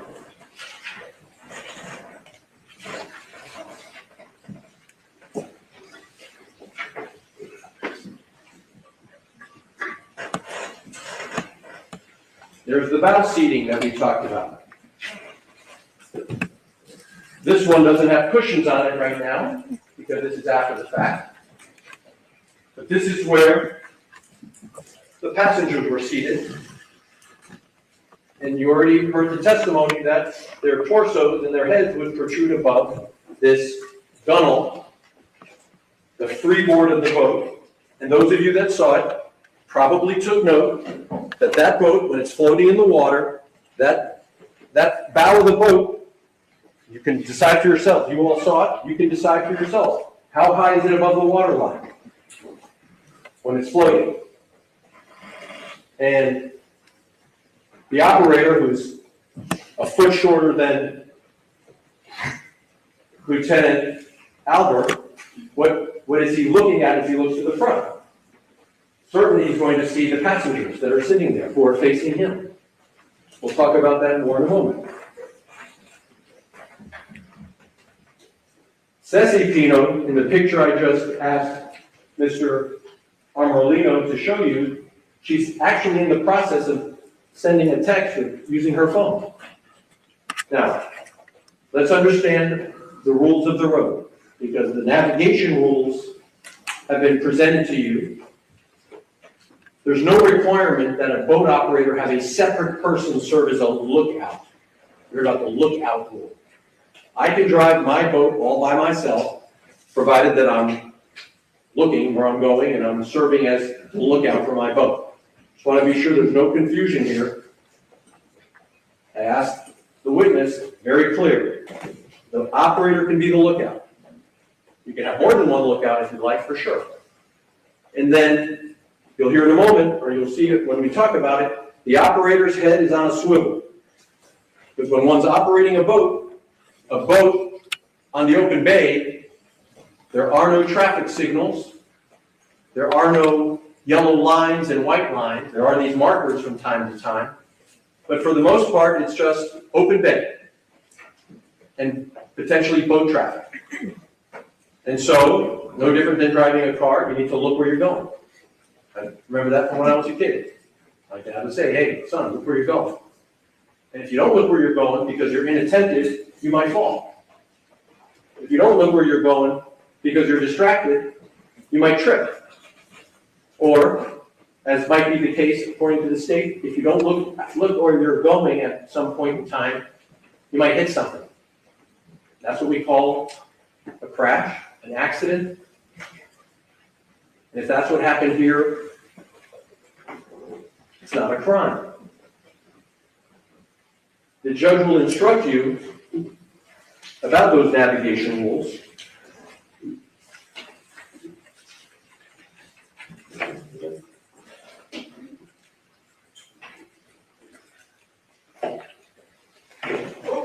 All good. Thank you. In the state of Florida, the law requires operators of vessels upon its waters to follow the navigation rules. However, a violation of these rules, individually or cumulatively, is not sufficient by itself to constitute culpable negligence or recklessness. Even if an operator violates one rule, or even multiple rules, individually or cumulatively, that is not enough in and of itself to establish recklessness or negligence. It's back to whether you're driving a car or driving a boat. If you fail to see the stop sign, it could even be a stop sign that you've passed 100 times. You're not paying attention that day. You're going to work and you're thinking about something else. You fail to stop at the stop sign and something awful happens. And that's what we call an accident.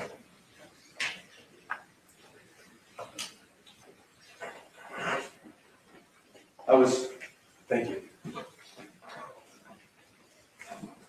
And like when you're driving to work every day, when you get into a routine, just drawing your own life experience, each of you has life experience to bring to the courthouse. You've driven this path 100 times. Sometimes you leave your house, you get to work, and you don't remember passing half the places that you know are on the way. You just never noticed them. You were just daydreaming. Who knows what you're thinking about? Or My wife will forgive me for saying this, she runs over that same pothole every time. That she should know by now, there's a pothole down the street, don't run over the pothole. It doesn't make people criminals for being human and overlooking those things, particularly when your brain is on autopilot, not real autopilot like a boat, but you're just coming along doing your routine. And if all the state proves to you is that George Pino was on his way back to Ocean Reef, as he always was, and he overlooked marker 15 and he hit it, he'll be held accountable in civil court as he was, but that doesn't make him a criminal.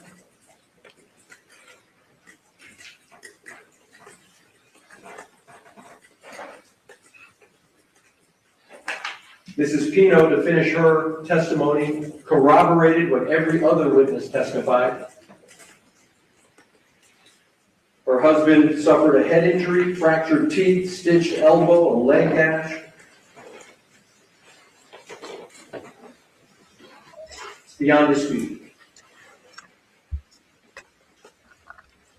But what the state does to try to, again, avoid dealing with the lack of a theory of criminality, instead it's focusing on the Pinos several months after the accident, with George suffering from the post-traumatic stress. You heard he's on psychiatric medications. They go on a family trip to the Panhandle, and for maybe the first time in 4 months, he breaks out a smile with his daughters. And I think what they're saying to you is that should convince you that George's lacked sympathy because he was smiling and one of his daughters posted the picture. That you should find him guilty because he had the nerve to smile for a photograph with his daughters. The first smile he might have mustered in many months and maybe very few since.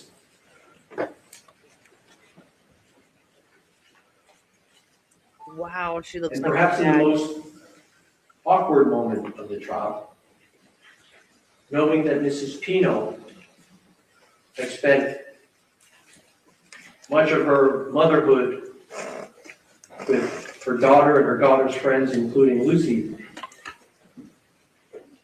Keep it together, George. She's confronted with a photograph Keep of it together, Lucy dude.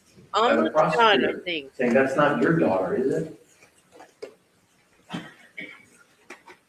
Why would somebody do that? Why would that question be asked?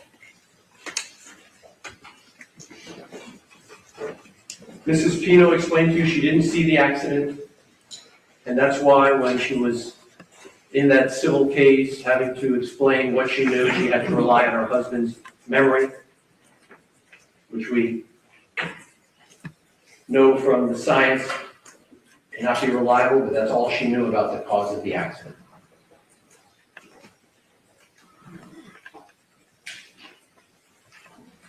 You heard from several good Samaritans: Hillary Candela, Hamlet Rodriguez, and David Rodriguez. These were boaters who came upon the scene. Hillary Candela, a gentleman, he did know George Pino by coincidence. He remembers seeing George looking dazed and in shock. That when Hillary Candela screamed out to George to look under the boat, the first time George didn't seem to register the instruction. Second time he did, and George Pino went under the boat and brought Lucy back from underneath. Hamlet Rodriguez was the person to whom George Pino handed off Lucy so she could get to a boat.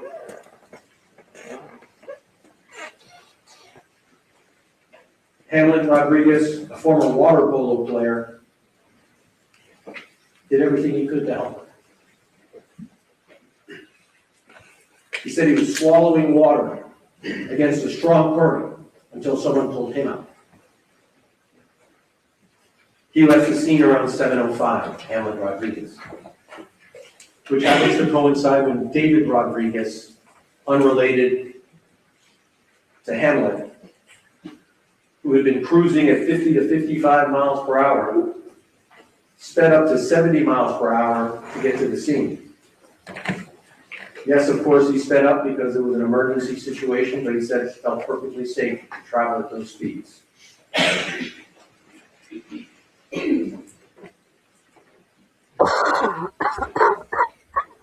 He saw a mature woman bleeding who said a girl was missing.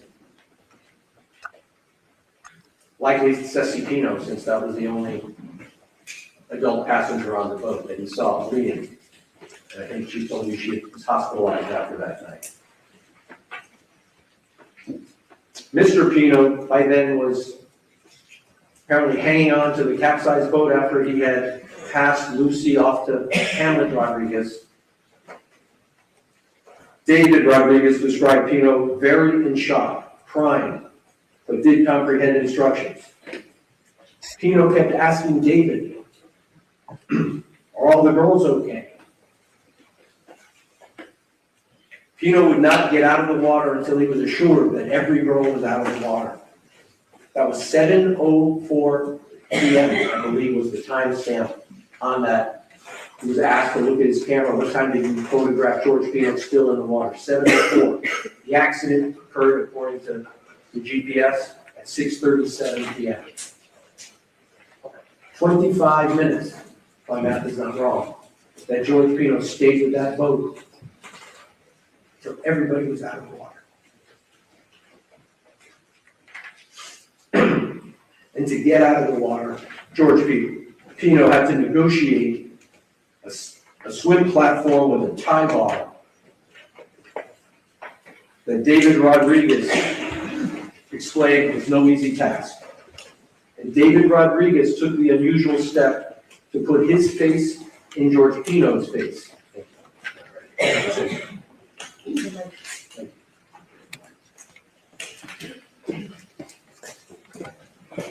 To see if George Pino smelled like alcohol, had bloodshot eyes, slurred his speech. David Rodriguez, who was curious, maybe even suspicious, I think he said, was satisfied that George Pino was not under the influence of alcohol, that alcohol was not impairing George Pino. And we're talking now 20 minutes after the incident. Maybe 25 to be more precise.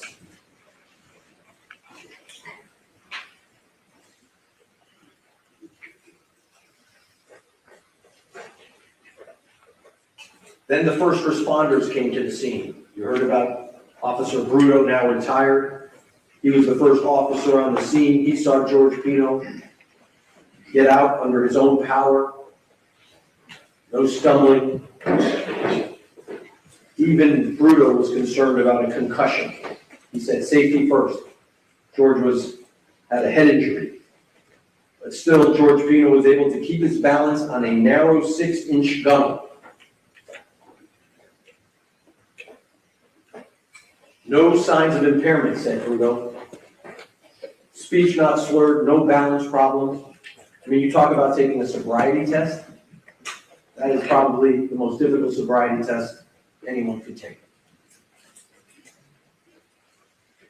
Bruno himself traveled at near top speed at 52 to 54 miles per hour in emergency mode. Quote, here was the question: the conditions allowed you to travel safely at nearly 54 or 52 to 54 miles per hour. In other words, the top speed that your vessel was capable of, correct? Answer, correct. So you have an opinion from a law enforcement officer that the speed is safe to travel.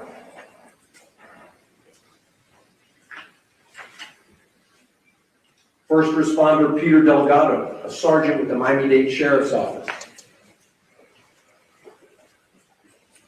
He triaged Mr. Pino, meaning he rendered first aid. He confirmed, of course, that no life-saving devices, personal flotation devices are required to be worn. The Pino vessel had the required PFDs, none are required to be worn. He's the officer who began talking to us about those markers, the staggered markers in Cutter Bank. and how staggering the markers, as I think you'll see in a few minutes, is less simple, let's say it that way, when the markers are staggered versus red, green, or depending on the side you're looking from. He could see that Pino was an injured passenger, bleeding from his head, and he told Pino do not go to sleep because he was concerned that Pino had a concussion, and going to sleep could be dangerous for someone with a concussion. He too observed no signs of impairment. And no other officer on the scene reported to Delgado or to any other person who's testified in the trial any signs of impairment. John Dalton with the Miami-Dade Sheriff's Office, he transported the girls from the accident scene to Elliott Key. He testified, and this is the best quote I have, about speed. Quote, no more than 40, 45, maybe at max, because they were panic-stricken and begged him not to drive fast, and it was getting dark. As an officer, saying 40 to 45 is not fast. The opposite of not fast, maybe it's not slow, but it's certainly, it's safe. Let's call it that. That's what the officer called it. The girls on Dalton's boat were sitting, I believe they were sitting, yes, seated on the floor and console at the bow, the front of the boat. By then it was nighttime, doing in the 40s at night. Question, and you felt in those conditions that was a safe speed for you to travel? Answer, yes, sir. He's the one who talked about keeping your head on a swivel, that the operator of the boat has to keep his head on a swivel. And what that means is, as someone's operating a boat, since there's no traffic lights, no stop signs, no yield signs, no turn signals, which means that if a boat is coming behind you faster, right, that boat could come up behind you, and so while you're operating a boat, you got to take a look from time to time. You got to swivel, look at your instruments, look at your passengers. Really? And if it takes you more than 6 or 7 seconds to do all of that, in how one swivel, recent is you might that? just hit the marker.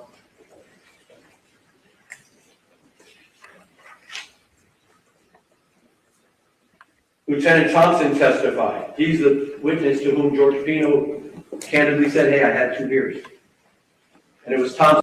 Because Judy threw me a squirrel. Because when I passed out in the hospital one time, I woke up and I just looked up and there's nurses everywhere. And I'm like, what happened? How did I get here?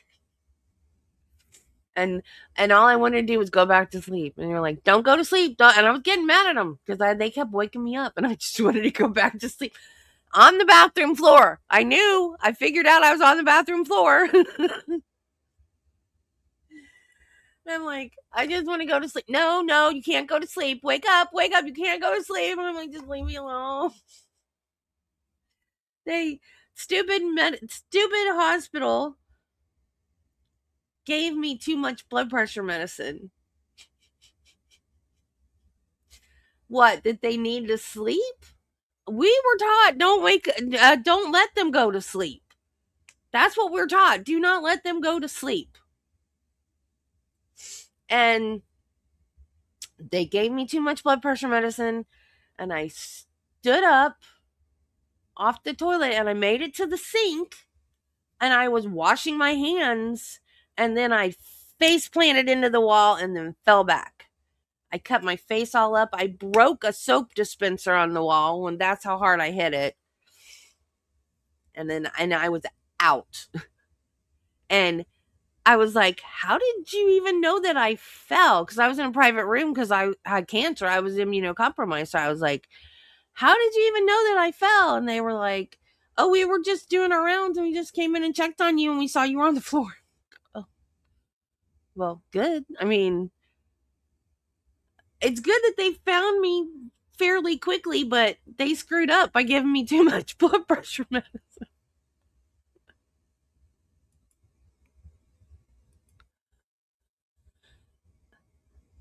they used to say that if they fall asleep, they might never wake up.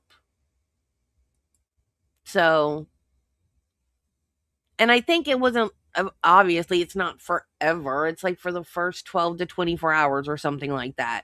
And when they do fall asleep, you have to watch them. The amount of people that I have woken up for no reason in my career is unfreaking believable. Just, oh, I just need to make sure you're okay. Yeah, I was sleeping. Yeah, I'm fine.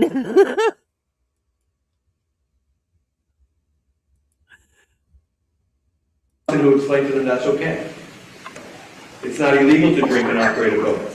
Those were the words of Thompson. Quote, it's not illegal to drink a beer or a couple of beers and drive. And that's a true statement, isn't it? Wow. Answer, yes, sir. They always taught us, don't let them go to sleep. Whatever you do, don't Now, let them go to Pino's sleep. the one, excuse me, Lieutenant Thompson was the responder who took the recorded statement from Mr. Pino that you all have seen. Of course, you can judge for yourself in terms of Mr. Pino's speech, whether he appeared to be impaired. A concussed brain, and let's be sure we distinguish between concussion and intoxicated. A concussed brain can fail to record memories. So you can have a concussion, according to Dr. Barrett, your brain is not recording memories, but then when you finally come out of the concussion, you can achieve this score of 15 in the Glasgow scale. So you've got your wits about you, but your memory's not restored.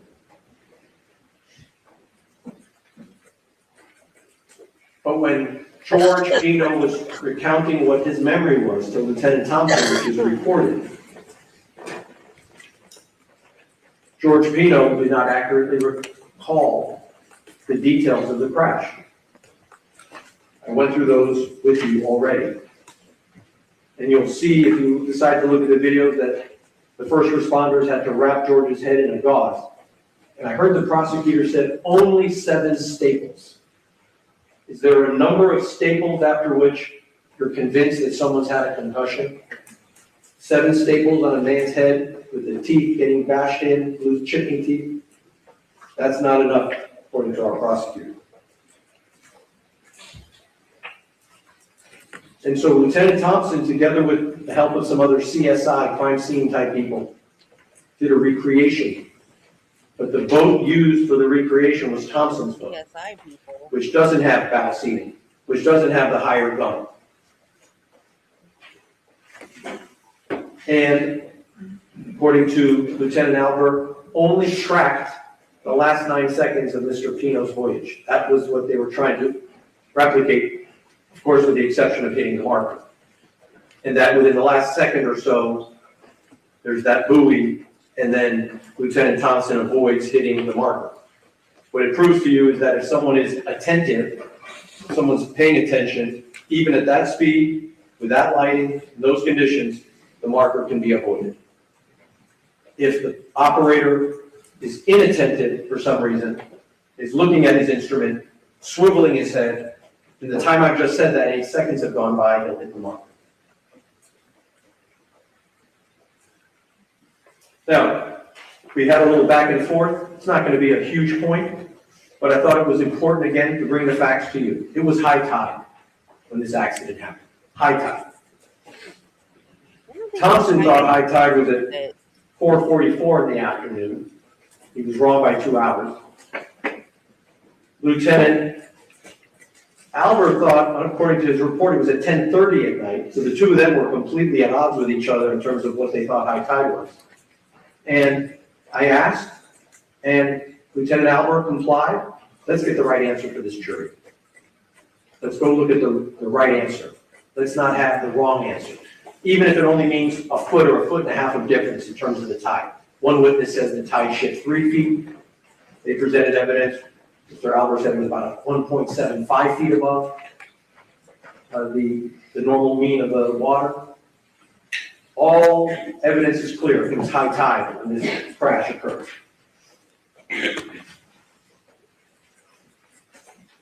Ed, can we put on the screen D Delta?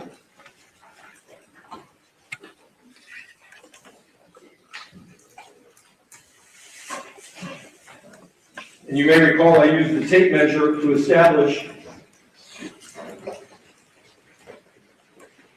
There's 27 feet between that that marker at high and tide, the buoy. 6 feet plus 3 feet is 9 feet at the top of the marker. Doesn't look like that far. I believe this is what the state says is the size of the marker. And if on the piling, this is the marker, green of course. Okay?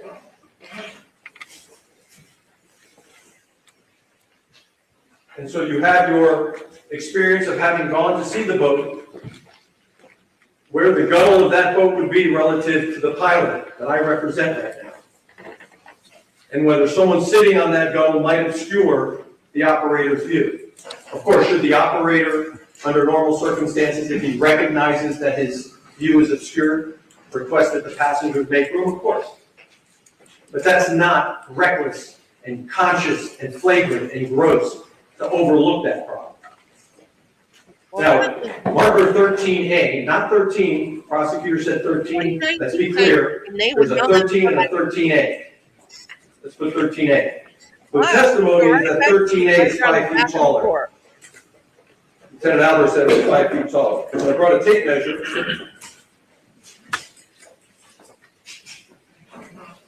Three and a half inches. So 13A, the bottom of 13A, the bottom would be 5 feet above my head. Okay? The top would be 3 feet tall. Okay? So 13A, that would be 8, 5 plus 3, 8 feet.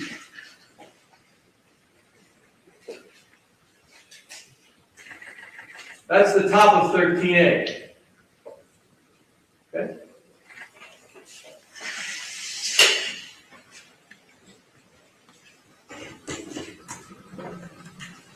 And you can see that quite clearly in Exhibit I, which is a photograph that we showed you through Lieutenant Albert. Hold that right there. Southbound, going back to Ocean Reef. There's 13A. There's 13. So it's 12, 13, 13A, 14. They're staggered over there. And if we can zoom in, you can see at this angle, there's 15 obscured behind 13A. And I asked Lieutenant Albert, and again, I didn't ask him how much he gets paid. I trusted that he'd be honest. Wouldn't matter how much he's getting paid. He's a law enforcement officer. I believe he would do the job, and he did. Please tell the jury if there was a point in time where those two markers, if the operator was looking through the channel where the GPS track showed, was there a point in time where marker 13A would obscure marker 15? And he said yes. And I think we have that in the Lieutenant Albert F.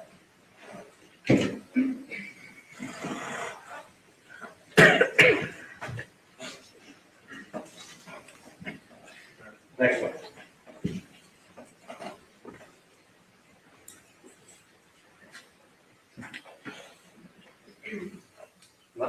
You wouldn't go too far down. Up. There you go. Feet. Eye. Up here, right there. Is that it? I'll find it in a second.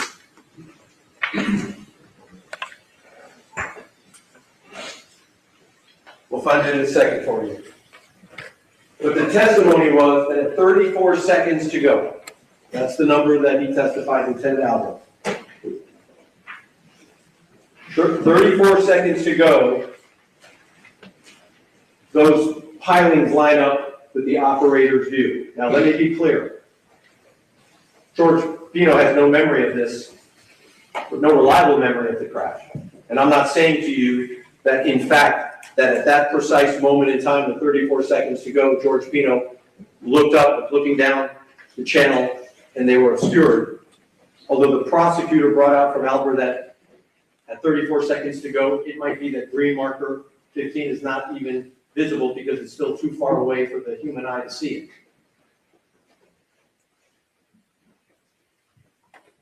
Don't have a reliable memory of what happened, but nor does the state. Nor does the state. But one thing we know for certain, the tape measure doesn't lie. The GPS doesn't lie, the tape measure doesn't lie. And we know for certain that marker 15, for reasons that the Coast Guard will have to explain at some other time, why would they make a marker 5 feet lower than all the other ones in the channel?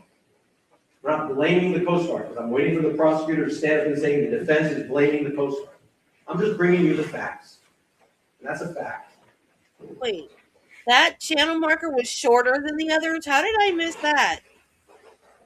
And so when we saw the recreation of Lieutenant Thompson mimicking what the Robalo might have done, it did not give you a visual of what the operator of the boat of the Robalo was seeing in the last 9 seconds. Because the camera that Lieutenant Thompson was using was in front of the windshield, not at the position where the operator stands.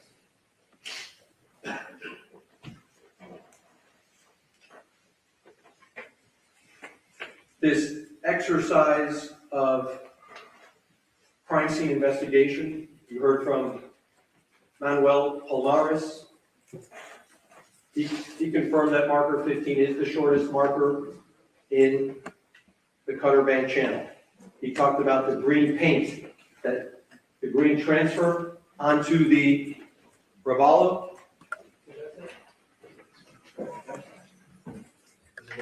Yep, that's it.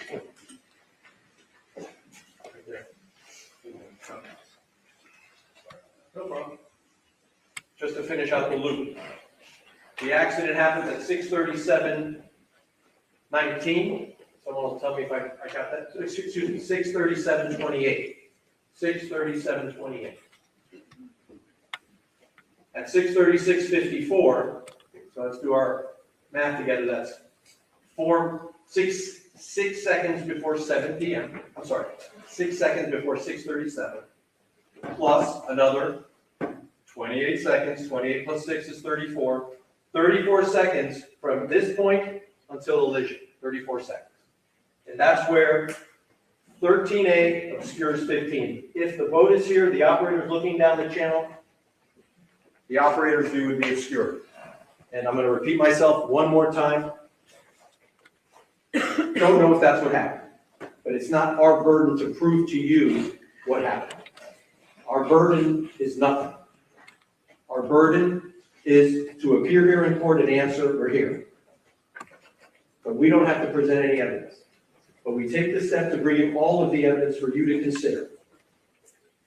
If the operator is looking down the channel, could the operator have counted 2 green on the left, 2 red on the right, continues for 10, 15, 20 seconds, and when the operator passes marker 13A, having counted 2 green on the left, 2 red on the right, thought I just passed the last marker, the last green marker in Cutter Band Channel, veers towards the left to go to Angelfish Creek, and says, "Hi, honey, what are you doing?" I'm sending a text message. 8 seconds later, there's a collision. Don't know, but the state has to explain to you why what happened there was more than just, as they've said so far, mere inattention. That was Palmares. Bengal Dahl, Detective Miami-Dade Sheriff's Office. He was the one, I think he was photographing, he was the drone guy. He said that the operation by Lieutenant Thompson in recreating what the Robalo did was, quote, safe so long as you don't hit the channel marker. Well, we all agree. What George Pino was doing was safe, provided he sees the marker in time to avoid it.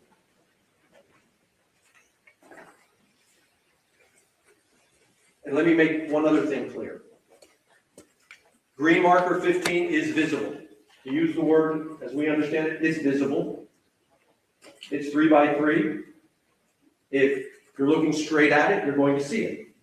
If it's like the pothole down the street, it doesn't, you can see it, but it's just not registering, you could miss it, even though you could see it. When I say miss it, I mean you could not recognize or not register that it's there. And if you do that, it means you're human. It happens to us as humans. It doesn't turn us into criminals. And Bagel Dahl, he testified that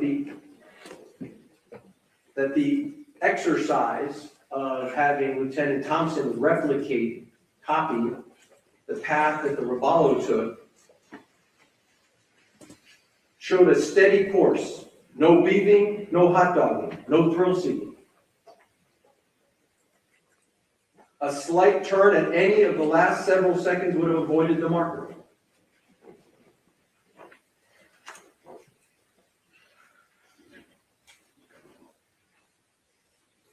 He was asked, question, as the vessel, talking now about Lieutenant Thompson, recreation of the Robalo. As the vessel was traveling in the path at that speed in these conditions, did it appear to be operating unsafely? Answer, no. The only thing that would create a problem is hitting the marker. Answer, correct. This is, as I tried to explain earlier, this is the car that's not driving on I-95 like a lunatic, but gets into an accident because, for example, the car forgot to hit its blinker, took a pass, changed lanes, gets hit, and people get hurt. Did they violate a rule of the road? Yeah, they didn't turn on their blinker. Did somebody get really badly hurt or worse? Yeah, but no one's going to jail for that.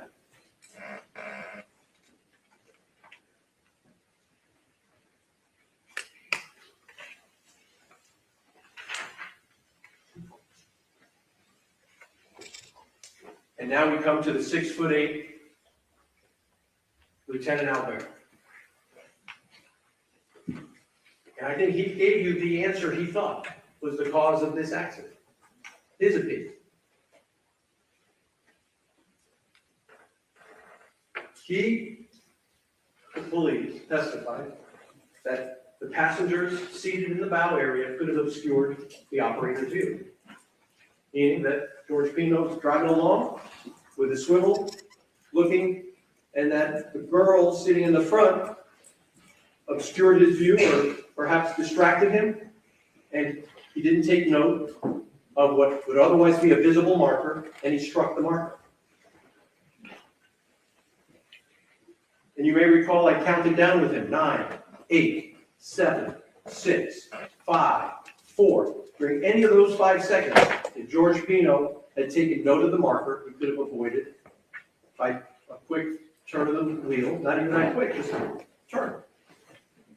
But if he didn't notice it until 3, 2, 1, it would be too late.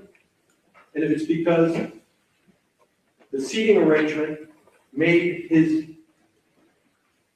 view of the marker less than ideal, it wasn't because George Pino was trying to be in reckless disregard for people's safety, gross, flagrant, or anything of the sort.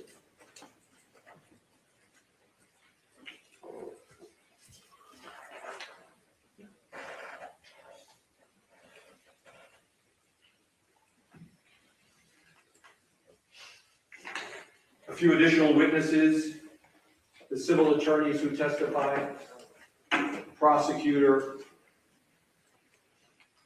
emphasizes that the insurance company's appointed lawyer for the Pinos, Mr. Mescalado, following insurance company protocol, files a petition for limitation of liability to consolidate all the cases into federal court.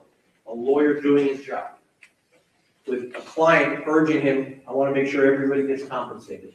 And the insurance company's lawyer saying, this is how we do business with the insurance company. And George Pino deferring to his lawyer. And still, everything gets resolved civilly. He holds himself accountable. He resolves the issue of compensating people that are terribly injured and worse for their injuries and their pain and their suffering. And yes, George Pino maintained the same memory of the event a year later that he had the day of the event. That's the nature of a confabulated memory. It's the only memory George Pino has of the event.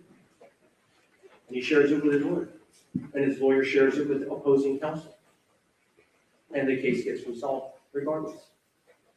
It has nothing to do with the decision you have to make about whether George Pino was acting grossly and flagrantly and recklessly.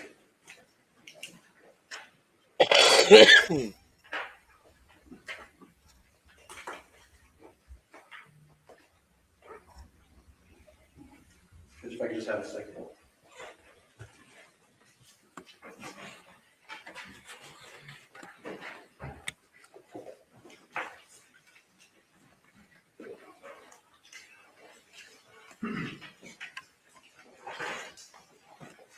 Early on, we talked about the two crimes that George Pino is accused of and that you'll render a verdict on. One of those crimes is manslaughter.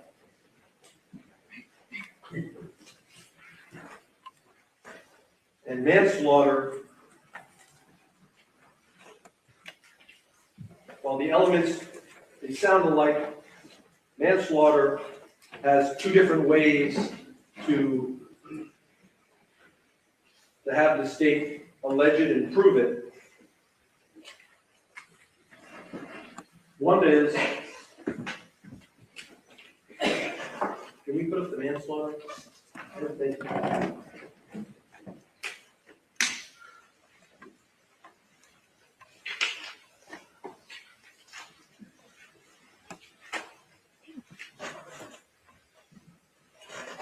Thank you. Manslaughter.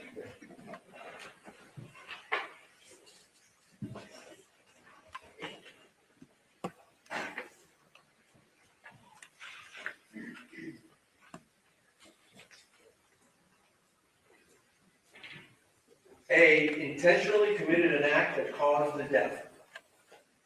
I submit to you that intentionally committing an act, the state hasn't proved by any stretch that he intentionally went into that marker which caused the death. It was not George's intent.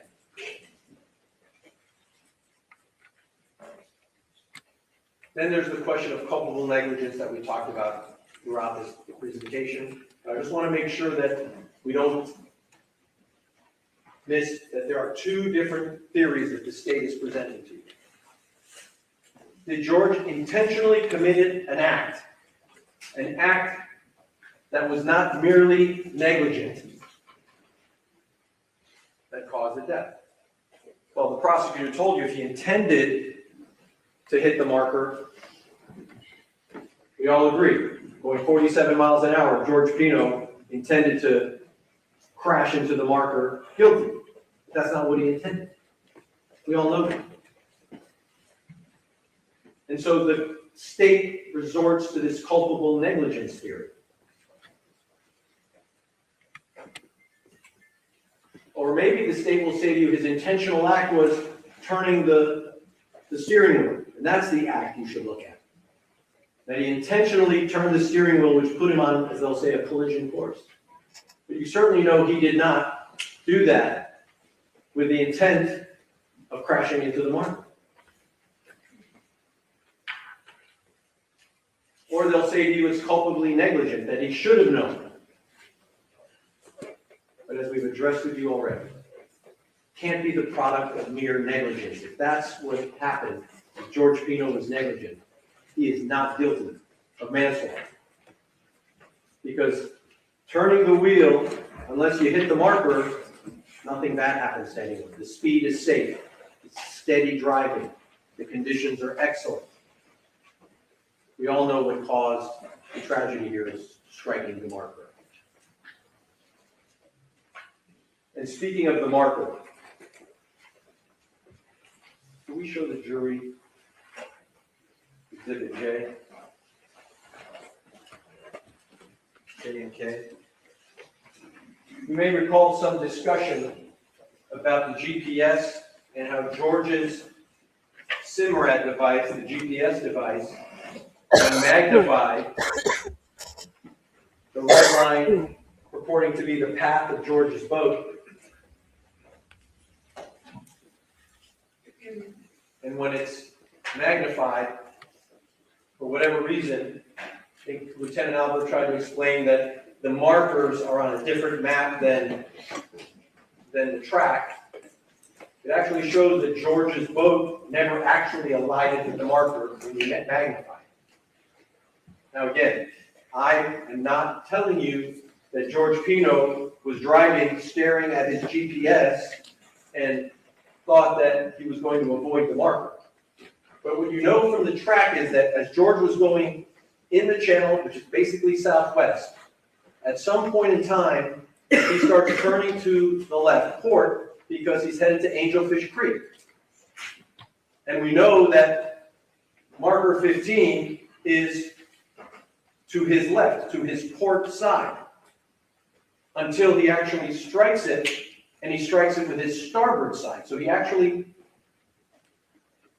shifts left. Now, he could leave the channel at any time. There's no rule that he has to stay in the channel. There are no other boats in the channel. He can, typically you stay to the right, but if there's no other boats, you can take the middle of the channel. If you want to go in the shallow water, you can just make a right turn or a left turn and go to the shallow water. But I think what this tells you is that George Pino, it did not register that he had one more green marker to go, because he's doing the veer to the left that he would have ordinarily done when he gets to marker 15. And it may just be, for the reasons we've discussed before, that the state thinks he was inattentive. He should have known he had one more marker to clear before he was out of the channel. Whatever it is, it was not an intentional act to hit the marker. He did not intend to come close to the marker. He intended to take these girls back to Ocean Reef.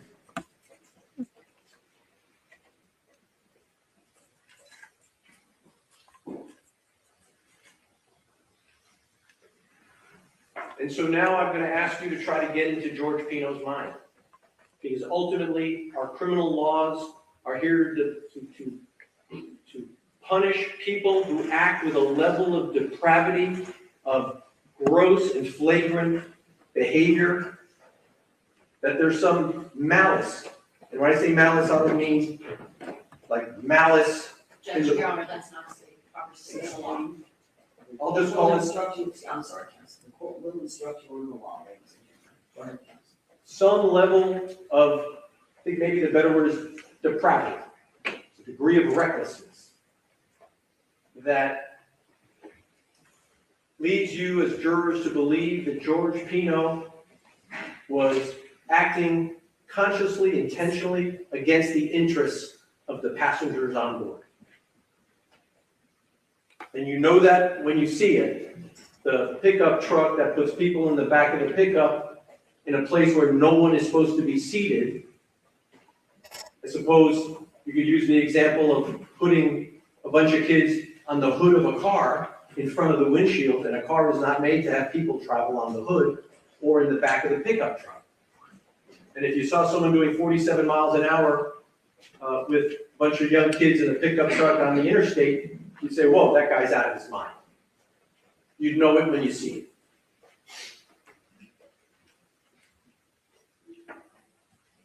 But when George Pino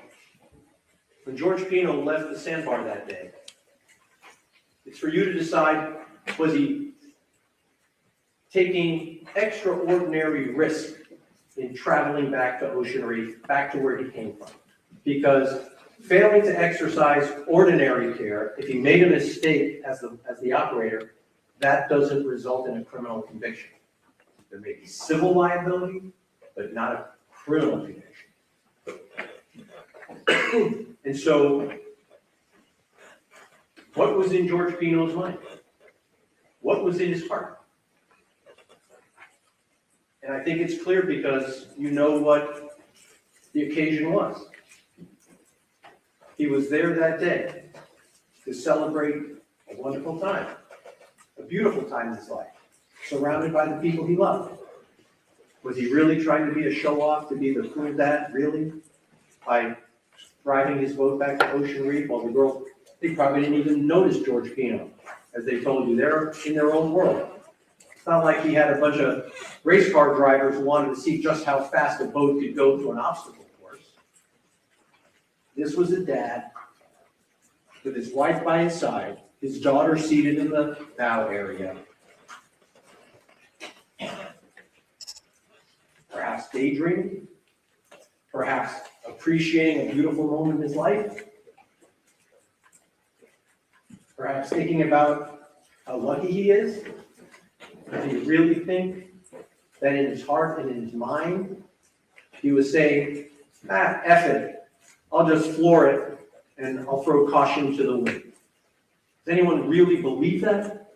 George Pino?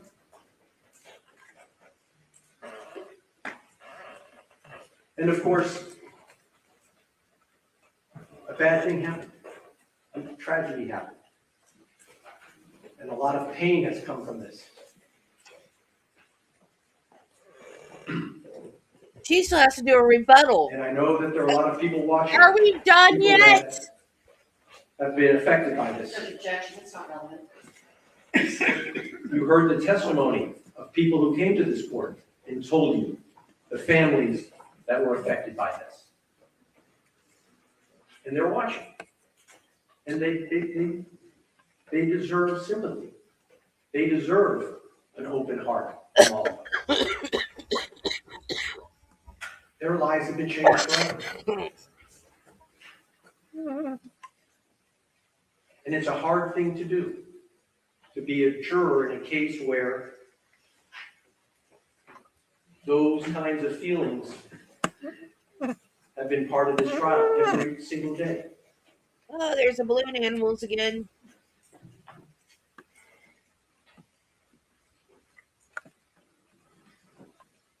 At the same time, the reason why we have jury trials is because we count on people who have no connection to the injuries, no connection to the feelings, who can try to apply the law dispassionately, even if you have sympathy. It's okay, the two things can coexist. We can all be sympathetic. We can all feel the pain that this event has caused so many people. You can feel it. We all felt it when we had to look at some of these photographs, watch some of these videos, and how they've been played over and over again. None of which has anything to do with the cause of the crash, only the injuries that followed from the crash. And the prosecutor has spent an enormous amount of time showing you just how painful this crash was. It doesn't answer the question of what was in George Pino's mind and in his heart, which bleeds for the families that have been affected by him operating that boat. No matter what your verdict is, he will have to live with that for the rest of his life. People he grew to love, people that walked in his wedding, children who spent time in his home. And so in rendering your verdict, yes, we can all be sympathetic, we can all feel the pain. The law says, though, that when you analyze the evidence, you need to do it dispassionately. And I submit to you, if you do it dispassionately, you'll know that there was only love and kindness in that man's heart. And that never once in his mind did it occur to him. Objection, the counsel testifying. There is no evidence, none, that ever once in his mind he thought that he was putting. Oh, George, no. Not his Dude, own, you need to not stop his wife's, because your client's his about to daughter, lose it. not Lucy. And that's not going to look good. Any of the other girls on that show. And if anybody at that sandbar had thought that George Pino was going to put the lives of those girls in danger, they They would have said something, but they knew who George Pino was and is. He may not be the coolest dad, but he's also not a criminal. You should find him not to. And I think that they should take the girl's testimony at face value because a lot of these girls had been on the boat with him before. Ladies and gentlemen, we're getting a little stretch break. Please put your notebooks inside your envelopes. You can leave them on your chair. If he was a reckless driver, they would have known it.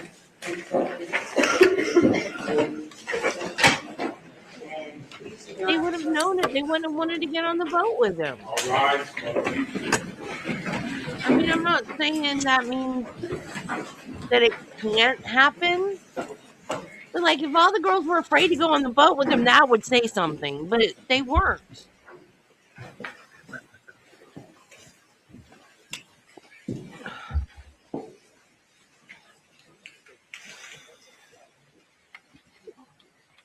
I feel bad for his family because they've already gone through the horror of the fact that it happened and somebody died and somebody else is disabled for life.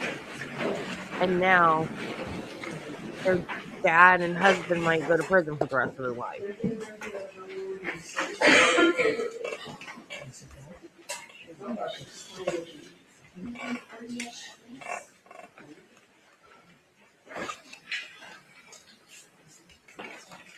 Take about 10 minutes now, start break, and we'll be back. Thank you.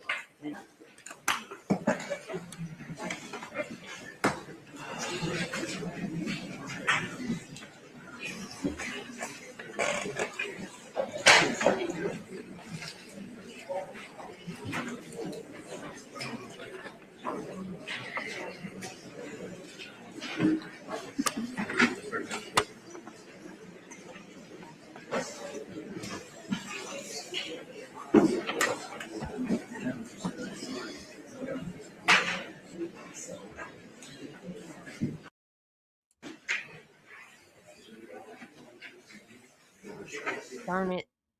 I thought we were behind more than we were.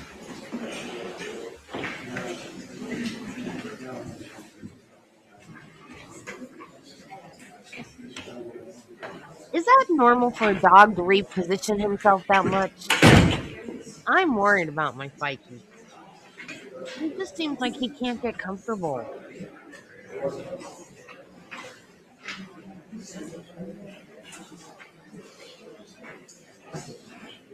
He was sideways one way, then he got up, and he was sideways the other way. Now he's the long way.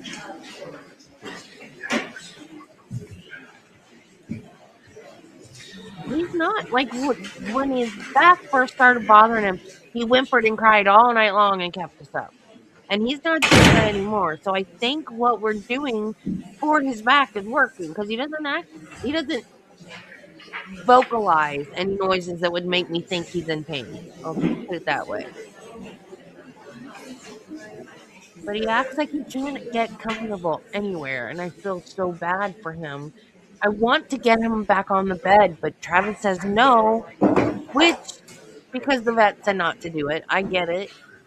But, and it's not the getting up, it's the jumping down part, because when they jump down, they land hard on their front feet, and it jars their whole, like, spine, so... And he will, I said, but well, we can put the stairs there, which he doesn't use the stairs. We can help him up the stairs, then move the stairs. He's got no way to get down because he can get down the stairs by himself. So we move the stairs, and then he has no way to get down without a big jump, which he's not going to do. Not anymore. He knows it hurts him. Like even the small step off the porch, he goes really, really slow and careful getting down that step. So I don't think he'll jump off the bed, but Travis doesn't want to take a chance. And since Belle died, he wants to be in bed with us now. Our whole nightly routine is different now because Belle's gone. And it's him just walking around the room barking for like a half an hour, 45 minutes, until we finally convince him to go lay down in his bed. Because he wants to get in bed with us.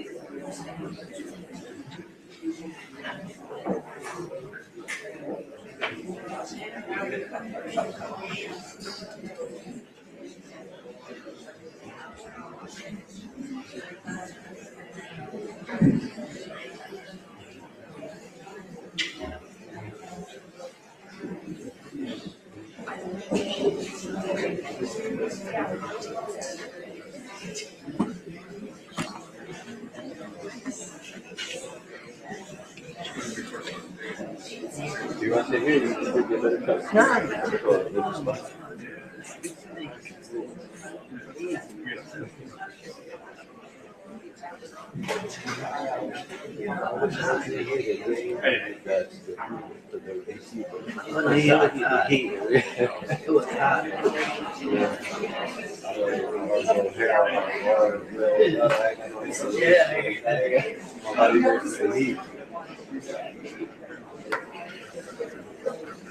But everybody got AC in one room.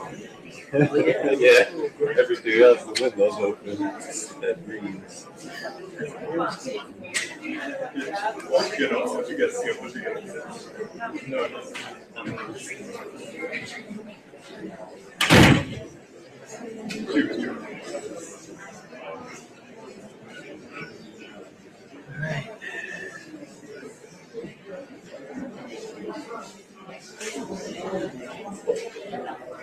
Is she going to do rebuttal? Or are they going right to instructions? I really didn't think this was going to take all day. We've been here for 5 hours now.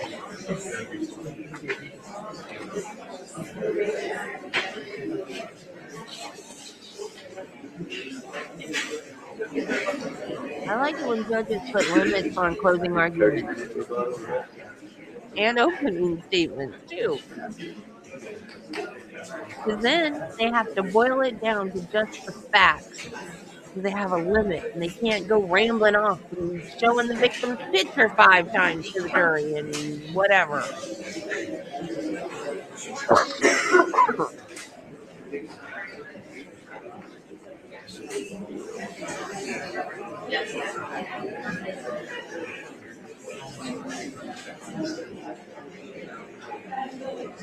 Well, I wanted to get to Murdoch today, but I don't think we're going to get to Murdoch today.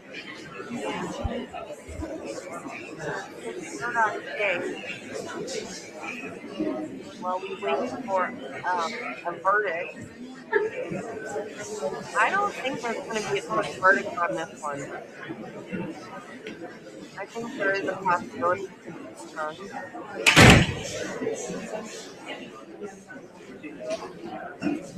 Either way, I don't think we're looking at a verdict.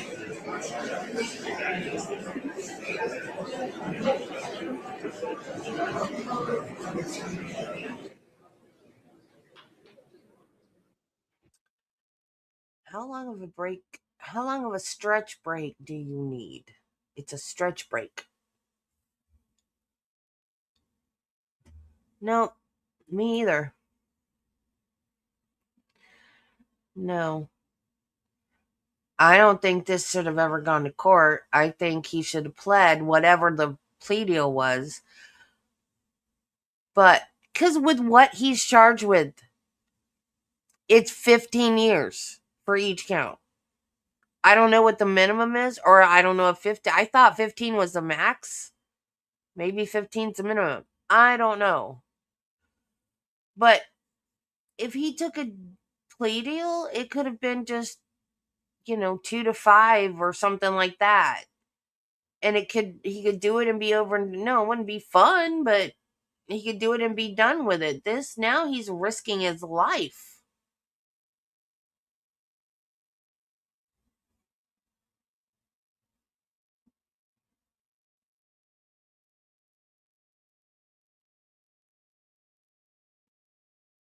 I cannot reconcile her argument with what happened. Because she keeps saying she didn't charge him with BUI, but he had 2 beers. And the girls were drinking. And his wife was drinking. Okay, boating is different than driving a car. You're allowed to drink and drive a boat. You're not allowed to drink while intoxicated, but you are allowed to drink. And your passengers are allowed to drink. There is no open container law in a boat. Not like in a car. So it's all allowed. You can even hear it on the body cam footage. Thank you. When the cop says it's not illegal to drive a boat. But going back to that, the alcohol. What is wrong? Or you can't have it both ways. Make up your mind. Because you can't prove you've been intoxicated. Okay, then don't talk about it. Don't talk about it. That is not how our justice system works.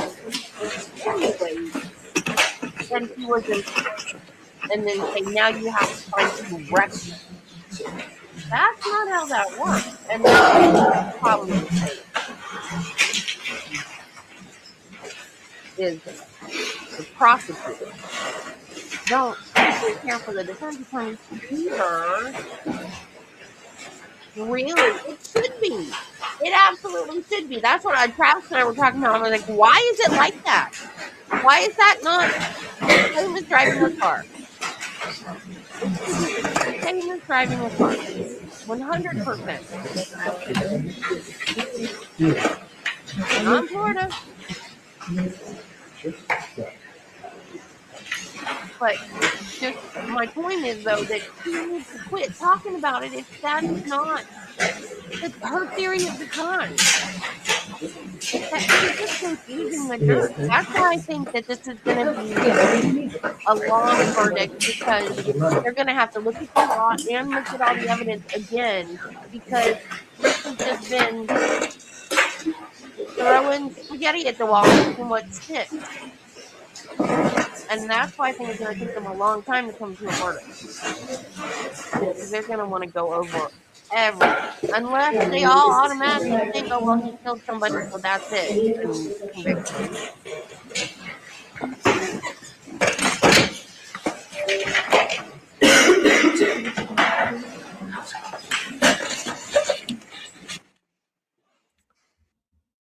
Leave the sound on or off. Make up your mind.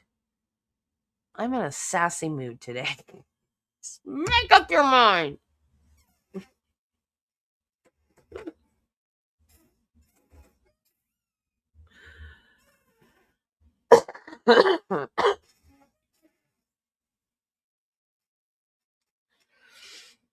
Yeah, I know. But, like, you know, like Ken and I were saying, that's boat culture. It's to take a cooler out in a boat and just sit there and drink and fish all day. That's boat culture. I mean, my family never let the kids drink, you know, but we always had a cooler of beer when we went out fishing. Always. My parents didn't drink. My aunt was an alcoholic, though, so she definitely drank. But, yeah, a bunch of people would always drink. Even my uncle, it was my uncle's boat. He was always driving the boat, and he was always drinking beer. Always. It's just boat culture in Florida. I don't understand why.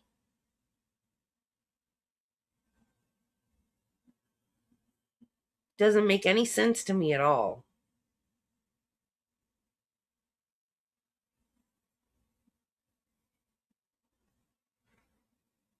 Because my idea, going out in the water to do anything, to boat, to fish, to swim, to scuba, whatever. You're in water. You have the potential to drown. Why do you want to add alcohol to the mix?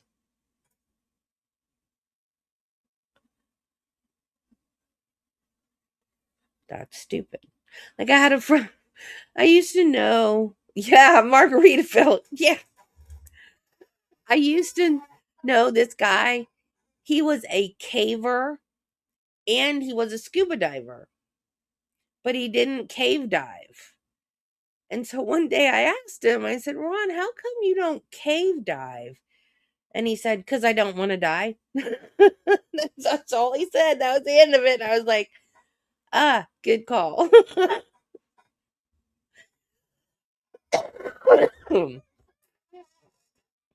I have stood where I learned to scuba dive.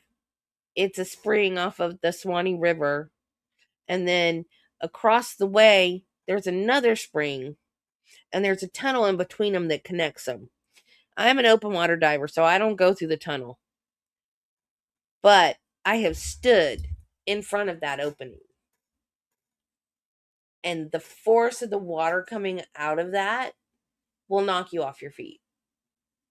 You know, because when you're weighted and everything with the scuba stuff, you can stand, you know. But the rushing water, and it's under the, you know, it's under the water. It's rushing water under the water, and it will still, full scuba gear, just flip you end over end. It is crazy the amount of water and the speed at which that water comes out of those springs. I love it. I love to snorkel and just stay at the top and just look down at a boil. It's just so pretty to me.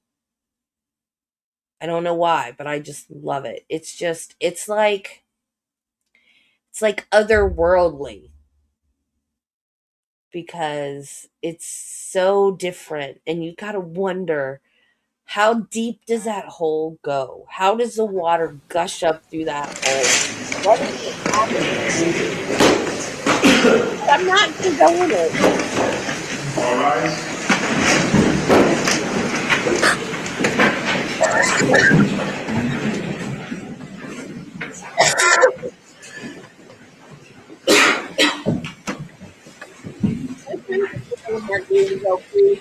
Loves it. And I'm trying to Travis to do that first. I was going to big giant food and I was teaching the dog like short first.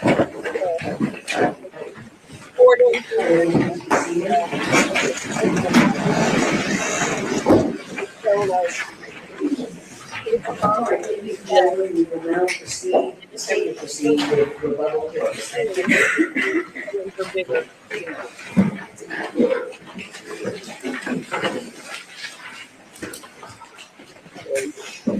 Good afternoon again. I know it's been a long day. I'm going to try to confine my remarks simply to responding to some of the things that the defense team has put forward. First and foremost, I want to say this.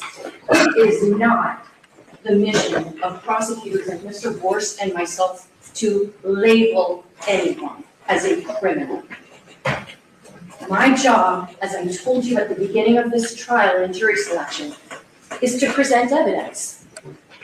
And I am organized, and so is Mr. Borst. And that's why we were able to introduce into evidence more than 100 items for your consideration. Videos, photographs, body-worn camera recordings, written documents, court pleadings, copies of receipts from the point at Ocean Reef Club.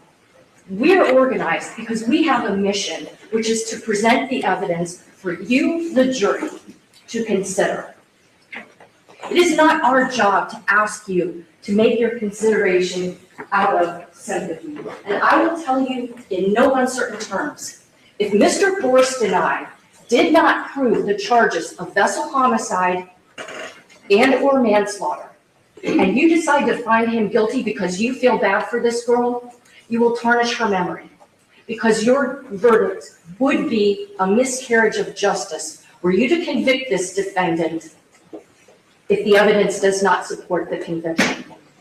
But likewise, I'm not coming to you asking you, oh, poor Lucy, he's a monster. No, I'm not doing that because that's not my job. That's not professional. But at the end of defense counsel's summation to you all, he was basically asking you to have sympathy for this defendant. Look, we're all human, but you're Oh my God. Oh my God. Not professional. What was yelling across the courtroom to the defendant? Do you have something you want to say to me? And now you're talking about being professional? You need to be professional whether the jury is there or not, lady. Oh, I just cannot with this woman. I just cannot. Your verdict cannot be based on sympathy for anyone in this case. It has to be based on the facts. Counsel saying, oh, maybe he was. What was what?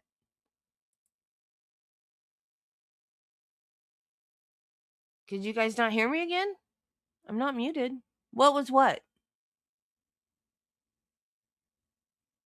When she yelled at the defendant?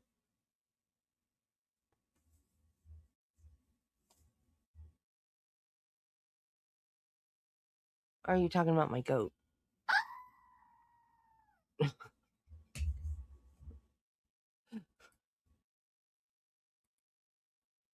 Thinking about how lucky he is or how much he loved his wife or whatever. Oh my God. You know what that's called? That's called speculation. The judge is going to give you an instruction about what reasonable doubt is. It's not an imaginary, forced, or speculative doubt. What was in the defendant's heart and mind when he smashed into that channel marker is irrelevant. That was the most. What's relevant for your consideration is what is the evidence. So let's talk about that evidence.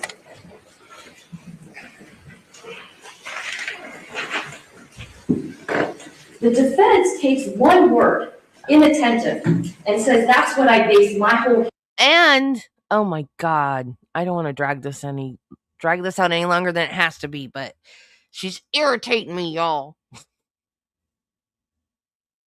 Never mind, because I forgot what I was gonna say.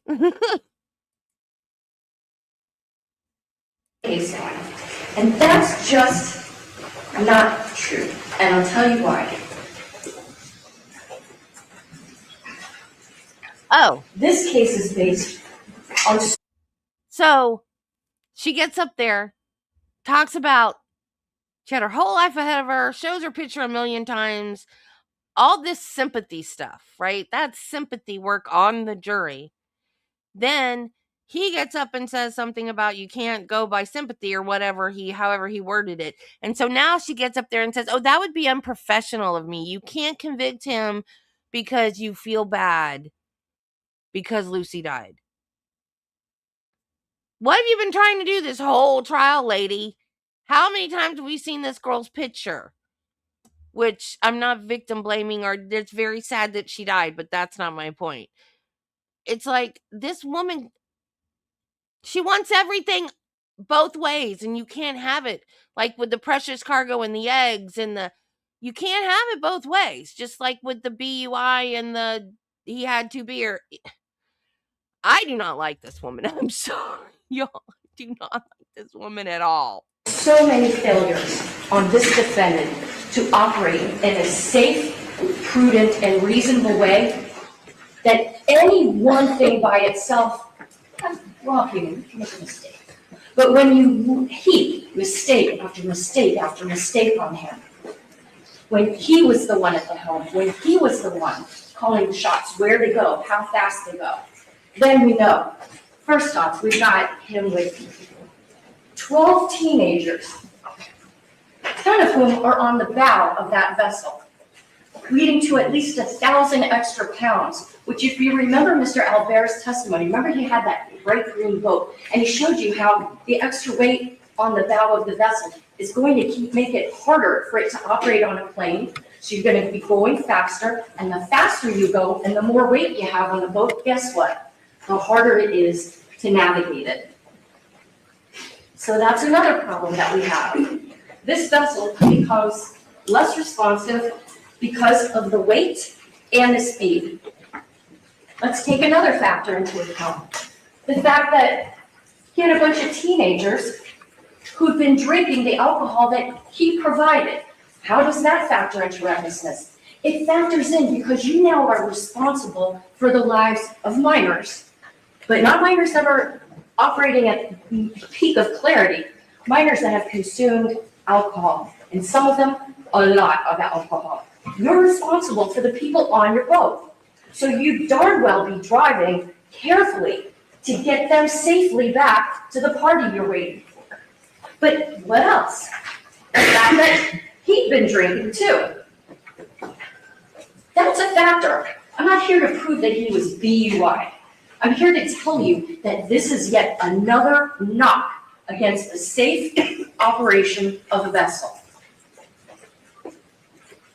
The fact that none of these girls were wearing life jackets, Another thing. the fact that he wasn't wearing a kill switch, did those cause him to crash into that channel marker? No. But if you're being a safe and prudent operator of a vessel, if you are taking your responsibilities seriously, then if you know that they've been out drinking, if you know you've been drinking, it's reasonably foreseeable that maybe everybody's not at their top of their game.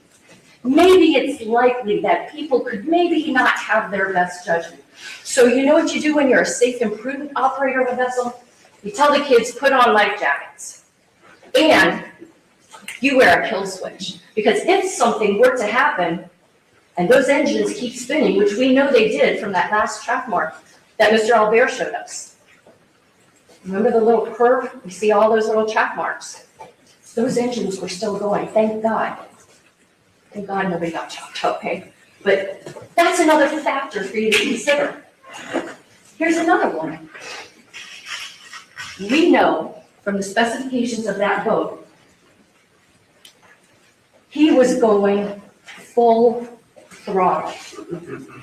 Just because that Robalo is rated that it could go as fast as 55 miles an hour, doesn't mean that it's safe. I think I've seen a lot of cars that have speedometers that go past 100 miles per hour. Just because you can do something doesn't mean that it's safe and prudent to do it. Imagine operating a car. A driver puts the pedal to the metal and makes that car go as fast as it can. That's what this defendant did with a boat full of kids.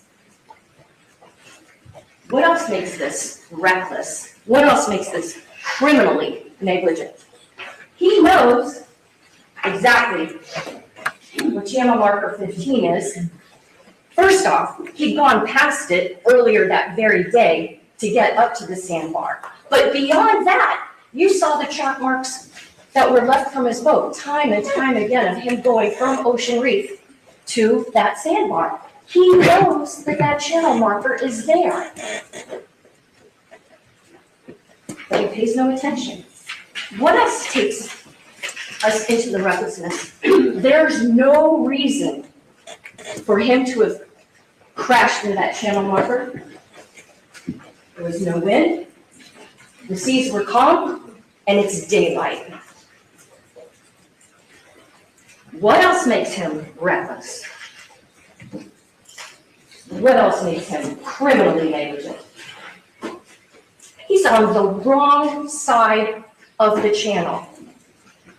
Did that in and of itself cause the crash? No, but when you think about the rules of the road say we operate on the right-hand side of the channel. If he's operating on the wrong side of the channel, especially during a Labor Day weekend when you have more vessel traffic, if there is another boat, had there actually been a family boat, right? Where's that boat gonna go? It can't go outside the channel if it's big, because it's gonna run aground on the shallow waters of Biscayne Bay. That's a hazard. So all of these things,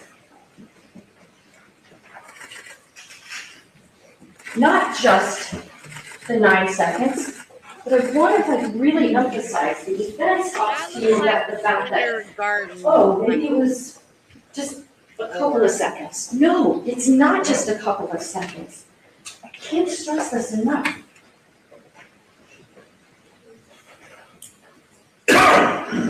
This is how long he was headlong toward that channel marker that he knew was there when he'd been drinking with a boat full of kids, with a vessel that's overloaded with weight for that speed, when he's going full throttle and on the wrong side of the channel. This is how long he is checked out. Ready, set, go. I thought you borrowed mine, Michelle, but you live too far away. He used to put furniture together for a living. He worked for a furniture, and he put their places together. He loves putting furniture together. He gets mad if I do it without him.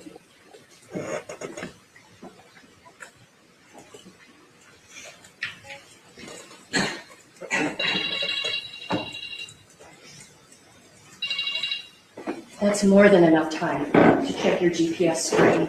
That's more than enough time to see if any other boats are coming around. That's more than enough time to even, if you want to glance at your wife's cell phone.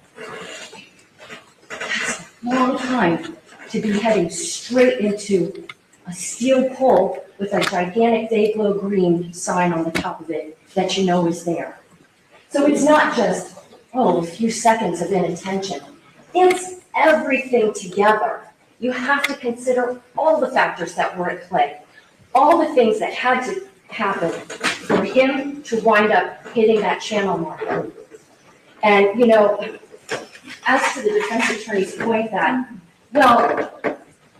but if he only would have just gone a little more in this direction or this direction, he wouldn't have hit the channel marker. Okay, let's think about this. Let's think about somebody that goes skydiving, maybe has a parachute on. Splat, right on the ground. Oh gosh, if only he would have pulled the ripcord, he'd be okay.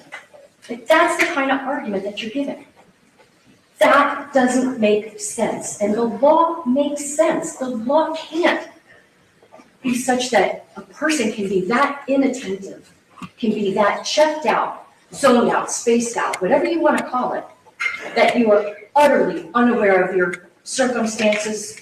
You are not taking into account the safety of your own passengers. The law can't abide by that. It's not about labeling anybody a criminal or a bad guy or a good guy.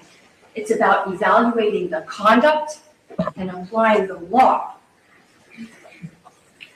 And along those lines, I just want to say that to give you an idea of just how much all of these different factors really count in a case like this, I have this rope.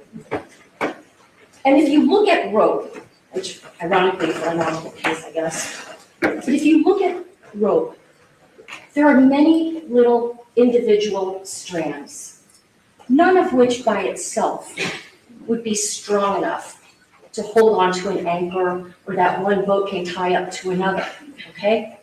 But what happens when you take all the little strands of the rope and you start intertwining them and you weave them together, those little strands, when you put them all together, become very strong.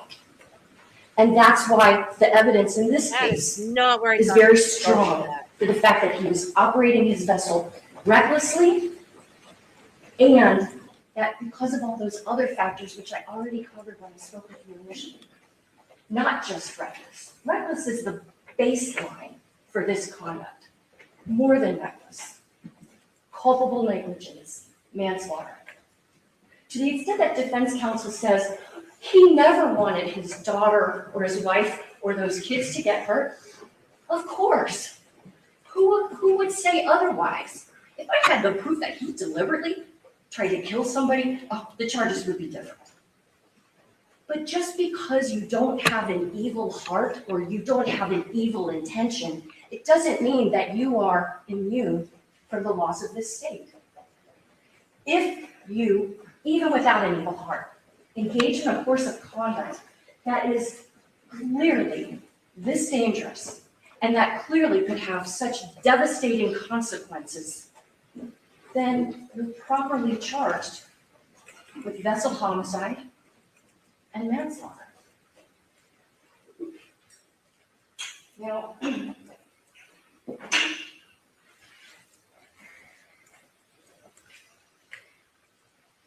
I had a feeling that we were going to hear from the defense things like, there's no requirement to wear life jackets. There's no speed limit.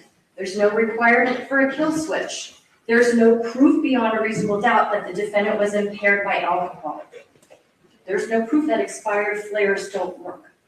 Of course, none of those things individually caused this crash.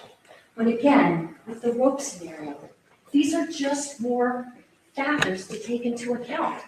Not wearing the kill switch, not having the kids in a life jacket, that you had been consuming alcohol, that you are going as fast as you can. And to say that there's no speed limit on the water, that's not true. There is. The speed limit is set by navigational rule number 5, which Mr. Albert told you about. Pardon me, 6. You have to go at a safe speed for the conditions. It's not the same as being on the land, obviously. We have 55-mile-an-hour speed limits, sometimes 60 miles an hour speed limits. Through school zones, we have 15 miles per hour speed limits. But on the water, the rules can't be rigid the way they are on land because the water is a whole different environment.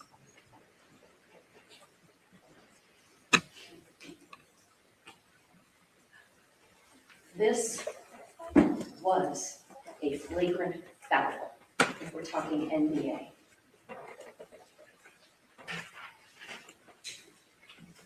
The defense attorney says, oh, the prosecutor, she tells you all this about Lucy's injuries. And I do. But not really so much to tug at your heartstrings, because I'm telling you, it would not be a lawful verdict for you to find the defendant guilty just because you feel sad about Lucy or the injuries she had, or you feel sad for her family. That's not what we're here for you to do. But you understanding those injuries was a necessary component of this case. Because you know what? You don't go so fast. Your boat doesn't smash into the channel marker so hard. Your boat doesn't wind up being basically severed from stem to stern. Your boat doesn't start taking on water to the point where it flips upside down and traps a young woman who had her head bashed. You heard from Dr. Garrigan, our Irish medical examiner. He talked to you about the fact that the injuries that she had are consistent with her hitting her head and then her head jerking back, which is why she had that deep bruising in the back part of her neck. And that could cause her to become unconscious.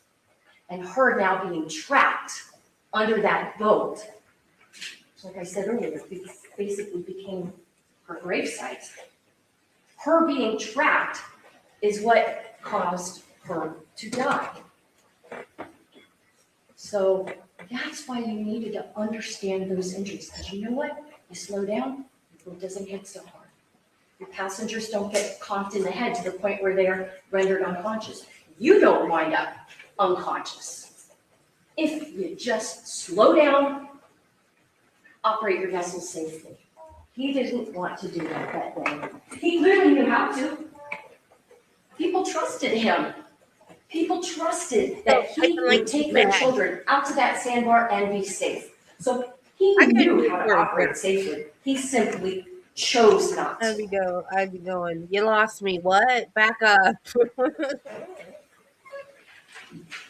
What did you say 5 minutes ago? I was daydreaming. The defense attorney talked about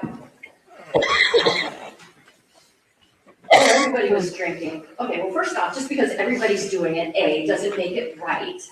And B, doesn't make it wrong when there's not a the law. only people who testified from the boat about whether or not the defendant looked impaired were themselves drinking alcohol. We had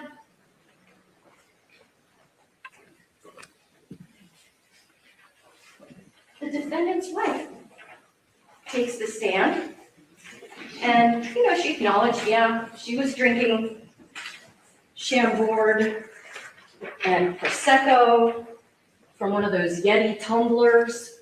She says, yes, I was drinking, but I don't like the way she says Chambord, Prosecco, or Yeti tumbler. She says it like but they're in her interrogatory, if you remember when I read that to you, you'll be able to look at it for yourself. In her interrogatory, she said she had 2 drinks. How come she all of a sudden now, oh, I only had 1 or 2? But on her interrogatory, she had 2. And maybe 1 drink here or there, but Because that's how people's memories work, lady. She remembered, but she wanted to undercut how much alcohol she had consumed. So we think that this woman is in a state to really make a good judgment about whether or not her husband should be piloting that boat. Do we think that Cammie, with the 10, alcoholic drinks in her system, is a good judge of that? Caro had been drinking. All these girls have been drinking. They are not the ones to be in a position to make an assessment if he's capable of operating a boat. They're there as kids to have fun at a birthday party. Don't divest your own responsibility onto underage kids that you gave alcohol to. That's what the defense has tried to do regarding that alcohol.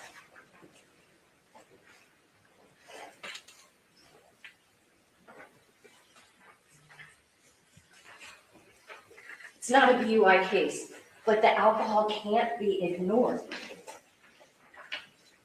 Here's the hatch. You all saw this boat. Here's what it looked like when the police opened it up. And then the police lined up a lot of those alcohol containers that they found from inside. Am I saying that this defendant drank all of them? No. Can I say that the girls drank all of this alcohol? No. But this photograph, states 109 in evidence, tells a story about how prevalent alcohol use was on that afternoon.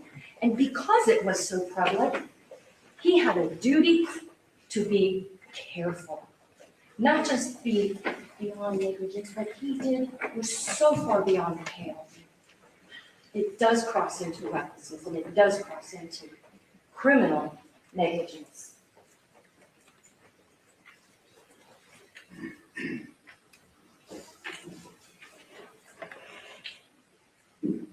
At least if the defendant was maybe buzzed or impaired by alcohol, at least there would be some explanation for why he crashed into that channel marker Again. that's so clearly visible. So now he's not impaired. At least there's an explanation. You could understand why. Not that just thinking that it's a good thing, but it's understandable. But let's suppose he did not feel any effects of alcohol whatsoever. Does that then not make him even more reckless and more culpably negligent? Because then what the heck are you doing, buddy? Why do you not see that which is right in front of you? I can almost understand it with alcohol. Again, still not good, not appropriate. But to crash into it if you really were stone cold sober, that's almost worse. Objection, burden shifting. What did the judge say? That's absolutely burden shifting. There you go. Just don't kind of breathing exercises. Are the one to all breathe, George, breathe. Violating navigational rules all by themselves will not land you in a case like this. But when you violate so many navigational rules, you're on the wrong side of the channel. You're going too fast. Nobody says that you have to have somebody serving as a lookout, but man, if you don't have anybody serving as a lookout, you'd better be looking out. It does. That's the one thing that he didn't do. That's the one. Fundamental. The navigational rules of taking steps to avoid the risk of a collision. Did she really just say that? Wrong side of the channel. Did I imagine that? Did she just say? Well, nobody says you have to have a lookout. Did I just hear that right? Did she just say that? That's the one thing that he did wrong. Of everything she's accused him of, that's the one thing. And now she's saying, nobody says you have to have a lookout. Yes, you do. That's the number one marine law or whatever they're called. I just can't with this lady. I don't know. Her brain is not right. And I don't have much room to talk about that. But she's nuts. Oh, my God. The channel marker 15, clearly visible to him. He didn't even abide by that rule. And then, of course, the rule number 8, avoid a collision.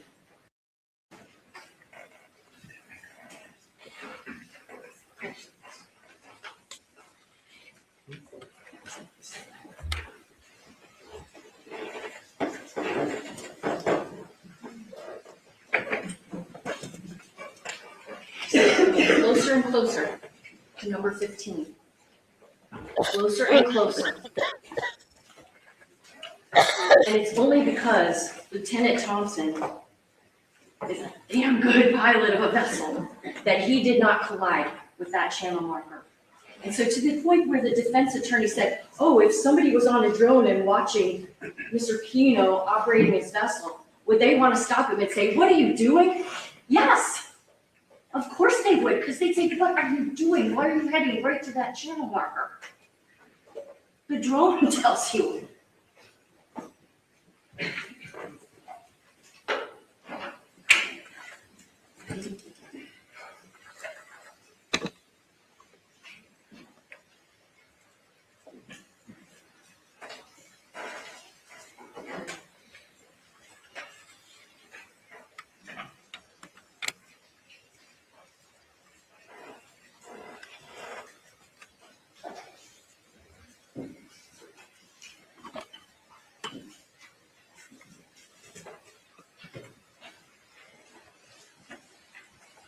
Here we are, right by channel marker 15.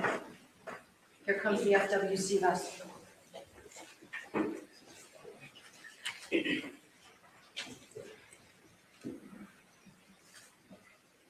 Look at that course.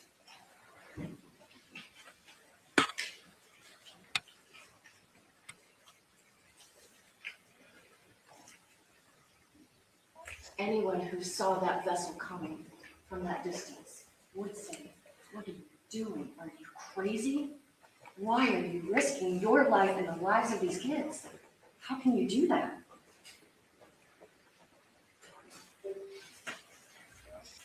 Why do my subtitles keep going back to the bottom of the screen?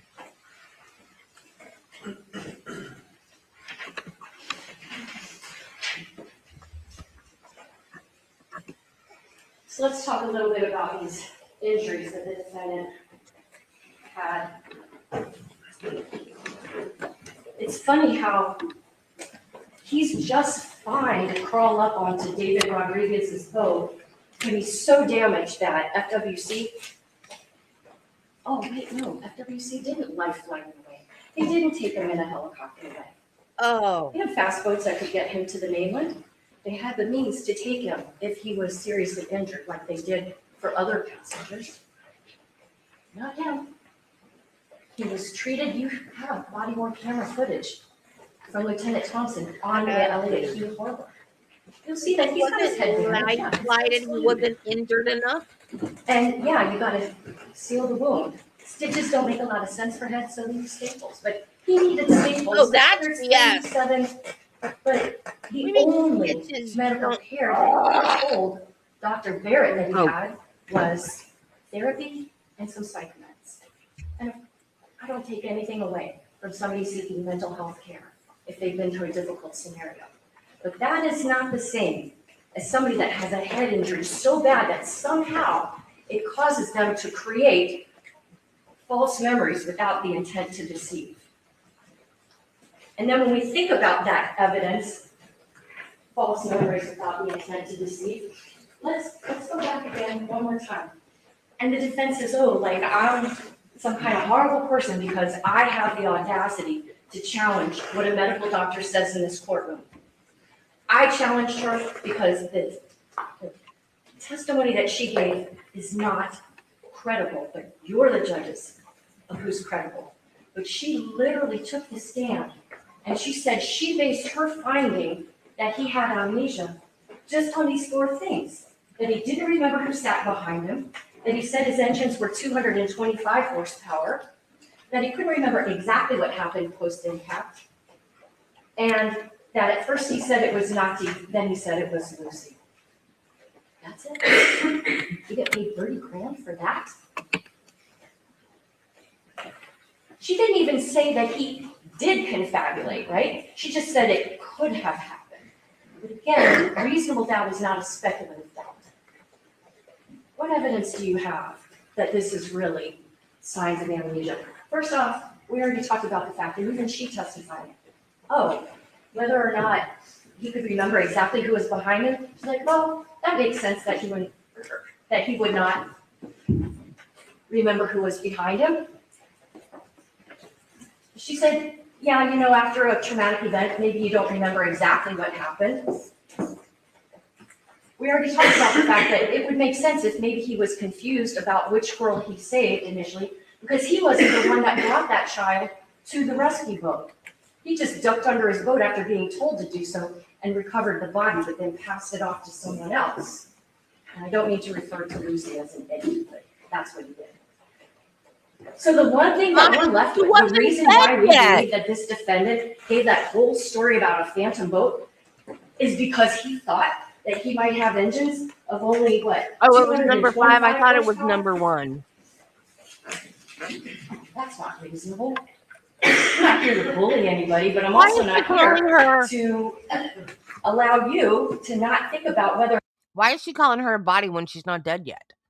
Or not, the expert witness that's called is giving you testimony that you should feel comfortable relying on.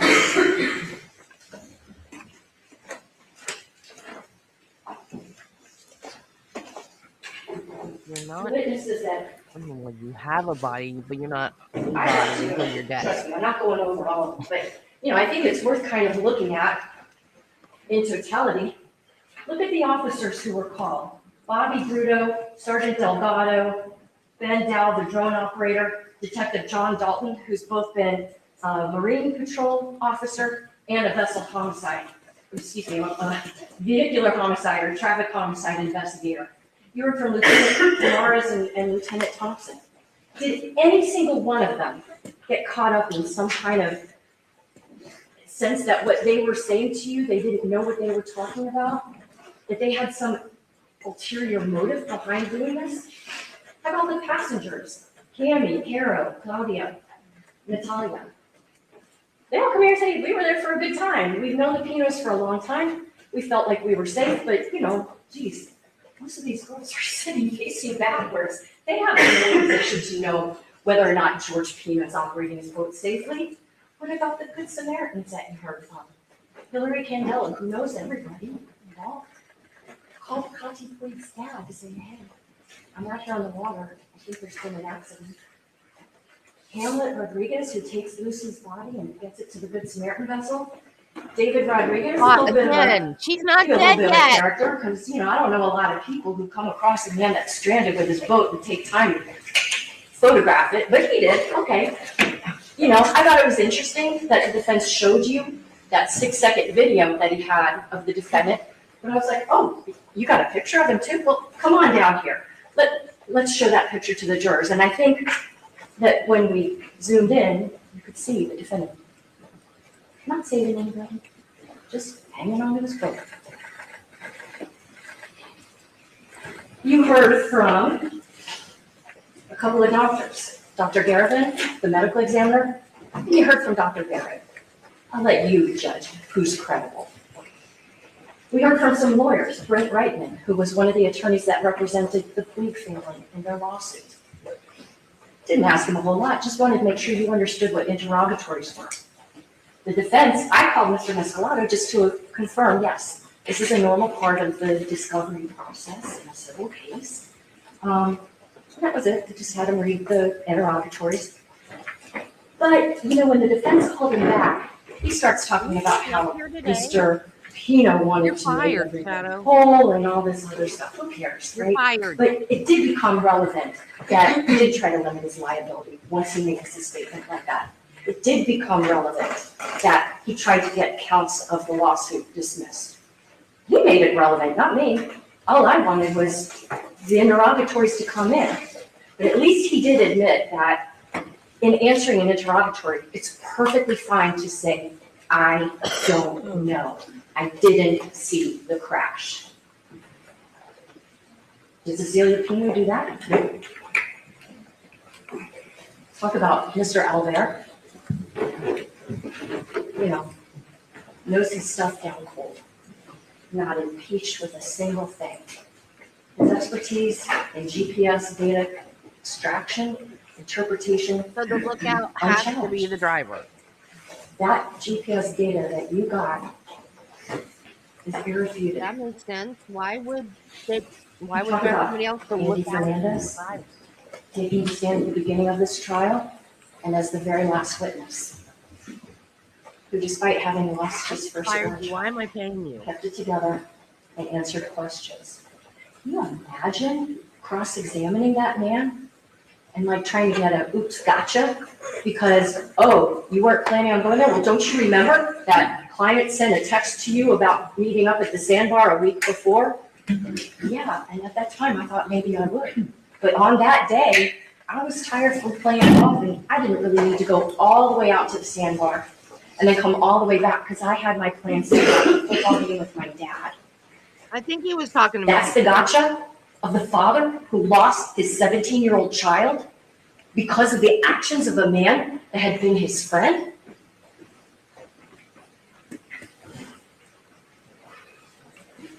Rudy Queen took the stand. You know, the injuries to his daughter are not really the issue here, but to the extent that something was made by Mr. Mescalado, the defendant's former lawyer, about, oh, the Queens didn't settle, you deserve to know at least that she's not the same now as she was before this crash. All right, thank you, Jackie.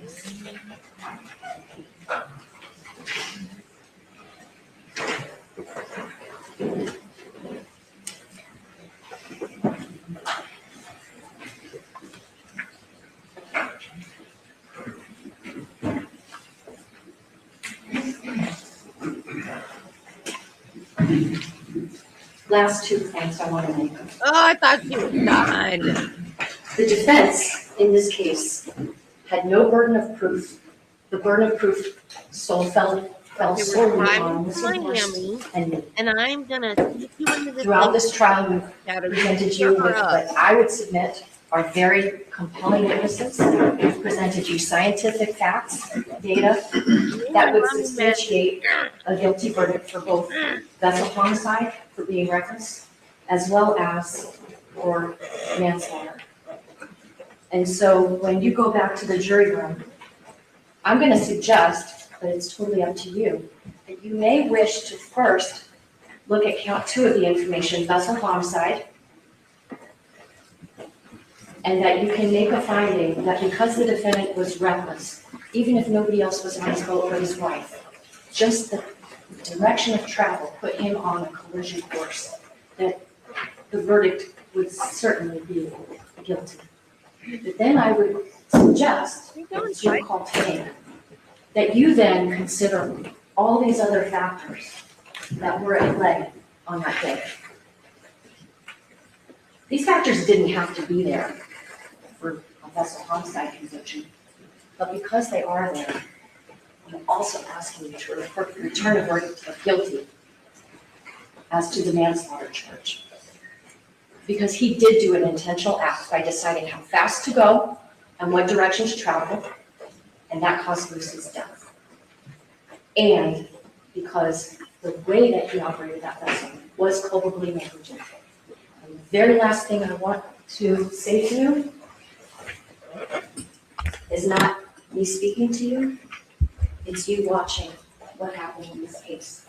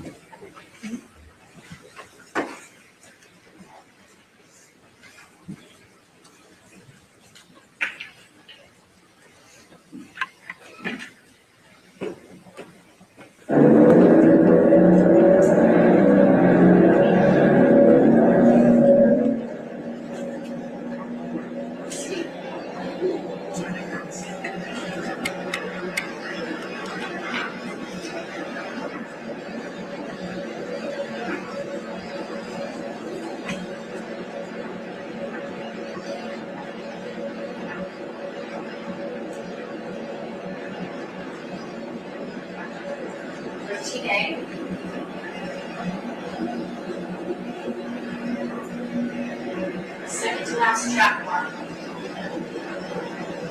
Channel marker 15.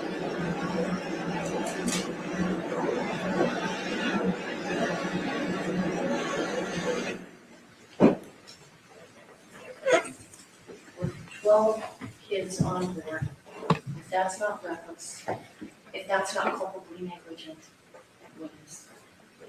Thank you for your time and attention to this trial, ladies and gentlemen.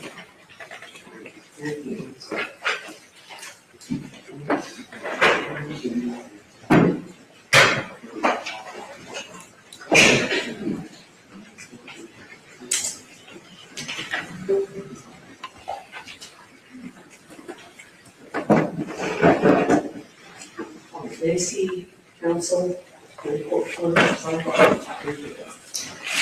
please everyone, please stay quiet.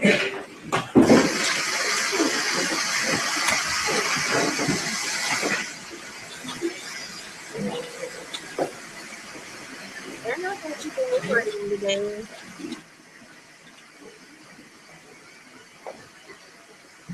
They did a jury inspection.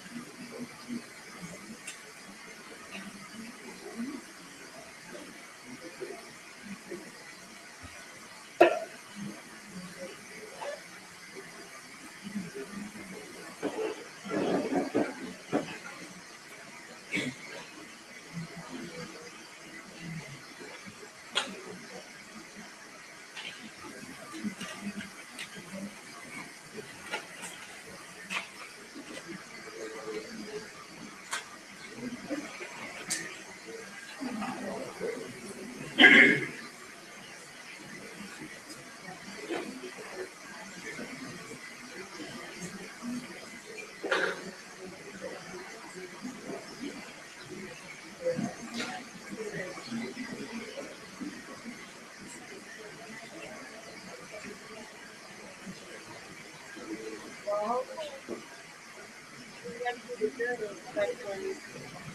it's 20 after 4. That gives her 40 minutes. I hope they're not that long. But if she can get them all in today, then tomorrow they can just come in and go right to deliberation.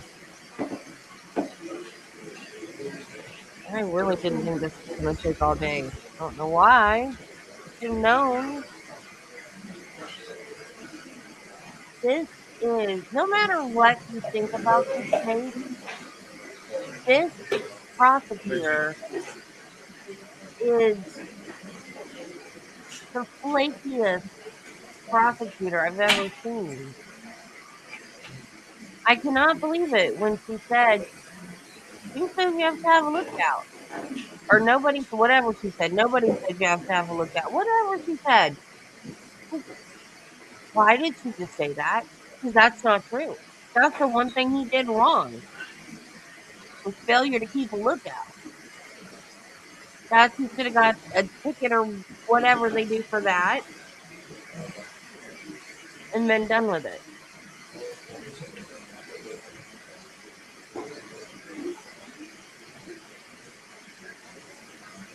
No. No.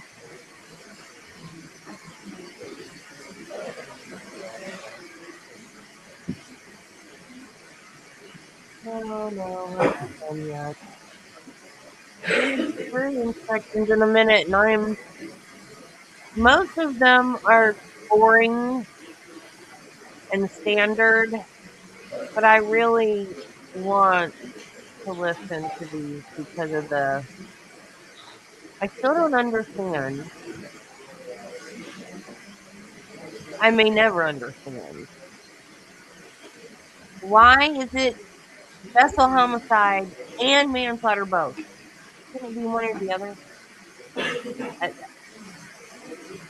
I don't know. Did it take 4 hours for jury instructions? Wow.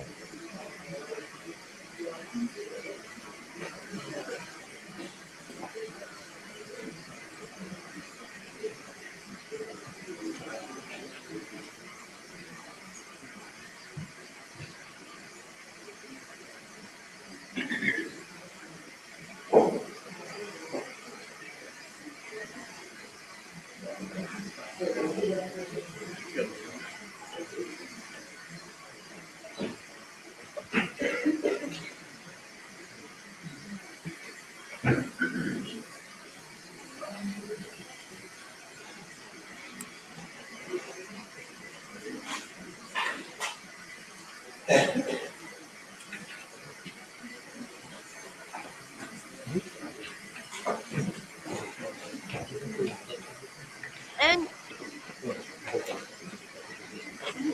I know the judge has to verbally give them the instructions, but it's all written down. They can take it back there with them. Like I would need to concentrate.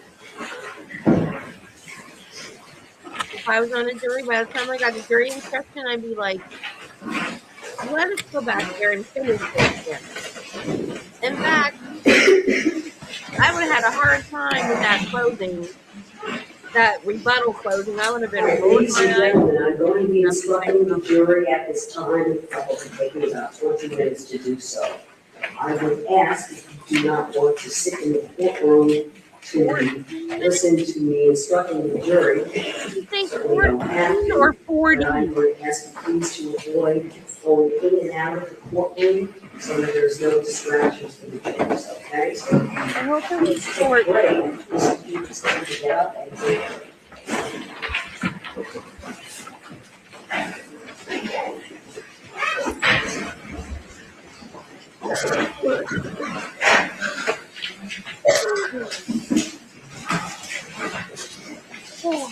Members of the jury, you have now heard all the evidence in this case, as well as the final arguments of the lawyers for each side. It is now my duty to instruct you on the rules of law that you must follow and apply to arrive at a verdict. You as jurors are the judges of the facts, but determining what actually happened in this case, that is, in reaching your decision as to the facts. It is your sworn duty to follow the law I am now going to define for you. You must follow all of my instructions as a whole. You have no right or authority to disregard or give special attention to any one instruction, or to question the wisdom or correctness of any rule of law I state to you. Accordingly, you must not substitute your own notion or opinion as to what the law is or should be. It is your duty to apply the law as I give it to you. Ladies and gentlemen, you will have a written copy of the instructions to take and to use in the jury room with you during your deliberations.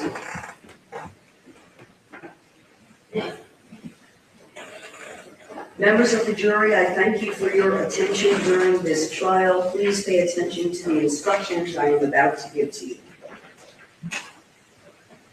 George Pino, the defendant in this case, has been accused of the crimes of manslaughter and vessel homicide.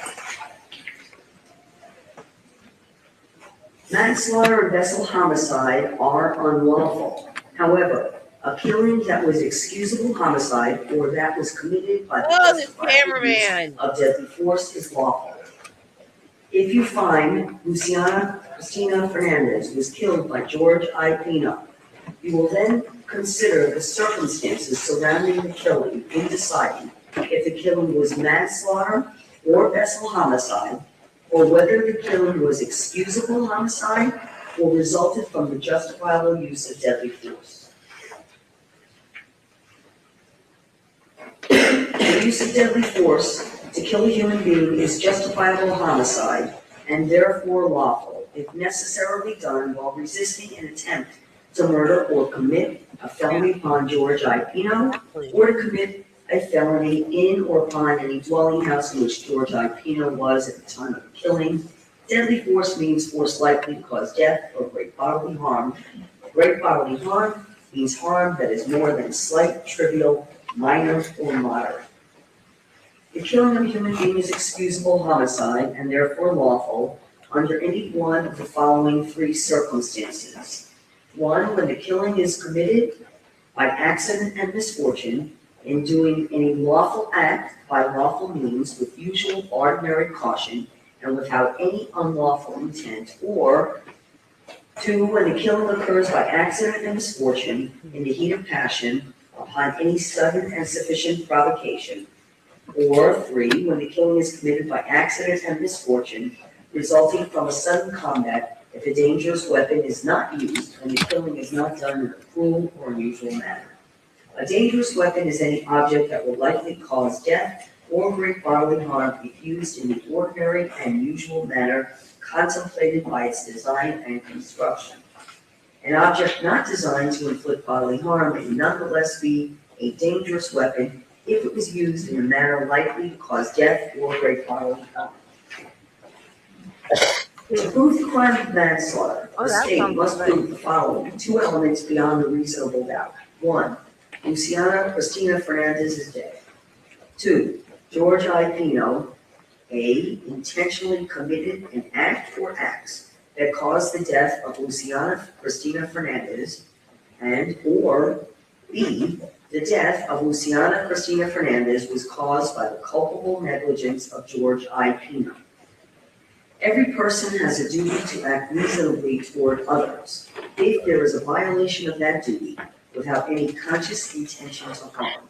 That violation is negligence. George I. Pino cannot be guilty of manslaughter by committing a merely negligent act, or if the killing was either justifiable or excusable homicide, as I had previously instructed. To convict of manslaughter, it is not necessary for the state to prove that George I. Pino had an intent to cause death, only an intent to commit an act that was not merely negligent, justified, or excusable, and which caused death. I will now define culpable negligence for you. As I have said, every person has a duty to act reasonably toward others. If there is a violation of that duty without any conscious intention to harm, that violation is negligence. But culpable negligence is more than a failure to use ordinary care toward others. For negligence to be culpable, it must be gross and flagrant. Culpable negligence is a course of conduct showing reckless disregard of human life or a grossly careless disregard for the safety and welfare of the public. The negligent act or omission must have been committed with an utter disregard for the safety of another. Culpable negligence is consciously doing an act or following a course of conduct that George I. Pino knew or reasonably should have known was likely to cause death or great bodily injury. To prove the crime of vessel homicide, the state must prove the following two elements beyond a reasonable doubt. 1. George I. Pino operated a vessel in a reckless manner likely to cause the death of or great bodily harm to another person. 2. His reckless operation of a vessel caused the death of Luciana Cristina Fernandez. Great bodily harm means harm that is more than slight, trivial, minor, or moderate. The state does not have to prove George I. Pino intended to harm or injure anyone. However, the reckless operation of a vessel requires the state to prove more than a failure to use ordinary care. A reckless manner means in willful or wanton disregard for the safety of persons or property. Willful means intentional, knowing, and purposeful. Wanton means with a conscious and intentional indifference to consequences and with the knowledge that damage is likely to be done to persons or property. Vessel is synonymous with boat and includes every description of watercraft, barge, and airboat, other than a seaplane on the water, used or capable of being used as a means of transportation on water. Operate means to be in charge of, in command of, or in actual physical control of a vessel upon the waters of this state, to exercise control over or to have responsibility for a vessel's navigation or safety while the vessel is underway upon the waters of this state, or to control or steer a vessel being towed by another vessel upon the waters of this state. In the state of Florida, the law requires operators of vessels upon its waters to follow navigational rules. However, a violation of these rules, individually or cumulatively, is not sufficient by itself to constitute culpable negligence or recklessness. The defendant has entered a plea of not guilty. This means you must presume or believe the defendant is innocent. The presumption stays with the defendant as to each material allegation in the information through each stage of the trial, unless it has been overcome by the evidence to the exclusion of and beyond a reasonable doubt. To overcome the defendant's presumption of innocence, the state has the burden of proving the crime with which the defendant is charged was committed, and the defendant is the person who committed the crime. The defendant is not required to present evidence or prove anything to the crimes charged, as I have previously explained to you. Whenever the words reasonable doubt are used, you must consider the following. Proof beyond a reasonable doubt does not mean proof beyond all doubt. A reasonable doubt is not a mere possible doubt, a speculative, imaginary, or forced doubt. Such a doubt must not influence you to return a verdict of not guilty if you have an abiding conviction of guilt. On the other hand, if, after carefully considering, comparing, and weighing all the evidence, there is not an abiding conviction of guilt, or if having a conviction, it is one which is not stable, but one which wavers and vacillates, then the charge is not proved beyond every reasonable doubt, and you must find the defendant not guilty because the doubt is reasonable. It is to the evidence introduced in this trial and to it alone that you are to look for that proof. A reasonable doubt as to the guilt of the defendant may arise from the evidence, conflict in the evidence, or the lack of evidence. If you have a reasonable doubt, you should find the defendant not guilty. If you have no reasonable doubt, you should find the defendant guilty. It is up to you to decide what evidence is reliable. You should use your common sense in deciding which is the best evidence and which evidence should not be relied upon in considering your verdict. You may find some of the evidence not reliable or less reliable than other evidence. You should consider how the witnesses acted as well as what they said. Some things you should consider are: 1. Did the witness seem to have an opportunity to see and know the things about which the witness testified? 2. Did the witness seem to have an accurate memory? 3. Was the witness honest and straightforward in answering the attorney's questions? 4. Did the witness have some interest in how the case should be decided? 5. Does the witness's testimony agree with the other testimony and other evidence in the case? 6. Has the witness been offered or received any money, preferred treatment, or other benefit in order to get the witness to testify? 7. Did the witness at some other time make a statement that is inconsistent with the testimony he or she gave in court?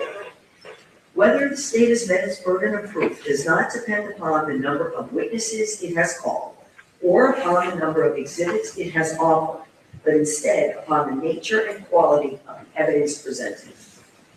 The fact that a witness is employed in law enforcement does not mean that his or her testimony deserves more or less consideration than that of any other witness.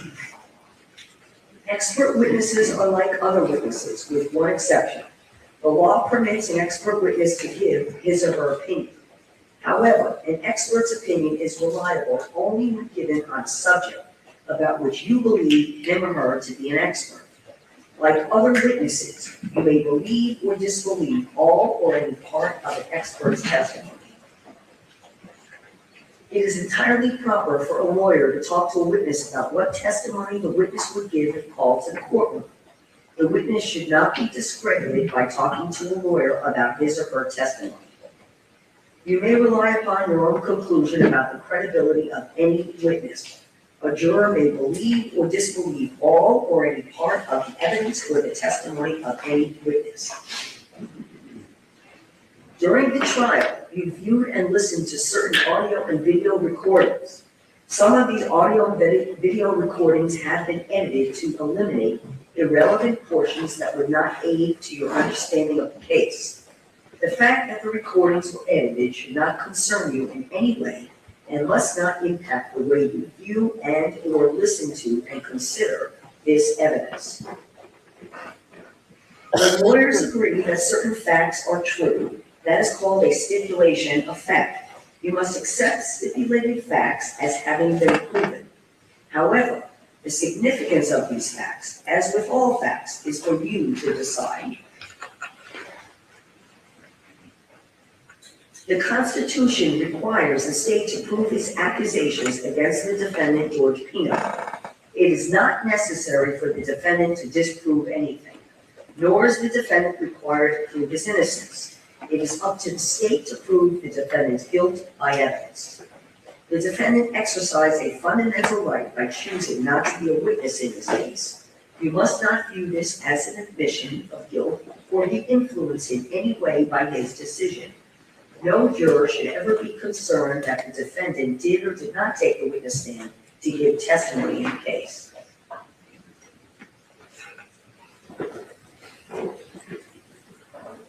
A statement or statements claimed to have been made by the defendant outside of court have been introduced into evidence.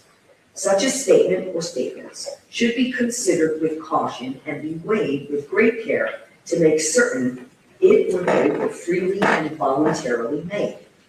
If you conclude the defendant made the statement or statements, you must also determine from the evidence whether the defendant's statement or statements were freely and voluntarily made.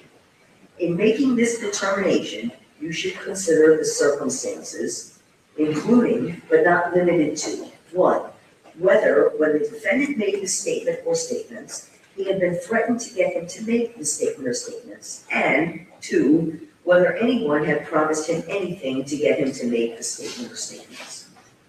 If you conclude the defendant made the out-of-court statement or statements, but it was not freely and voluntarily made, you should disregard it.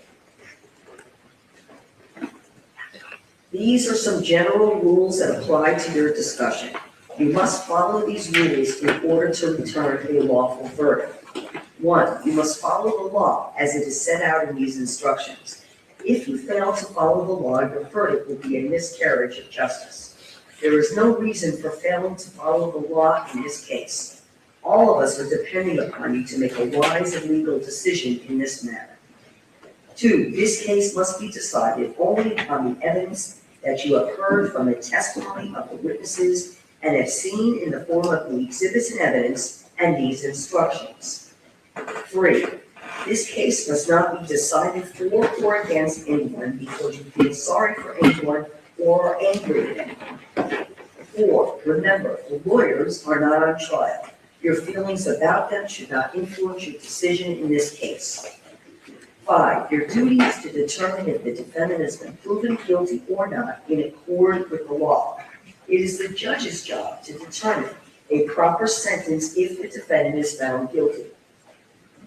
6, whatever verdict you render must be unanimous. That is, each juror must agree to the same verdict. 7, your verdict should not be influenced by feelings of prejudice, bias, or sympathy. Your verdict must be based on the evidence and on the law contained in these instructions. Deciding a verdict is exclusively your job. I cannot participate in that decision in any way. Please disregard anything I may have said or done that made you think I preferred one verdict over another. You may find George Pino guilty as charged or not guilty. The verdict must be unanimous. That is, all of you must agree to the same verdict. Only one verdict may be returned as to each crime charged. The verdict must be in writing, and for your convenience, the necessary verdict forms have been prepared for you. They are as follows. You will also have the verdict forms with you in the jury room to use to document your verdict. First, verdict form in the Circuit Court of the 11th Judicial Circuit in for Miami-Dade County, Florida, State of Florida versus George Pino. Verdict: we, the jury, find, you can't probably see it from there, but we, the jury, find as follows: as to count 1 of the information, manslaughter of Lucy Fernandez, the defendant is, and the first line, guilty as charged in the information. The second line, not guilty. You check only one. So say we all on this blank day of blank 2026. The foreperson is to sign and date and also print their name and date on the verdict form. Second verdict form. Again, in the Circuit Court of the Circuit in Fort Miami-Dade County, Florida. State of Florida versus George Pino verdict. We, the jury, find as follows as to count 2 of the information. Vessel homicide of Luciana Cristina Fernandez. The defendant is, the first line, guilty as charged in the information. The second line, not guilty. You check only one. So sitting all on this blank day of blank 2026, the foreperson is to sign and date, and also then on the next line, print the name and date.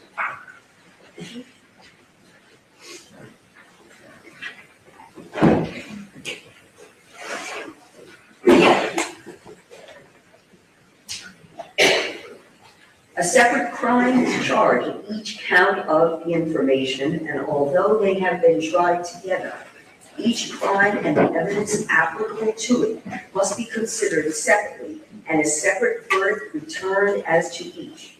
A finding of guilty or not guilty as to one crime must not affect your verdict as to the other crime charged.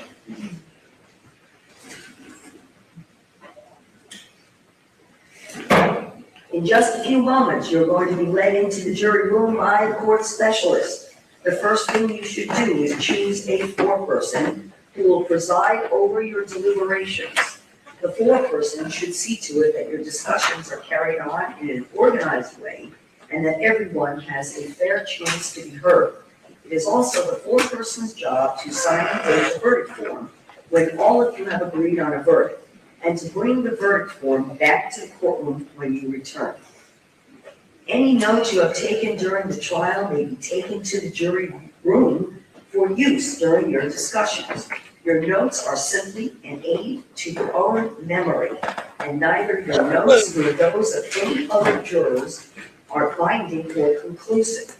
Your notes are not a substitute for your own memory or that of other jurors. During deliberations, jurors must communicate about the case only with one another, and only when all jurors are present in the jury room. If a juror goes to the restroom, the deliberation should stop until the juror returns. You are not to communicate with any person outside the jury about this case.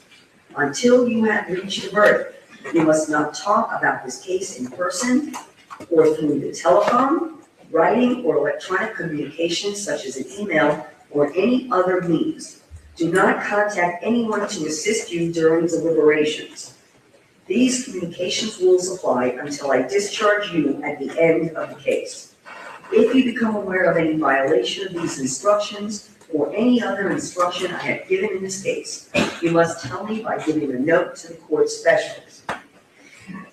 Many of you have cell phones, tablets, laptops, or other electronic devices here in the courtroom. The rules do not allow you to bring your phones or any of those types of devices into the jury room. Kindly leave those devices on your seats. Actually, Renee is going to collect those from you, and he will keep those and guard those for you while you deliberate. If you need to communicate with me, send a note through the ballot. Court specialist. If you have voted, do not disclose the actual vote in the note. If you have a question, I will talk with the attorneys before I answer, so it may take some time. You may continue your deliberations while you wait for my answer. I will answer any questions, if I can, in writing or orally here in open court. During the trial, items were received into evidence as exhibits. You may examine whatever exhibits you think will help you in your deliberations. These exhibits will be sent into the jury room with you when you begin to deliberate.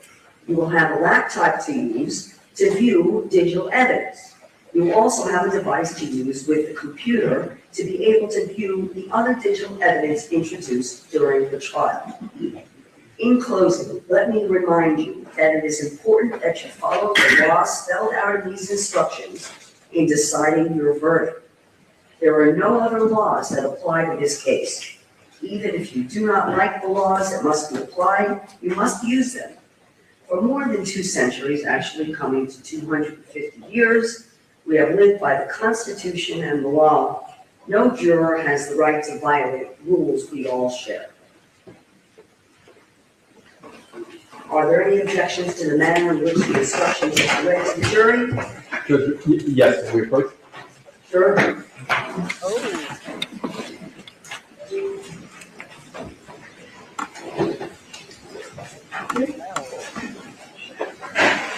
Wonder what the problem is. That's what outside the water is.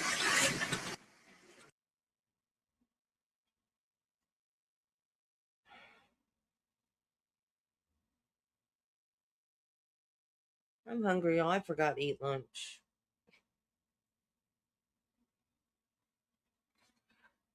If I would forget to eat lunch more often,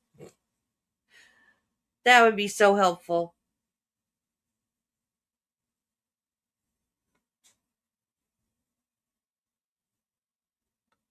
I guess I could go get a snack. What time is it?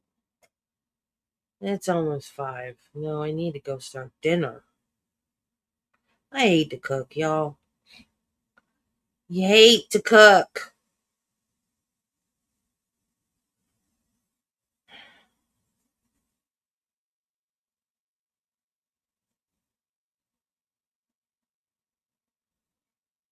We might just eat frozen dinners tonight.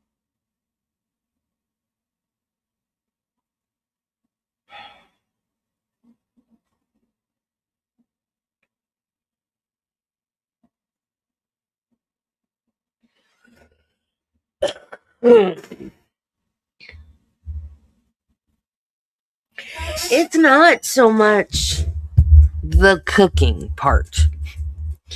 It's you do all this work and it's all nice and pretty and you sit down and you take a bite and oh, that's so good. And then it's gone 5 minutes later. Like, why was I just in the kitchen for 2 hours? I hate that. I can see how if you were a chef, that would be to put out a nice, pretty plate of food for someone that tastes good at a restaurant. That would be, what's the word I want? Gratifying. Look how pretty it is on the plate. It's going to be so pretty. People aren't going to want to eat it, But day to day at home, nah. No, it's not 2 hours. More like an hour. I don't make anything that takes 2 hours to make. And most of the things that I make now that I used to make by hand, I take some kind of shortcut. Like, I don't do hamburger helper anymore because of the fat content. Probably has a high fat content in the other ones I do, but I don't do the other ones as much. Homestyle bakes, I like those, but the problem with those is it says there's 5 servings in a box. There is not 5 servings in a box. There is not. Travis and I eat a whole box of whatever I make for dinner. Rarely is there even leftovers for the next day. I disagree about the 5 servings.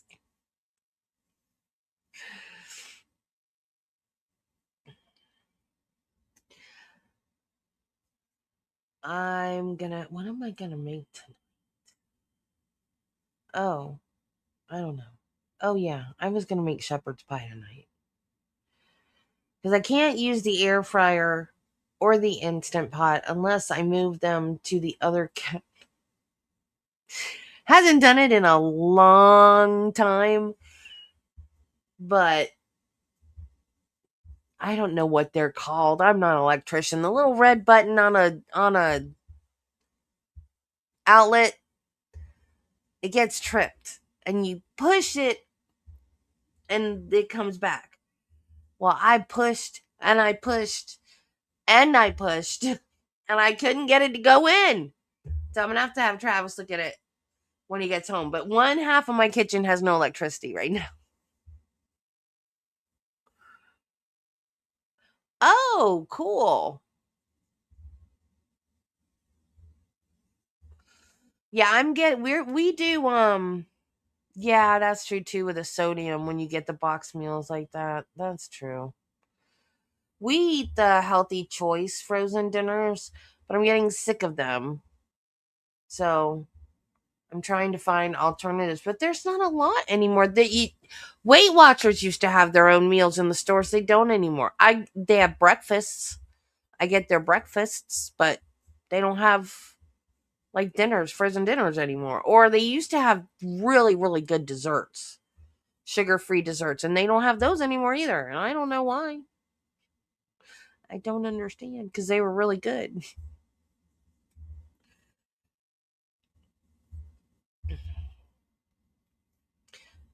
The one thing that I like to make now that because I learned how to make it, and it's easy, but it takes a while. Is yes, that's what it is. That thing, the GFCI. I knew what it was. I just didn't remember what it was called. So I have been making pulled pork in the Instant Pot, and oh my gosh, is it good? The recipe that I found, you do a rub first. I forget what all's in the rub, but you do a rub. You cut it into chunks. You do a rub, and then you brown it, your chunks, in the Instant Pot, and then you put in either chicken broth or beef broth, and you get all the anything go in there from the meat off of the actual pot. And then you put your barbecue sauce and vinegar and I think there's something else. Ladies and gentlemen, I am going to ask you. And it takes like 40 minutes, 15 minutes, something like that. So that takes juror number. It's not hard. It takes a while. 29, initials M.D. Please stay in the courtroom. Juror number 35, initial is A.M. Please stay in the courtroom. What? Juror number 48, initial is C.L. Please stay in the courtroom. And juror number 63, initials N.L. Please stay in the courtroom. The rest of you, please take your notepads and please enter into the jury room to begin your deliberations. All right.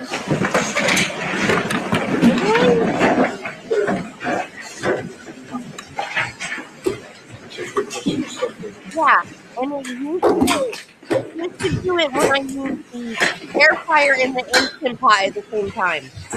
But I don't do that anymore.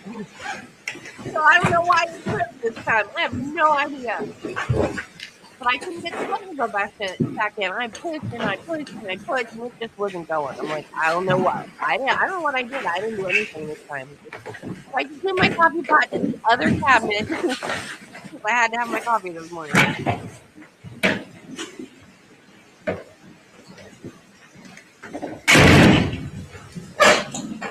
Everyone be seated, thank you.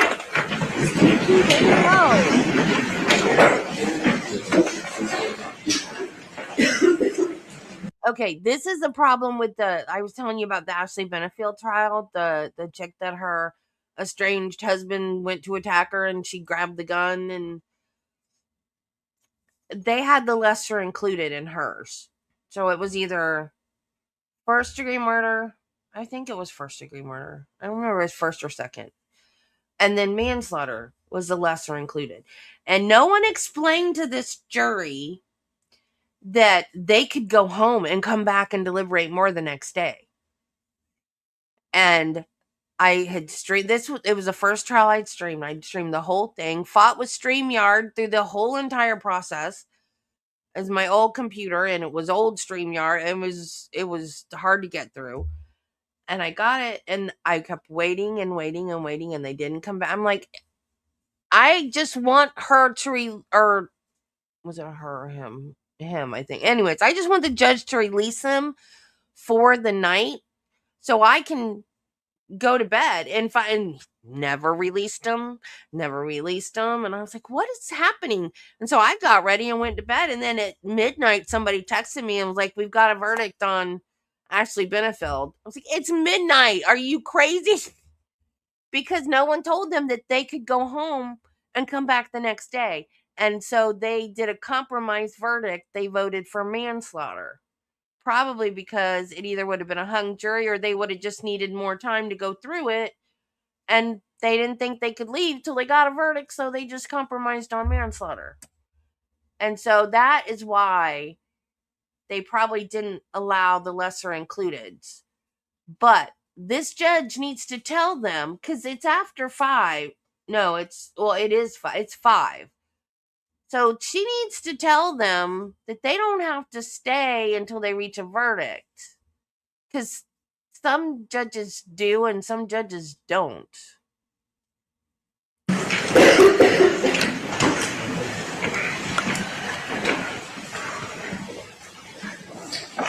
Well, ladies and gentlemen, you might feel extremely disappointed at this time that I will advise you that you have been selected as alternate jurors in this case.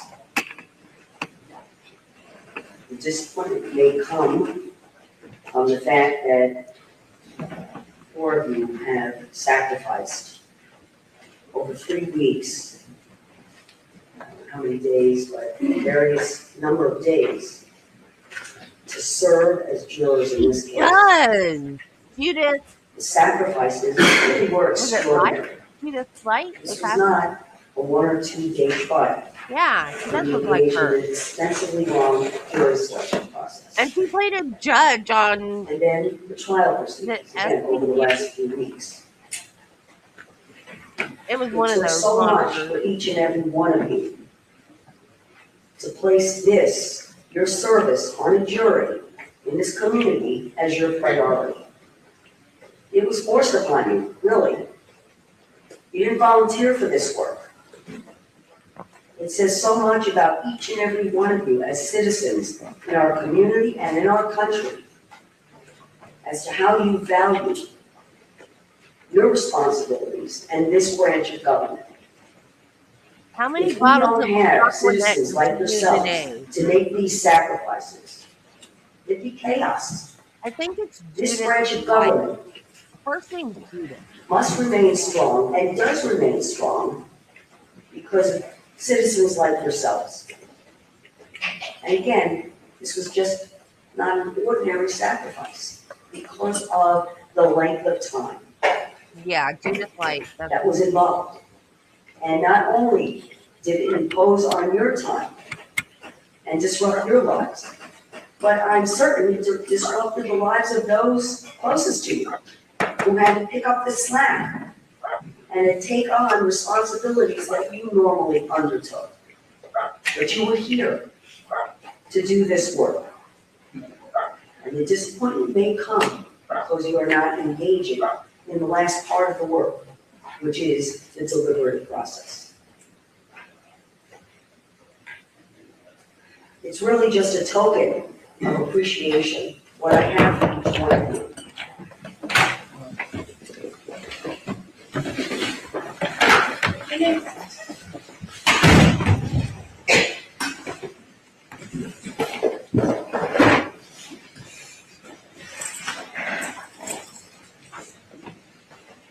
I'm going to step down and give to each one of you this certificate of appreciation, again, which might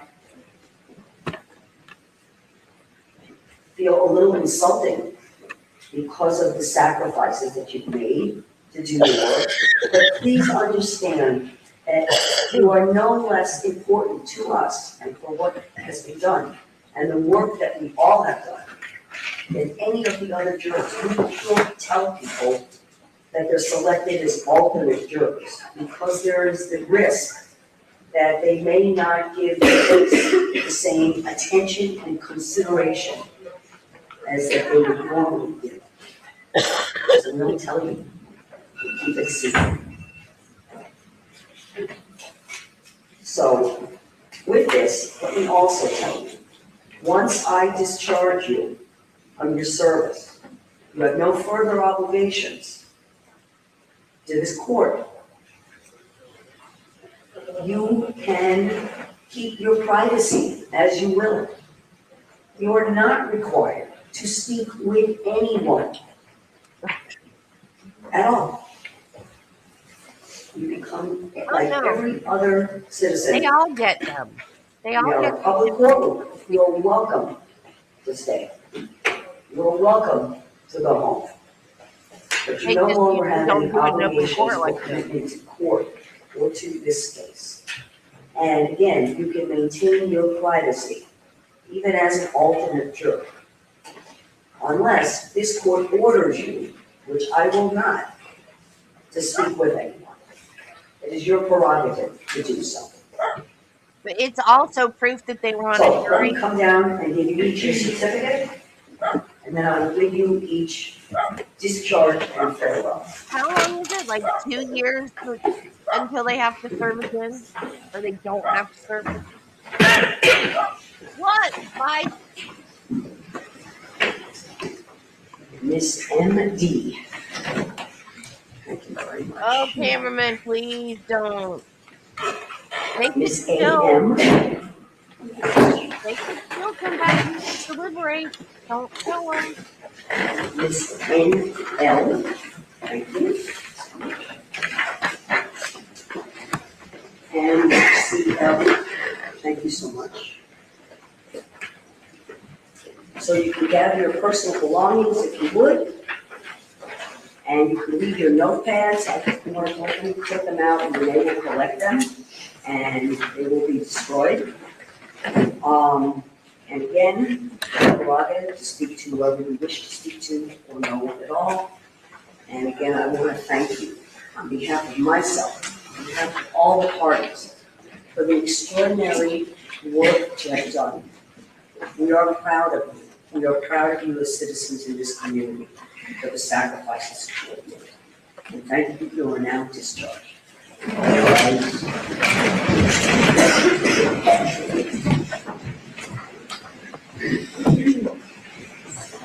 Stay still, please.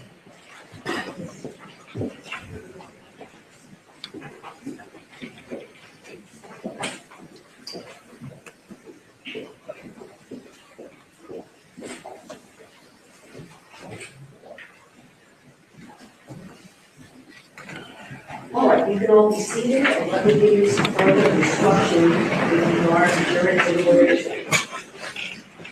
This courtroom is clear and locked. No one is permitted in this courtroom other than, if necessary, court staff, but certainly just the court specialists, my God.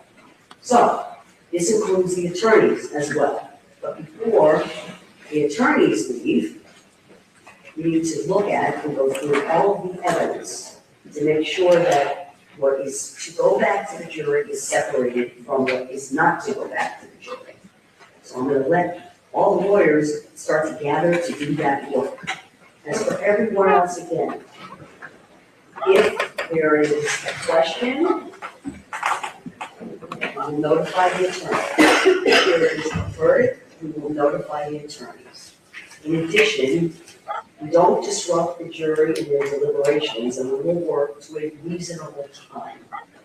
We're not going to work until wee hours of the night. Just to let you all know that. It's not my intention to do that. The jurors don't know, we don't tell them. So we're just going to let them work. And again, everyone, the courtroom is cleared completely. We don't allow anyone in the courtroom during the deliberations. Renee may wind up locking the door even, so you should take your personal items and belongings with you. And I think we'll probably work until somewhere close to 8 o'clock and see where we are at that point. If the jury has not reached a verdict at that point, I'll explain the process to you all now. We will reconvene. I will instruct the jury that they're going home, they're not sequestered, and they return the next day. We don't meet. They are brought right into the jury room to continue with the deliberations. The parties do not gather at all. So this courtroom will remain locked. If you do have to come back tomorrow, it will remain locked, will not be open for anyone other than Renee and the jurors to continue in their work. Okay, so just to give you a preview, and we don't know, but that's kind of our plan for today. Thank you very much, ladies and gentlemen.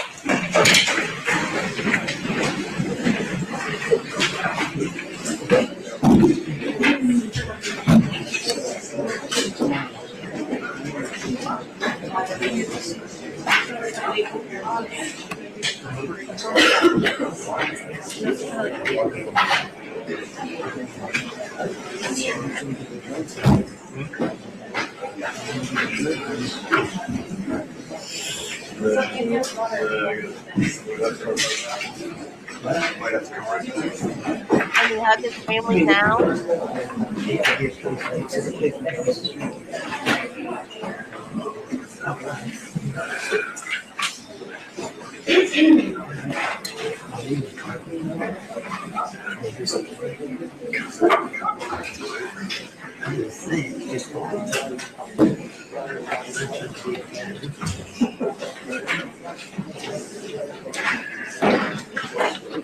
All right, let's just convene outside.